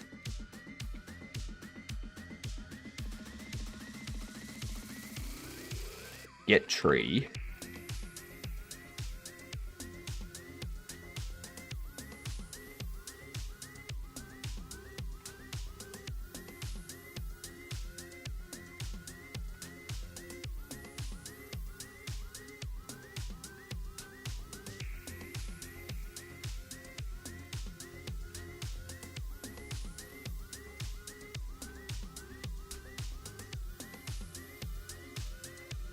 Resource loader? No.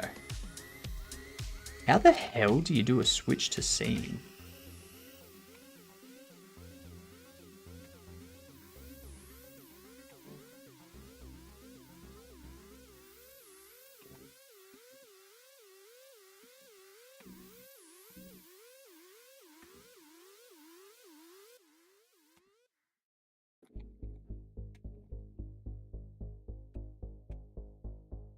Change scene to file.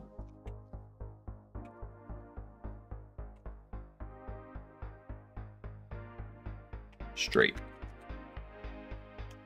We want to change to that.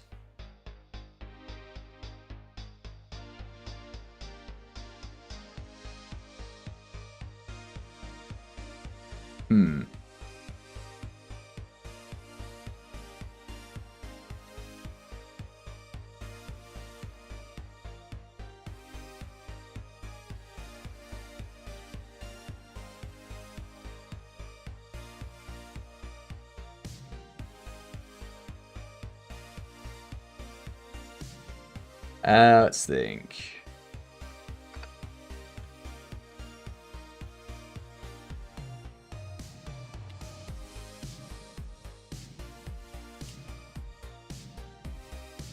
Let's delete those. What's the flash screen?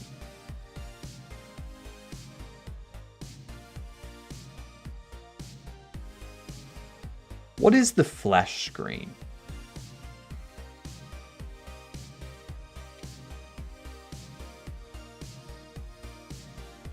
Okay.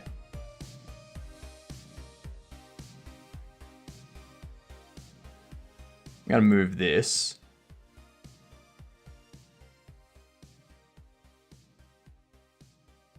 Pop it there. Get rid of that too. Don't need that anymore. Well, actually, maybe we do still need that. Maybe.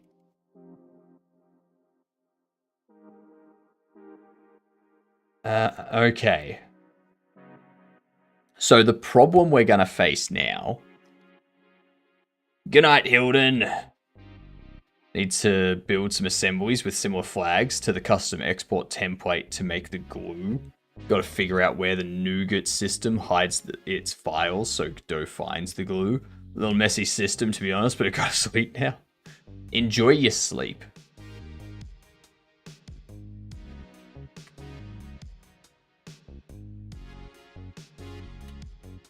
Now, this is going to throw an error because of this.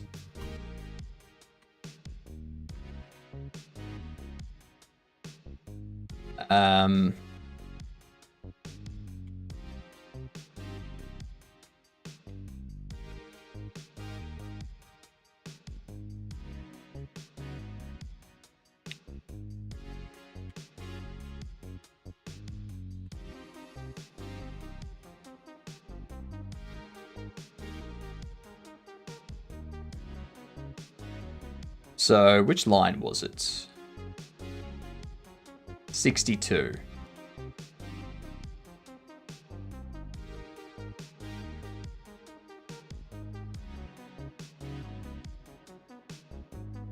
Player opening.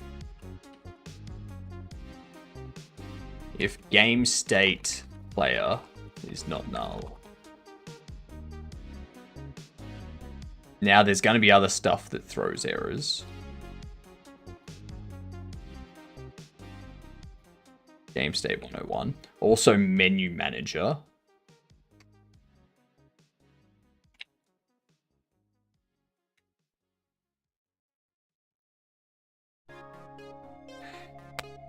You know what I could do?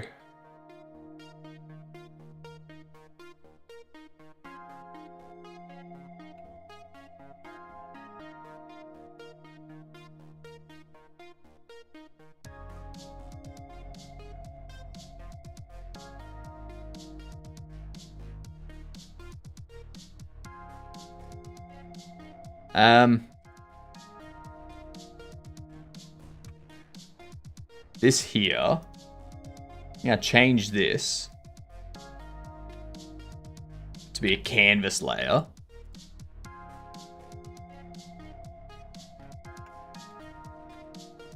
You're gonna be all the way on top.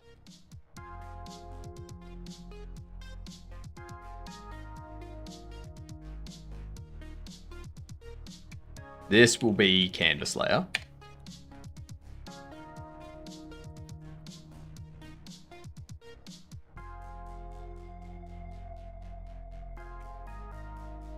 Okay.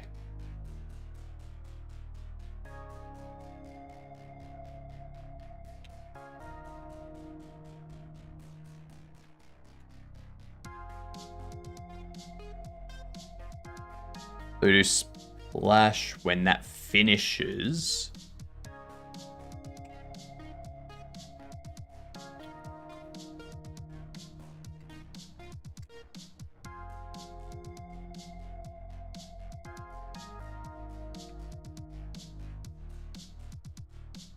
So when Streak TSCN loads,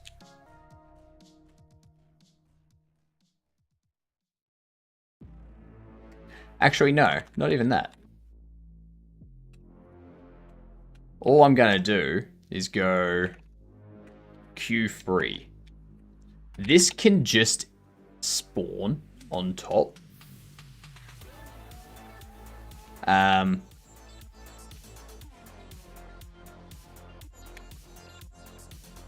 And under game state, what we do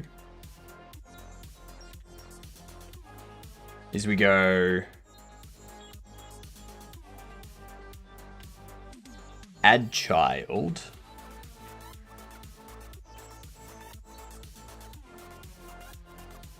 Load. Tree, not add child. Get tree root. Add child. Because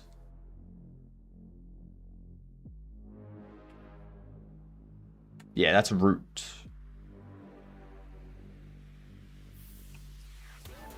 Load res buildings street. So we load this up.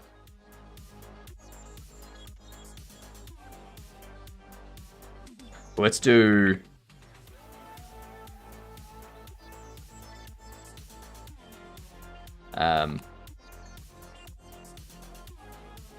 Loading street.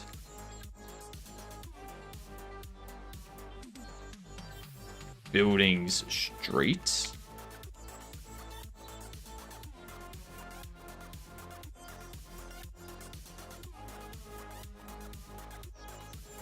Instantiate. We go loading street.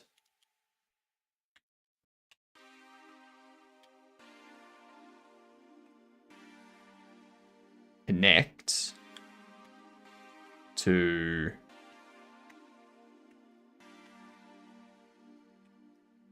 street loaded.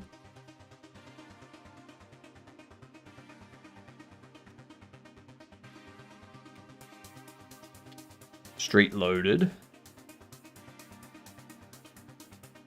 I don't want the background music playing at the start though.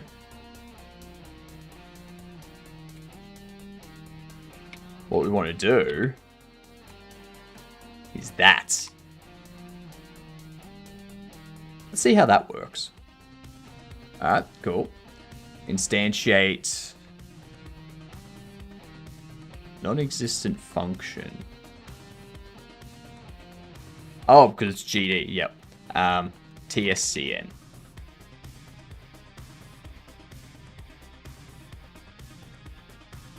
And now it goes through the splash screen. And then when this finishes, it goes straight into here. But the issue, 72, parent node is busy setting up children, add child failed. Consider doing call deferred.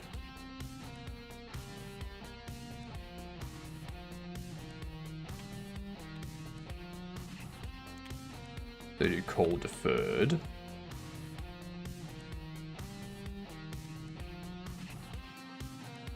And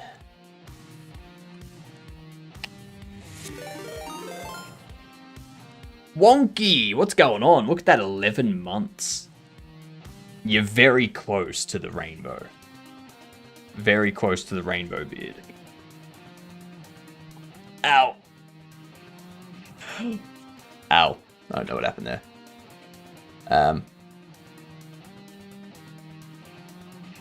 How long's the video go for?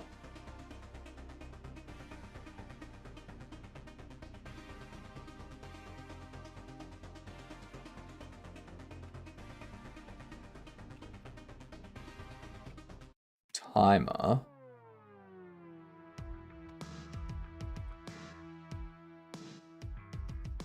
Let's add a timer to this.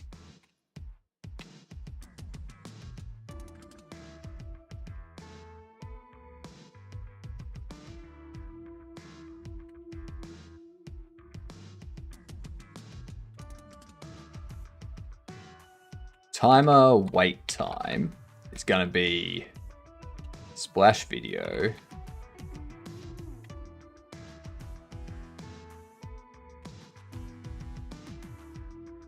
Get stream length. Minus 0.3. We do timer timeout, connect to fade out, go fade out,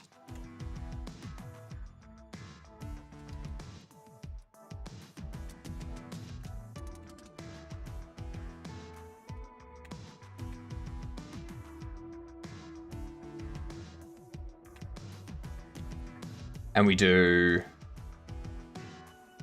timer timeout, disconnect. Why am I having so much trouble hitting underscore this morning? So we disconnect from fade out and we do tween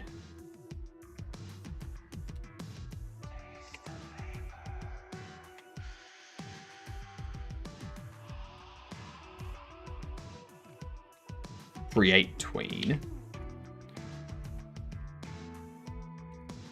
Tween property of self.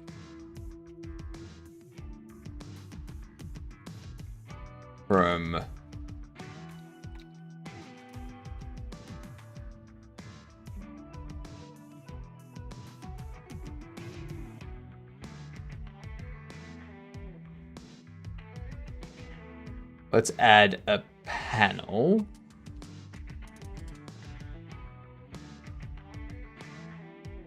Which takes up the full screen.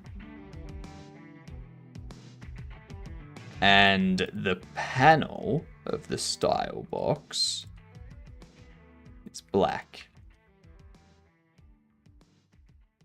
And what we do is we go panel,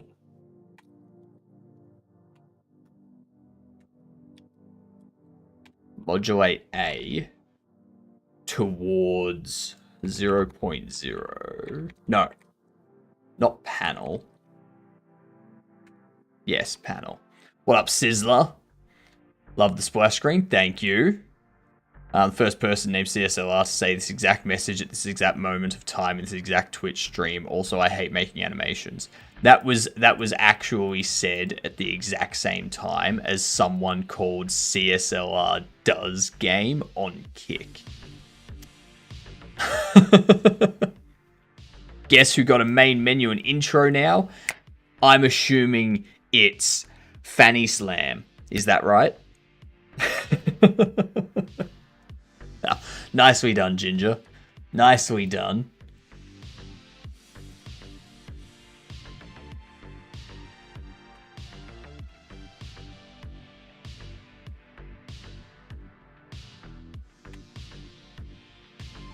Panel. Modulate A towards 1.0 over 0.3 seconds. And tween callback will be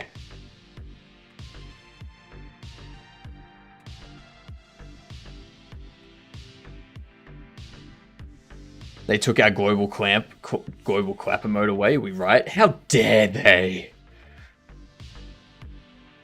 I'll give you a new build to give it a go shortly. Just try to perfect one tiny effect. Fair enough. Fair enough. I'm actually working on exports at the moment so that I can get a build submitted to Steam so that it can start going through the approval process. And then while it's going through the approval process, we do a bunch of custom export template stuff. And yeah. Then once it's approved, we create a new build with custom export template, submit that, do the Steam playtest. Yeah, smart. Smart. I has orb though. That's true, you do has orb. You do has orb.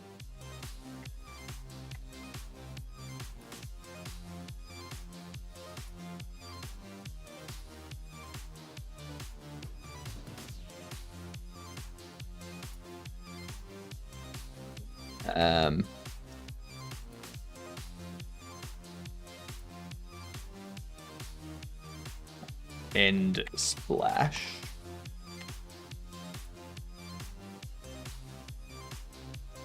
And the end splash will do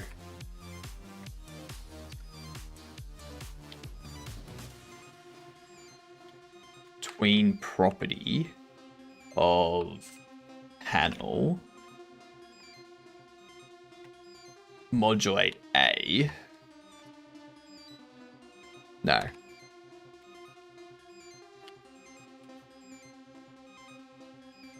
Splash finished.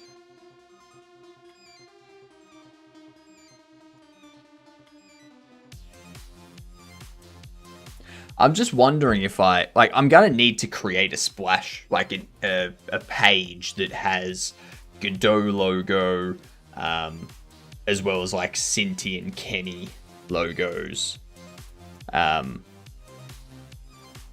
like Blender logo and stuff like that. Still need to do the black magic to my engine build to break Godot extraction tools. Exactly. That's what I'm setting up. Like that's what I'm gonna need to set up. But we need to learn how to do that. Yeah. Need to understand what we're doing.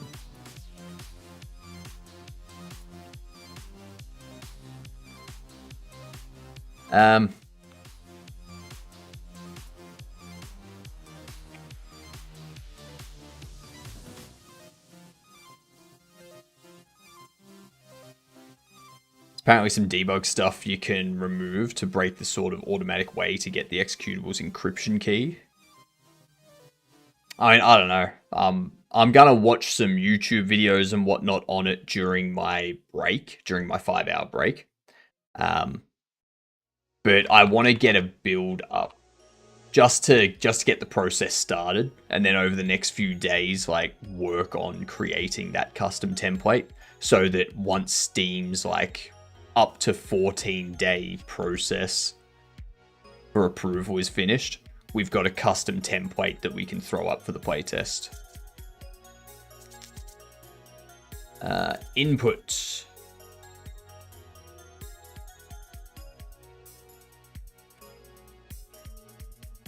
Input event. If event is action, UI accept, or event is action, UI cancel, or event is input event mouse button, we do fade out, timer stop. So we do that. Let's see what happens.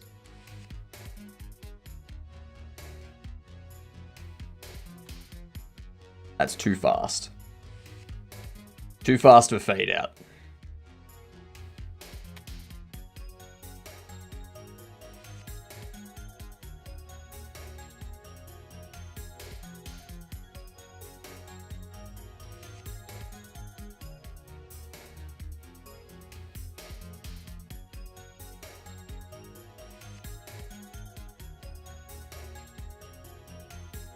They do that sort of thing. All the stuff you're doing looks like voodoo to me. That's fair. That's fair. I can understand that.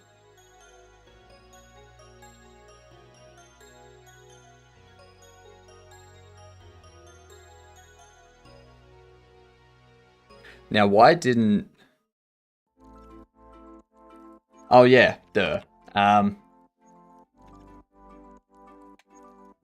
Splash video... Actually, no. Hang on. Oh, because I'm not doing that. Whoops.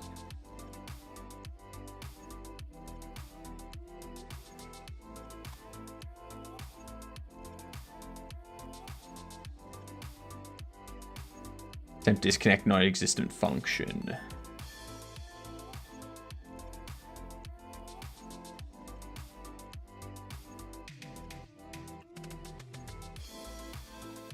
If timer is connected to fade out, not is connected to fade out, return. Timer.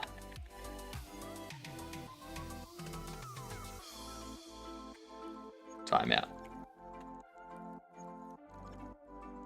So we have this, it runs, it should fade out when there's like less than a second left.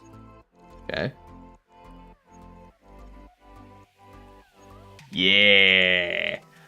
Straight in. But there'll be another image that pops up in between. If we have a listen to, background music's also playing.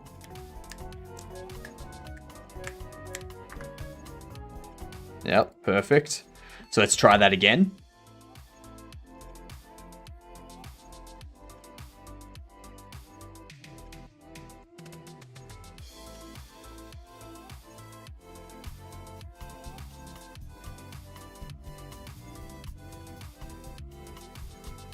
Yeah, cool. Background music's there. All right. So there's our splash screen for now. Let's just do an export to that.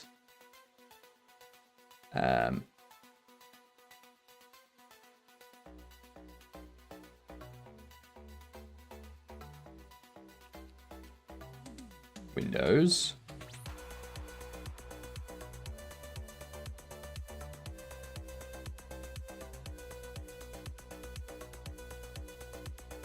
Exports Bobble Shop Sim. There is none for Windows. Okay. Export projects. Now we've got this, and I need to create a custom icon for it too. I think I've got one actually.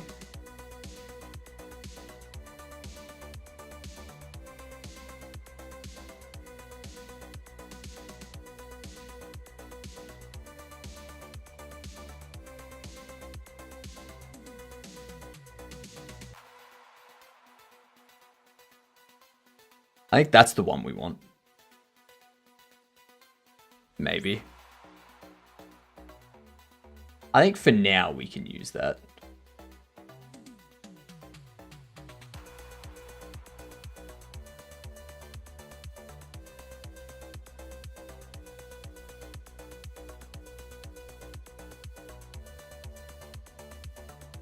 I think I might want to change that, but as long as there's something, you know?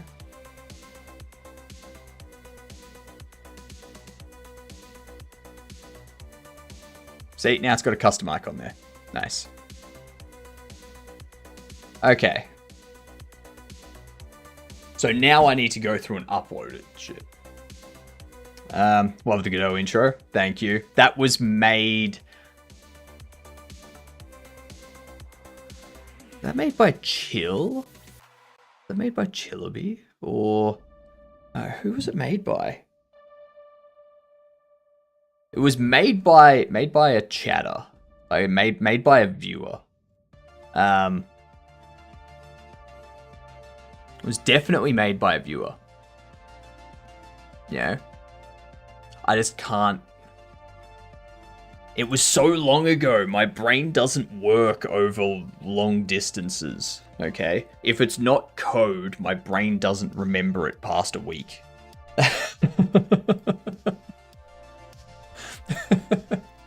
If it's code, my brain will remember it for ages. But there was two. There was Chillaby, and then there was someone else who had a name starting with C that I've forgotten.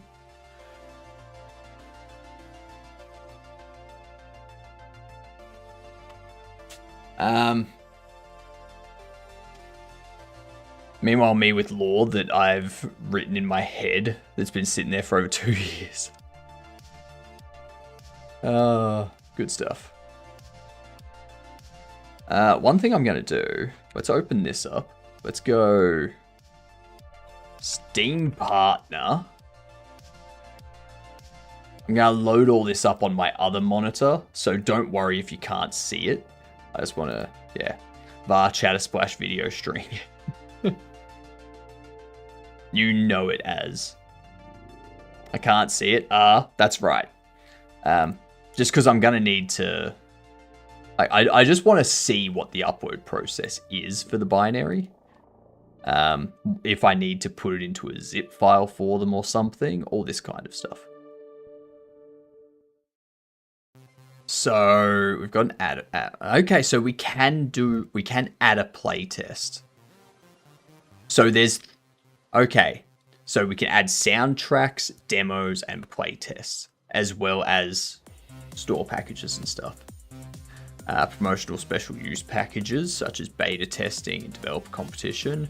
There's DLC, free weekend packages, commercial packages. So the commercial package...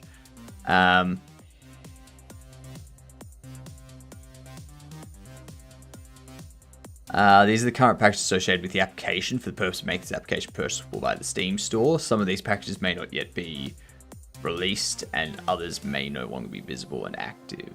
Yeah, so we've got one package which is hidden, and I think that's because I haven't actually allocated anything to it yet. Steam playtest.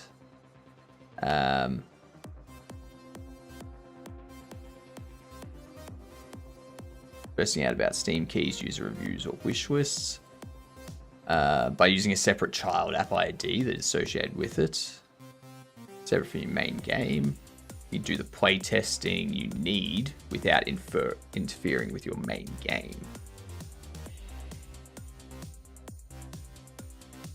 So yeah, that then provides the join the Bobble Shop Simulator playtest. And then people can request access. Potential testers will also be able to request access to the playtest if they're interested. When you're ready for testers to try it out, you can add as many as you'd like from the group of interested players. You can deactivate your playtest app when you're ready, or leave it available if you want to keep experimenting with upcoming features. So, yeah, I can add a playtest app. Yes, I want to add a playtest app.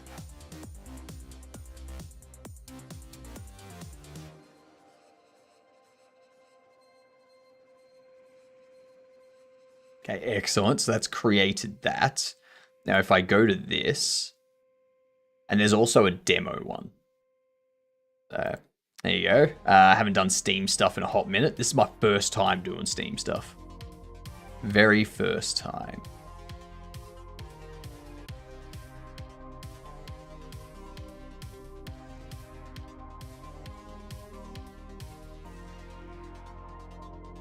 So, the app icon.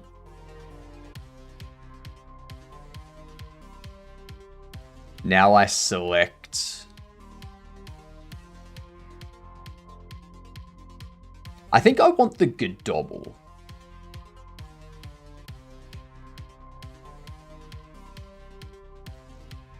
If providing a PNG, it must either be 256 or 512.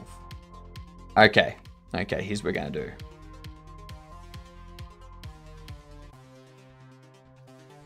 I'm going to make sure that the Godobble 3 image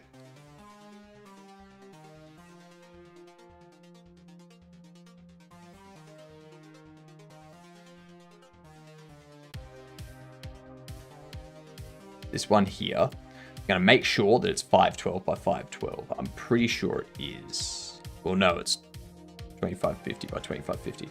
Jeepers! Scale image new size, 512. And then we can export app icon. There we go.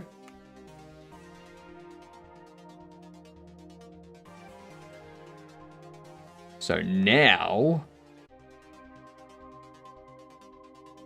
actually, app icon.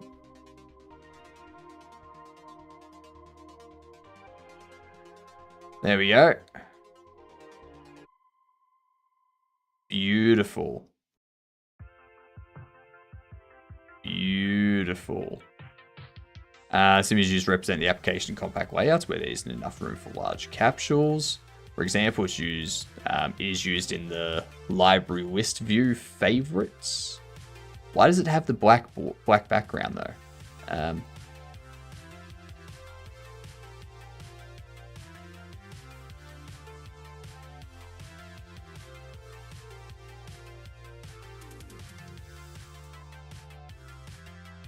So I think I need to also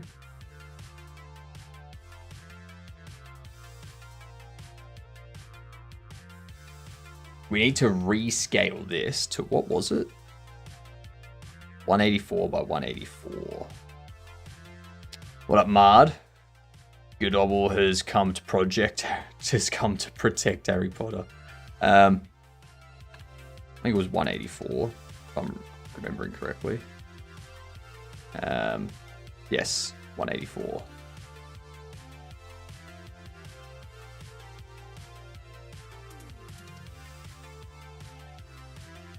Ads. That's not good. Shortcut icon and app icon.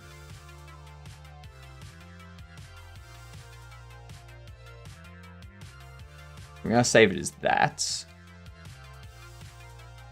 And then I'm going to rescale this to 512. And we're going to export this as shortcut icon. That's what we need to do there. Godobi has been given a sock. Funniest timing, hearing Hypnotic go ads, then the ad music playing. Whatever, you got an ad about bobbleheads? Hell yeah, you did. Hell yeah, you did.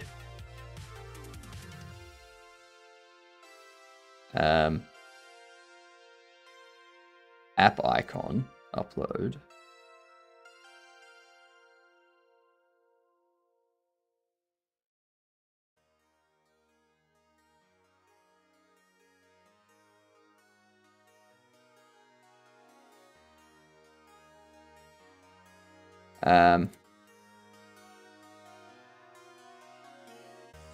Mac icon, don't care. Linux icon. Linux icons, PNG format, 16 by 16, 24 by 24, 32 by 32, 64 by 64, 96 by 96, PNG format in a zip file. Huh. Alright, I guess we're creating those too. Oh, g'day, Bucky. Ow. My stomach just went...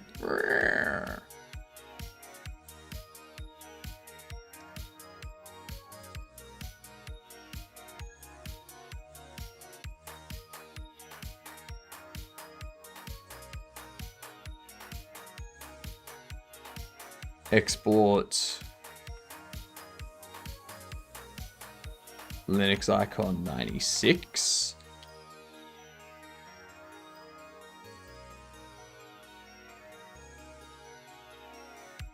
Scale 64.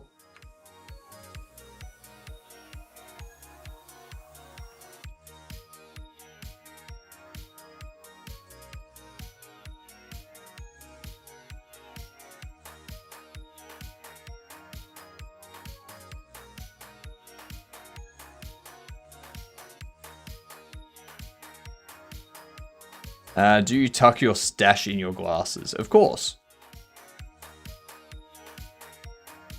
Yeah. The glasses help with the wax. It helps the wax form this upward shape. Yeah. Do they ever poke you in the eye? Only when the wax starts to dissipate and pull away. Yeah.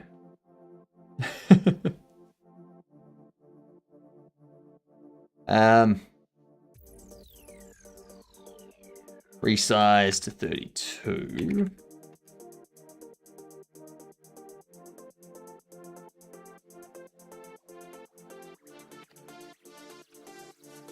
Did I need a 48?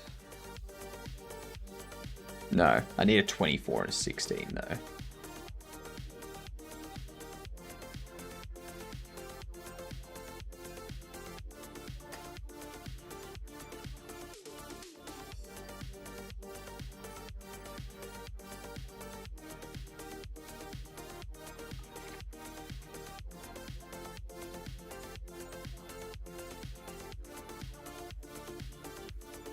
And 16.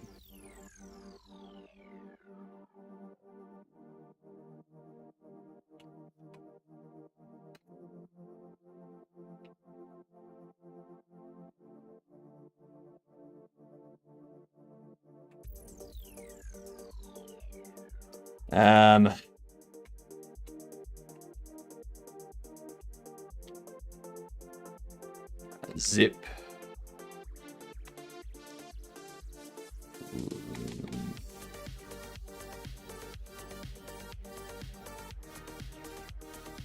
Into Linux icons zip.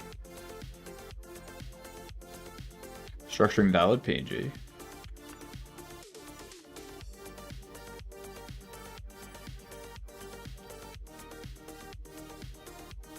There we go.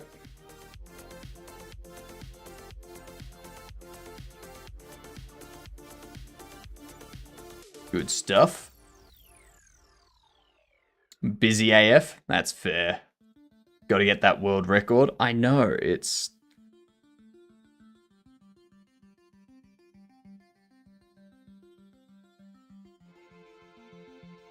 That's how high I can stretch it up. Like, it's at the top of my head. Like...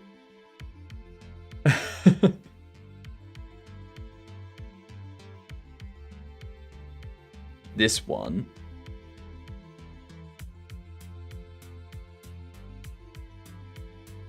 I think the right side's a little bit shorter.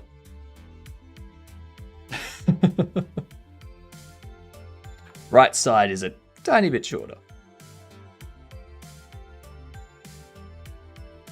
Winix icon zip.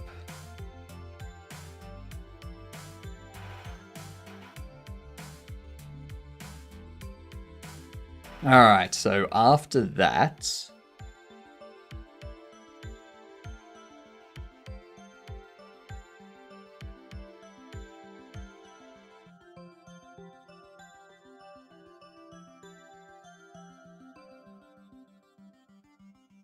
Capsule images. Import images from parent app.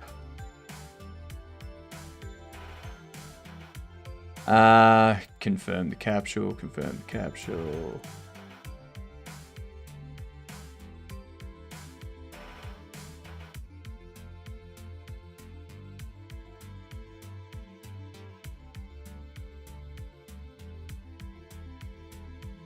There we go.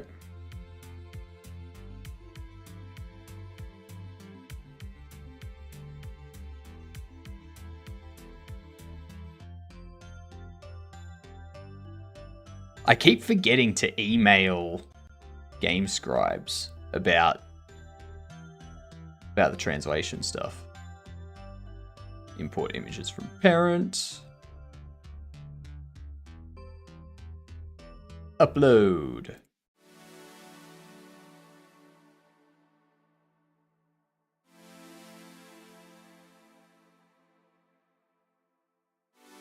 Lovely.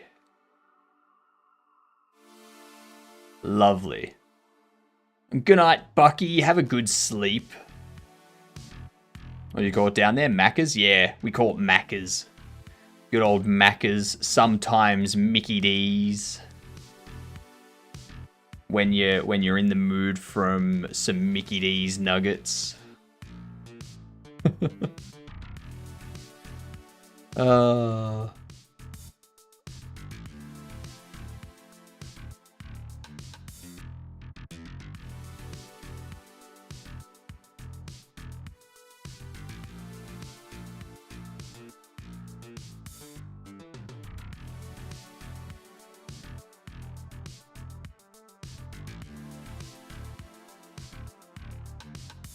Cool.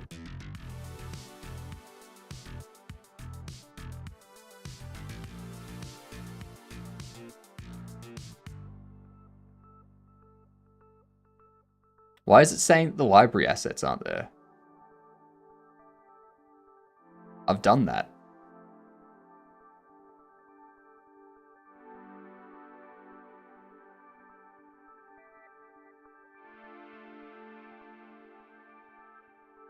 Library assets, 4 of 5 added.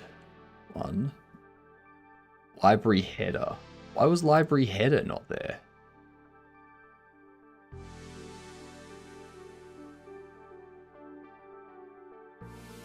The hell?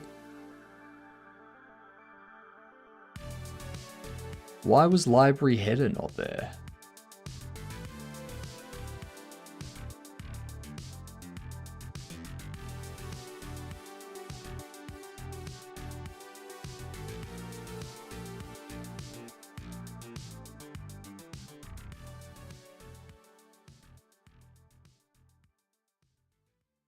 What the frick?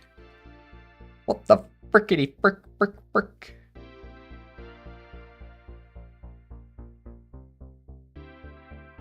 The frack frick frooey. Edit store page. graphical assets, library assets, library capsule, library header. Library header's that.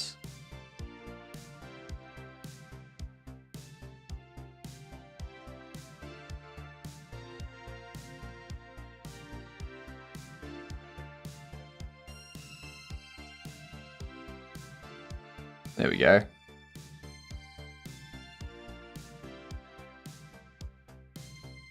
Confirm upload.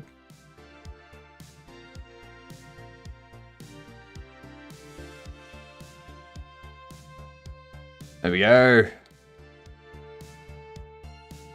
Done. About time. Jesus. Library header being a bogan. Yeah, it didn't it was importing one of them as a header capsule instead of a library header. So that's why it was saying that one of them wasn't there. At least one build configured.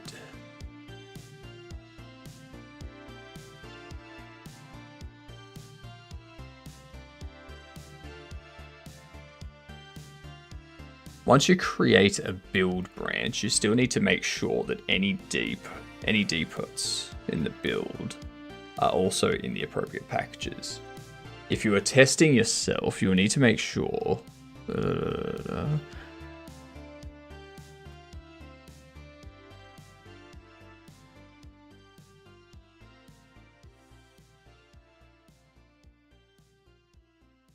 Uploading to Steam. I'm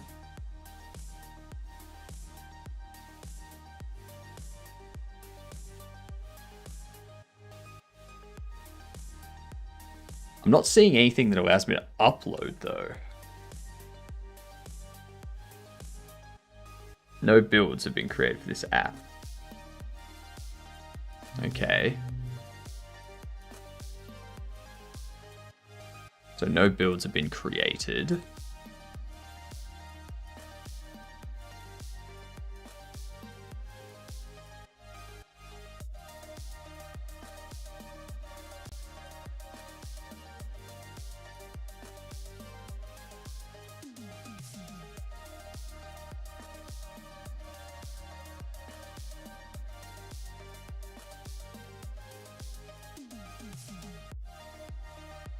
Steam build, okay.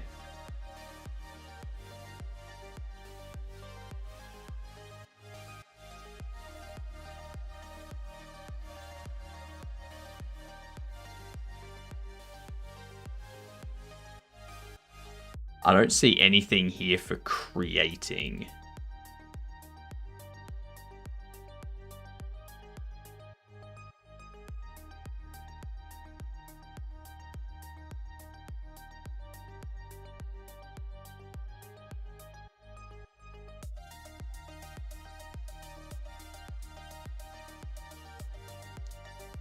Save that.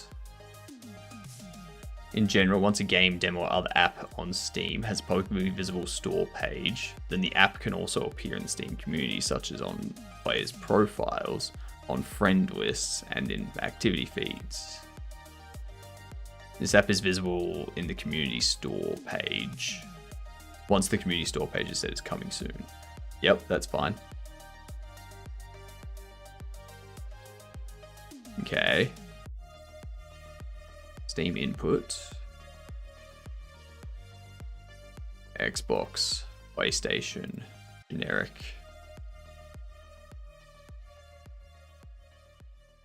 Steam input default controller configuration. Generic gamepad, I guess.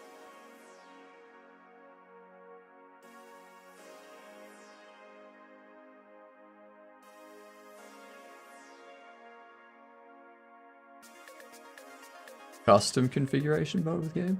Recommended for games with Steam Input API support or which require any tweaking for best performance.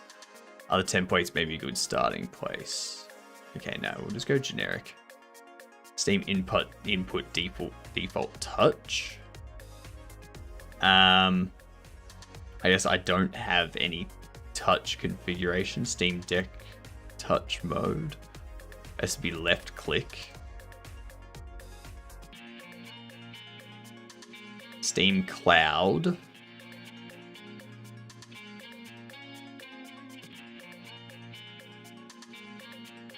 These two settings are required for any Steam Cloud integration to be functional, including API or auto cloud usage. Changes made here take effect at publish time and impact both Steamworks Cloud APIs and auto cloud. That's actually something that I should probably implement. Right.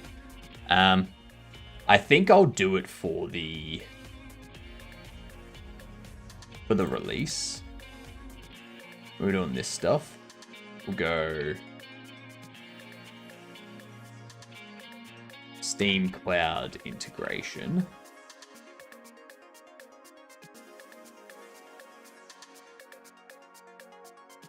So I'm not going to worry about Steam Cloud for the playtest. Not going to worry about remote play, no virtual reality, no dedicated servers. Steam playtest. So you don't have to download it as you're busy. I have a video in your show and tell. Nice. I will get to playing your game at some point.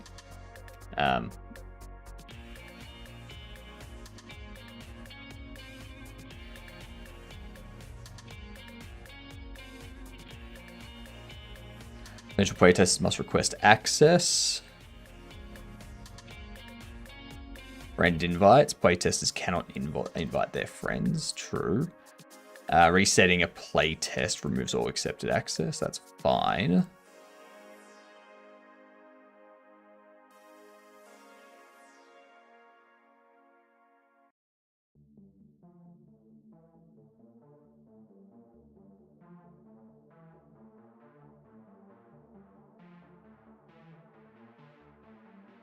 Okay.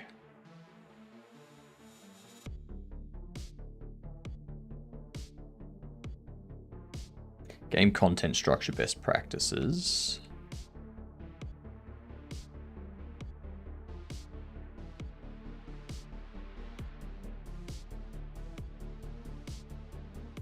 Avoid shuffling.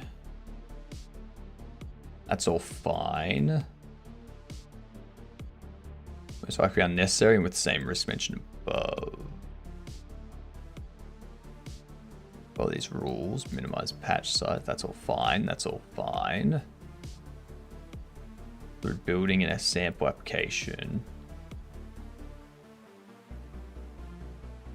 So they have video tutorials, but they don't have anything just in the documentation.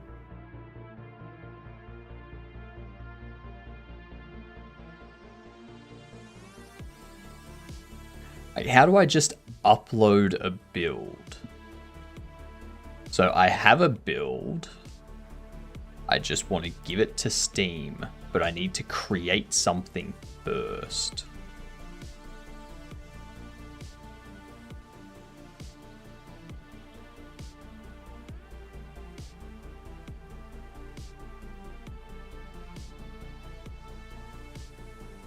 So maybe I need to go... That's taking me to my Steam.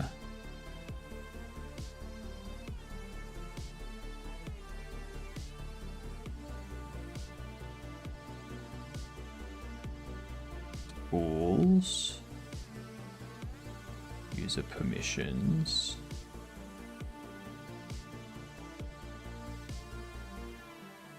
Manage users. That's me.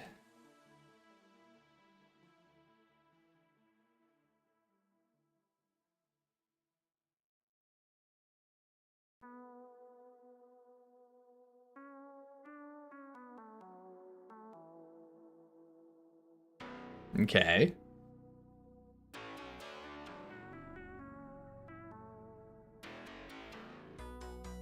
I don't need to worry about any of that. I just don't see anything for... I don't see anything for it.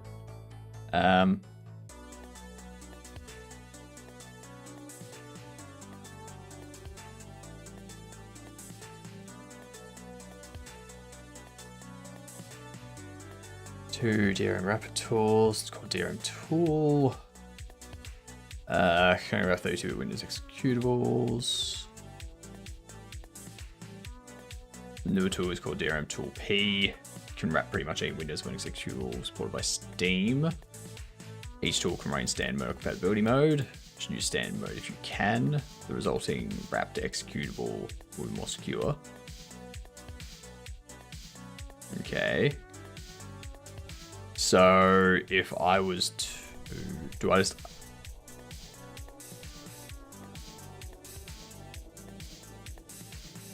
right.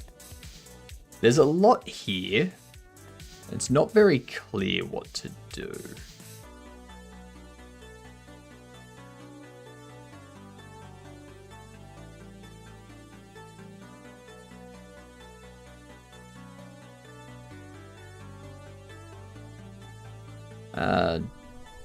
Depot content can be accessed as zip files if content's more than 2 GB compressed. Use the Steam command tool to upload large depots. A build contains one or more uploaded depots. Okay, so if I go into... So what I need to do, I think, is under here... I think we do...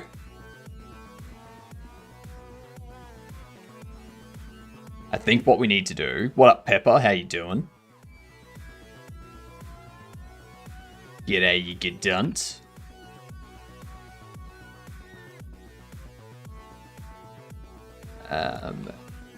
Zip.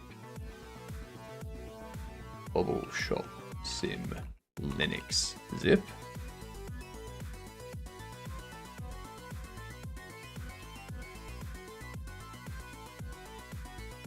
Let's see how big this is.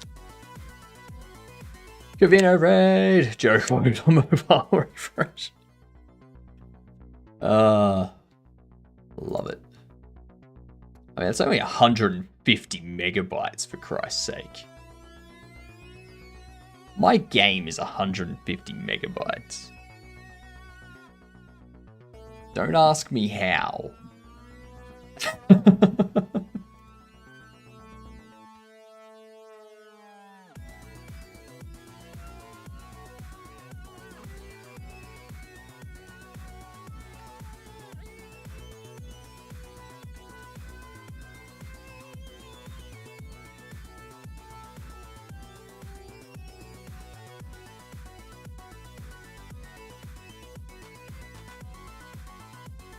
Not ask me how, because I do not know. But if it only allows me to select one. I don't know what depot content is.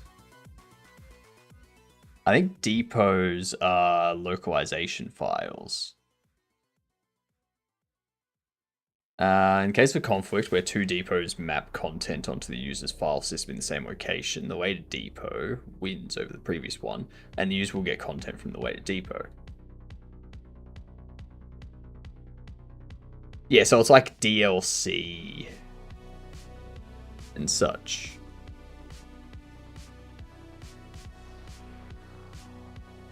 It's not actual builds. But like, there's... What the hell? Uploading to Steam.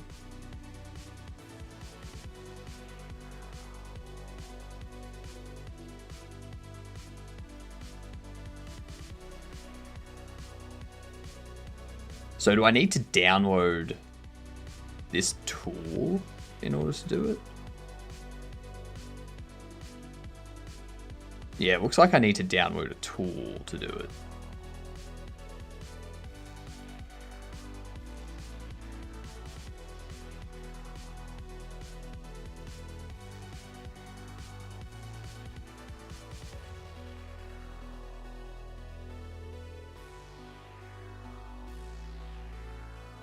Alright, I'm going to do all of that off stream, because that looks like it's very involved.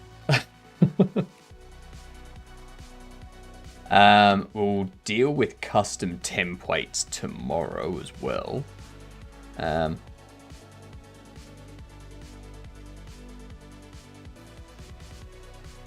We've got our splash screen working. We still need to create another splash panel. I think 150 megabytes is fine. Mine is like 54 megabytes and it's compiled directly to C++ and 2D. Well, mine's as large as it is mainly because of the 3D models and the textures. We've also got a lot of images. Like all of our product images, there's usually 2 variations at most. Most of them are 1 variation though. And they usually take up like 140 kilobytes each. And that's like each bobblehead has 2 different size images. Each card has 2 different size images. Each furniture has 1 image. Each delivery item has 1 image, that type of stuff. So there's a shit ton of images. Like if you have a look at products, these are all of the images that we have so far. You know? And you got like this 180 pixel one, and this is 1080. So your 745 kilobytes, your 30 kilobytes. Your 30.9 kilobytes, your 753. Your 29, your 710. So you can see how there's, like this one's 747, 726. 748. There's a lot. This one's 663. This is where most of the size comes from, I reckon. This and the models. Yeah.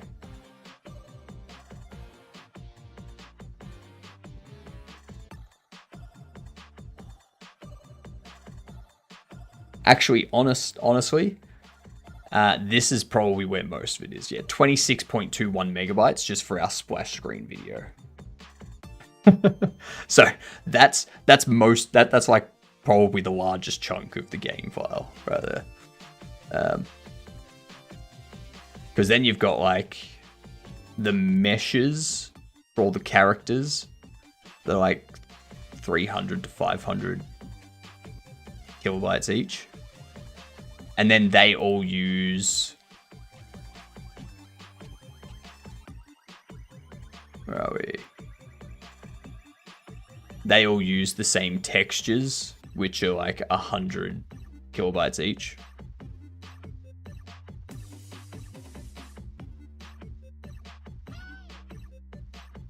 And then our bobble meshes, they're all like 5 to 10 kilobytes each, so that's fine.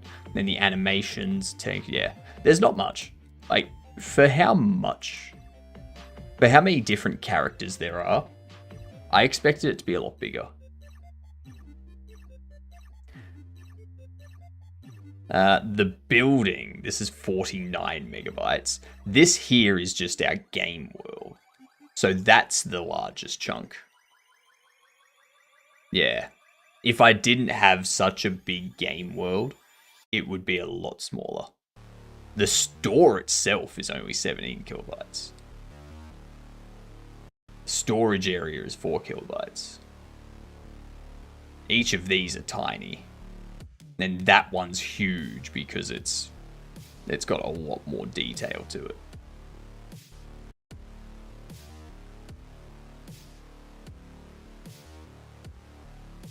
I guess the audio as well would take up a bit.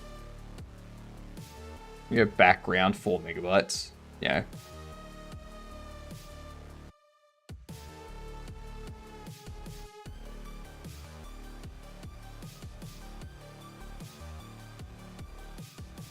Alright. Alright. So. What we'll do. I'm gonna commit this stuff up.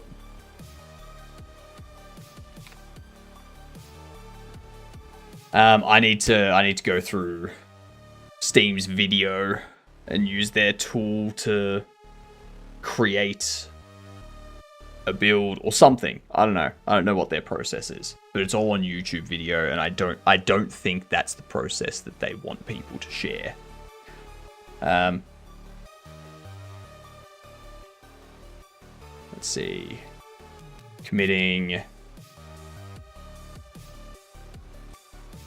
Created a startup splash process.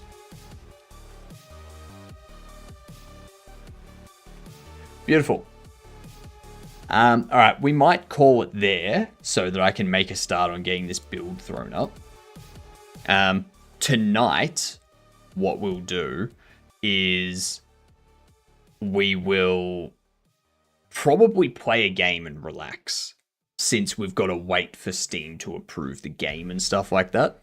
It's pretty easy to do. You just copy the source into a folder, add the folder, set up the version and description, and then generate chunks, and then upload the build.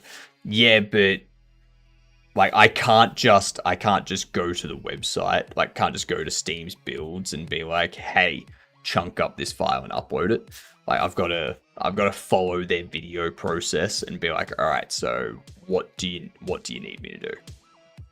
Like, it's all well and easy to say it's pretty easy. You just do A, B, and C, but like nothing there tells me what I actually need to do. So like, it may be easy, but I still need to go through and understand what commands I need to run and stuff like that. So, what we'll do, we're going to raid out. We're going to go say hi to a lovely friend of the stream. A lovely Yudoa. Fantastic Yudoa. Okay. I will be back in 5.5 hours. We'll probably do some gameplay to take a break from everything now that we're getting our playtest build uploaded. We can't really do anything until that gets accepted. But we will, like tomorrow, what we'll do, so tomorrow morning, or tonight we'll play some games, have a relax. Tomorrow morning, we'll start getting a custom template set up.